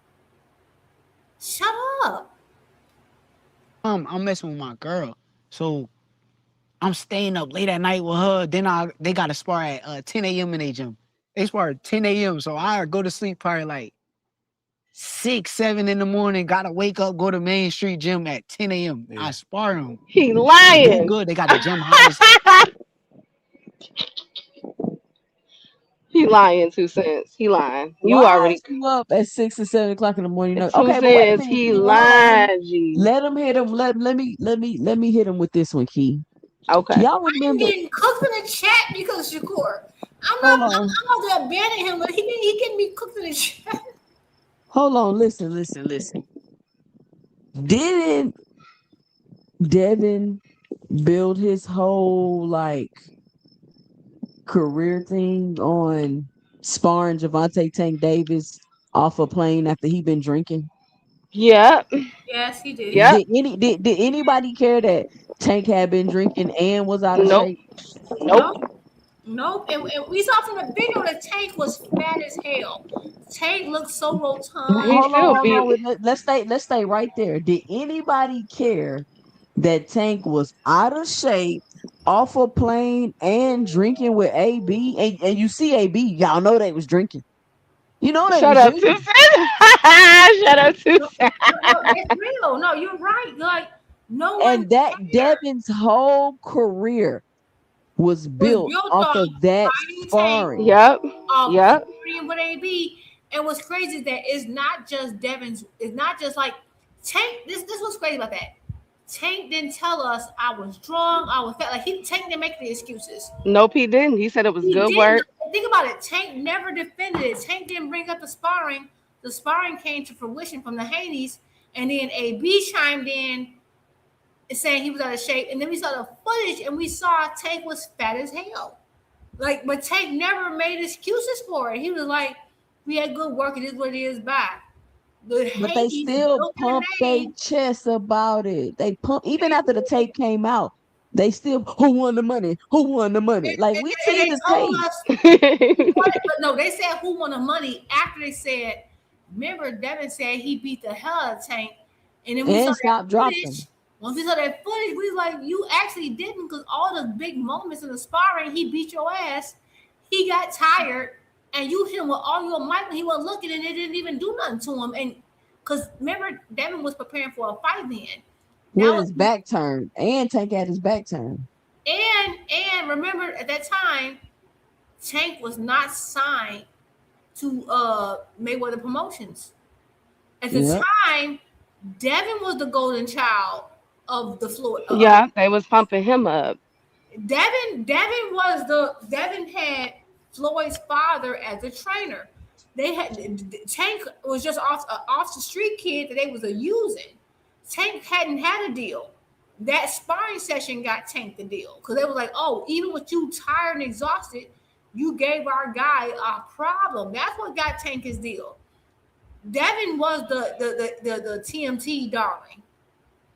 And I think that's why I really believe that's why Devin and his dad to this day hate Tank and use Tank name from there on out because you should have easily whooped Tank. Tank had been drinking, shots, whatever, but Tank never said, hey, I was drinking. It is what it is. And this is kind of like crazy that he's using that now. But again, it's practice. It doesn't mean it's how we're looking at the actual fight. All right, well, let's finish the video. I just want to point that out. Like, so does that matter? That you was tired and staying up till 7 o'clock in the morning? What you even go to sleep for, Shakur? You should have just stayed up if you had to go to sparring at 10. You gonna go to sleep at 7 and then try to wake up at 10 and go spar? Come on, bro. Tripping. Tell I'm tired. He do good. I gas out a little bit. Now, fast forward. I want to say we wait a little bit of time. I get in training camp. I start getting ready for my fight. I'm getting ready for Felix Caraballo. And when I spar him now, I'm like, okay, now I'm good. Like I'm good. I got my sleep. I'm good. Everything is like I'm in motion. I'm in training camp now. The sparring just turned completely different. Now I ain't even gonna tell what I did because I'm gonna hold that until when it happened. But when he get on camera, he explained like, oh, we ran him out the gym and I did this in sparring, but you didn't say the entire full part of the story, and that's what my problem is. How the fuck he supposed to know that you staying up till 7 o'clock in the morning with your girl, Shakur? How he supposed to know that part of the story to tell for you that that's why he was whooping your ass in sparring? What are you talking about? Like this whole shit none of that makes sense. Nobody care you was like you got your ass whooped in sparring. It's okay. We're going through all of this because O'Shaquie told a story about how he beat you up in sparring. It don't matter why. It don't matter because you were staying up. But it don't matter because you. What are we talking about? And not to mention, if you look at O'Shaquie Foster tweet, somebody had posted a tweet from like 2023 or 2022 of O'Shaquie Foster not only giving Shakur his props, but saying we gonna run it. O'Shaquie Foster has never been down as far as in the boy group. He didn't want to be Jodeci. He didn't want to be in NSYNC, whatever they got going on, Backstreet Boys. He said, I want to fight all of y'all. He has always stood on that 10 toes down with Shakur Stevenson. Whether he got beat up in sparring or not, whether his name was what it is today or not, he has always stood on 10 toes when it comes to Shakur Stevenson. That speaks volumes. It's not like O'Shaquie Foster has been clout chasing Shakur. He's been calling Shakur out for the past couple years now. We can't deny that. Imagine somebody wanting to fight you so bad that you beat up in sparring so bad. That doesn't even make sense, y'all. It's not like you just. And then now the narrative, he just want a big money fight. I'm like, okay, so what if he does want a big money fight? Y'all want Shakur to get big money fights? Like, what are we talking about? I don't understand like these narratives people are coming up with for this fight not to happen. It's crazy. Man, I'm a fighter at the end of the day. I ain't never ran, been scared of nobody. I don't have that inside of me. So I did this in sparring, but you didn't say the entire full part of the story, and that's what my problem is. Oh, that's the end of it. Yeah, that's what his problem is. He didn't tell him how he was staying up with his gal. He didn't tell the full story, Keith. I think, okay, first of all, I want to say people could work on various things in sparring because I see the Shakur fans. First, we got to deal with the Avengers. Now we got to deal with the Shakurians. Now, listen, Shakurians. In sparring, There are various things that you can work on. It could be defense, it could be offense, it could be your jab. I mean, it could be your footwork, it could be anything. So we don't know the premise of what Oshaki Foster and Shakur Stevenson was working on. What we do know, well, at least what I do know, is that Oshaki Foster didn't lie. We can muddy the water and say Shakur didn't get ran out the ring. Now this is gonna be the second fighter that has said they didn't ran at that boy out out the gym. Yeah. This is gonna be the second one. But at the same time, Shakur Stevenson, from both accounts, from both of those fighters, Oshaki Foster and Tank Davis, neither one he has never said. He has always said that both of them gave him good work. You feel me? Okay. Like, we can't say that Oshaki Foster lying now. Or Tank. We can't say that they lying on that man. Like somebody is not telling the truth and it's looking like it's Shakur Stevenson. I'm sorry, y'all. Yeah, and I think what it is that this. Listen to me. I think boxing fans have to accept, and it's something they have to accept very, like, I've been watching boxing for a very, very, very long time. I've seen my favorite fighters get knocked out. I've seen them get beat to a pulp. I've seen my favorite fighters win. You have to get used to the fact that there are human beings.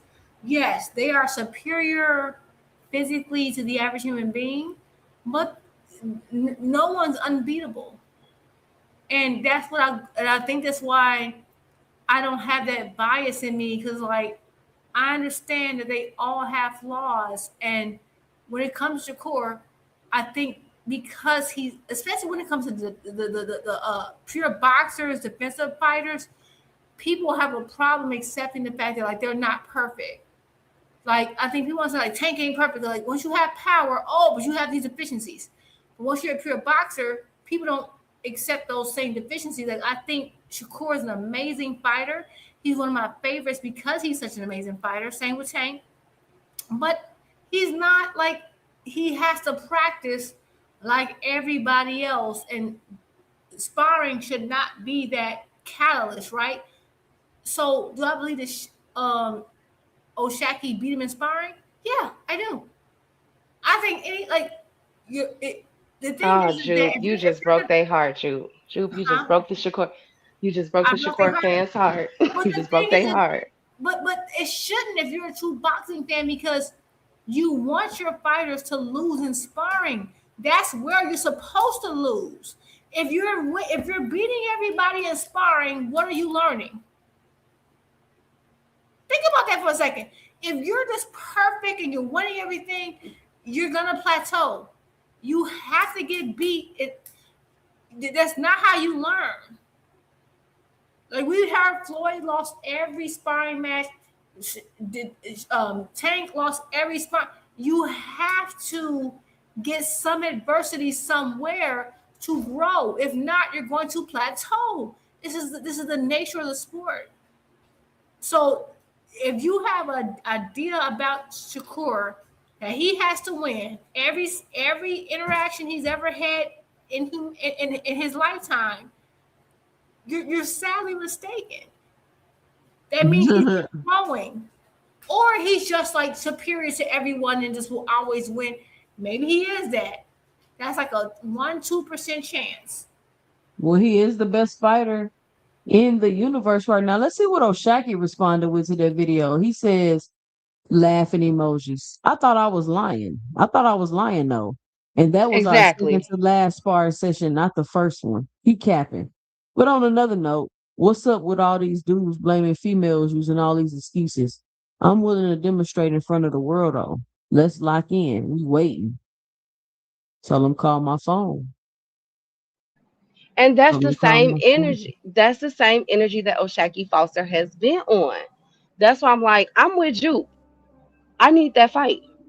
That is a very stylistically, that is a very, very interesting fight, Jupe, in 2 cents. Like, I gotta see what's real and what's not.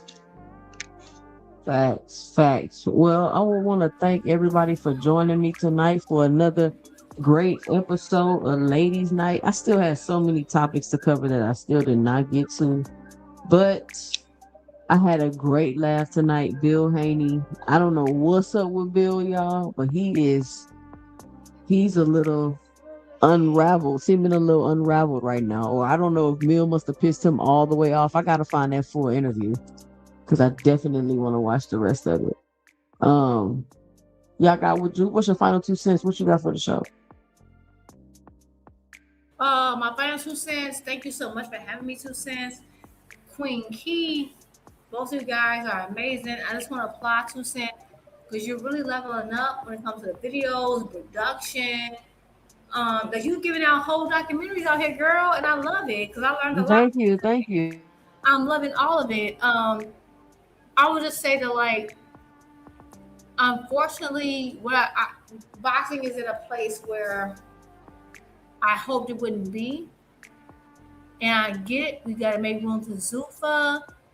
It's one thing for making room for a new promotional outfit, but that's not what's happening. You have all-out war, and everything's going to be political, and it can potentially upend and hold back fighters' careers. That was my fear, and that's what it's looking like it's turning out to be. So that's why I didn't want it. And I feel like people didn't understand it, didn't care because it was affecting American boxing. But now that he's primed to take away AJ versus Fury from UK. Now finally, the same people I've been preaching to in the chat, y'all know who y'all are. Now y'all taking notice because like they didn't care when they didn't care when it was USA boxing. They didn't care. Now they're kind of like, oh God, I noticed the difference in the different energy in the boxing chat once they realize that, oh my God, you're about to take away the biggest thing we've been asking for like, I don't know, a decade. And so, yeah. And it's like, I don't know how you didn't see it coming. So that's one thing. At the end of the day, I do like that these boxing, I understand why the sanctioned bodies are going to fight for their livelihood. You're going to fight for your life. You got someone trying to take away everything that your families have built for over decades. Of course you're going to fight for it. So I understand these, mandatory decisions. I understand all of it. We just got to kind of go along with it. This is what y'all asked for. This is what we're going to get. So expect for more legal battles than fights. At the end of the day, I'm excited to see how to see Bam tomorrow. I think he's in for a really. I don't know if you discussed that 2 cents. I kind of came in late. I'm excited to see how Bam looks tomorrow. I think it's a hard fight for him. I'm excited for that. I'm excited for a lot of these fights coming up. And I'm super excited for Boots versus Xander. Like, dumb excited. When it comes to this whole situation with Shakur and stuff, I wish this wasn't happening, but it is. And I feel like that. I guess some people feel like, oh, Shakur should take the fight because he said he would have it at 144. But before he said okay to 144, he said he would fight O'Shaquie if he beat Ray Ford. So my thing is, yes, is he beholden to both? Yes. But the primary things he's beholden to is O'Shaquie Foster because that happened first. So you need to wait in line. And I feel like Devin holds situations because of his Zuffa situation. I don't know what to tell y'all. This is kind of how I'm feeling about it. Other than that, that's all I got. Thank you so much, 2 cents, for having me. I'm about to get some rest. And I will talk to y'all later.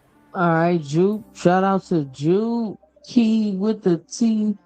Close us out. What's your final 2 cents? What you got for the show? I want to say, first of all, it was a pleasure as always with the two queens up here. Make sure y'all subscribe to 2 Cents channel, Kim J Network, and anybody up in here who have a channel. So look, I told you guys how I feel about this whole Dana White, Turkey, Zuffa situation. We've been talking about it for the past almost 2 years, really 2 years now, that we've been talking about this, and everything that we have said has came into fruition. This is not a bashing, you know what I'm saying? We're just bringing y'all the reports because when Floyd had sued Showtime and all this other stuff, it was all Al Heyman, Al Heyman, Al Heyman. That's all you got from it. And now we're finding out with the lawsuit that Floyd has filed against Jonah, his business partner, who is doing time, and who's also a federal informant. We're also finding out now that low key, if you read between the lines, Al Heyman was, and I forgot to bring this up, but we can talk about it over the weekend when Two Cents goes live again. That Al Heyman was basically, from what I got from it, Al Heyman was kind of trying to shield Floyd Mayweather and assisting him with his financials so that he wouldn't blow it all in one wad. But we'll get to that though. But I just find it very interesting that, with this whole situation, all these lawsuits and cease and desist that's going on right now, we are one of the only people that are talking about this. Whereas when it was that situation, it was everywhere. And it just shows me the divide and the hatred that certain people have for certain platforms. I do want to give Chris Mannix and all of them a big ups. I can't believe I'm saying this because I'm very critical of them, but for keeping it real about the whole situation and what they're trying to do. Sean Zittle is another one that has been keeping it real about these fights and what they're trying to make. Again, I feel as though they're trying to get these big names to attract the other fighters so they're able to lock them in. They're selling the brand name. It's a marketing ploy. You know what I'm saying? And Juke was talking about that as well. I also want to land the plane in which this whole Devin and Shakur, Keyshawn triangle, this whole affair between these three guys is absurd. And you got to throw O'Shaquie Foster in there to make it a square now, right? Because O'Shaquie Foster is chasing one person.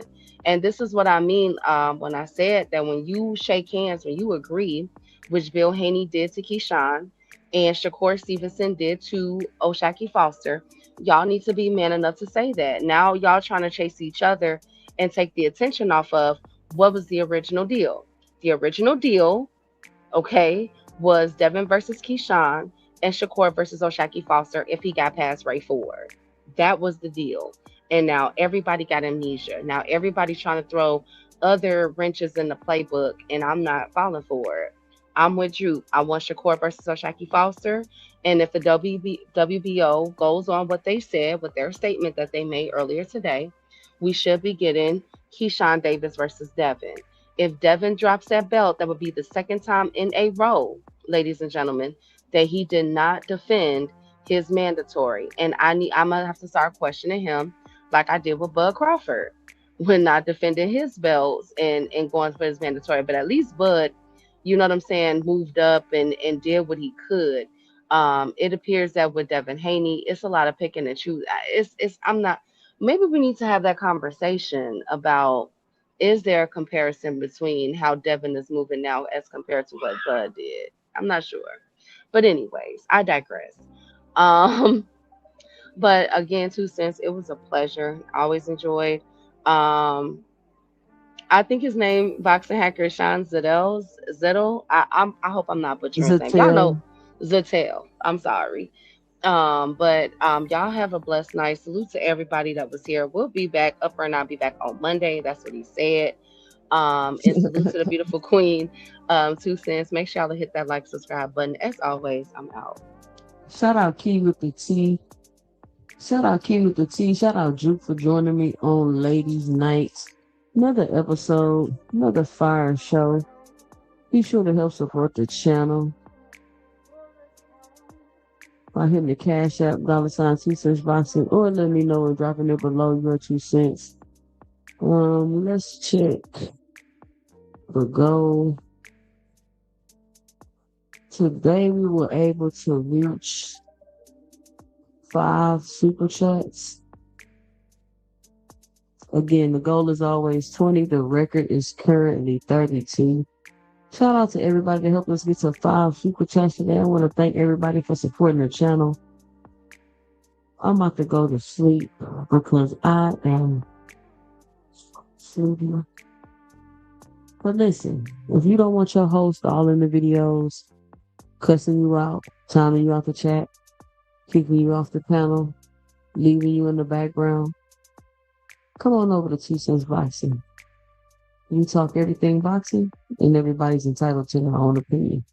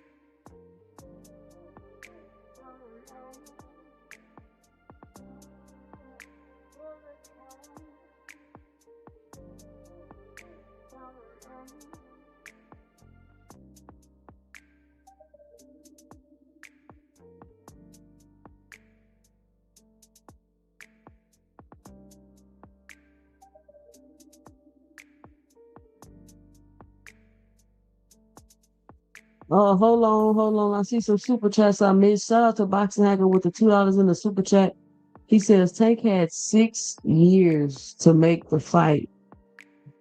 Juke. Shout out to Boxing Hacker with the $2 in the super chat. Shout out to the ladies, T Cents, Juke, and Key. Shout out to No More Sleepwalking with the $2 in the super chat.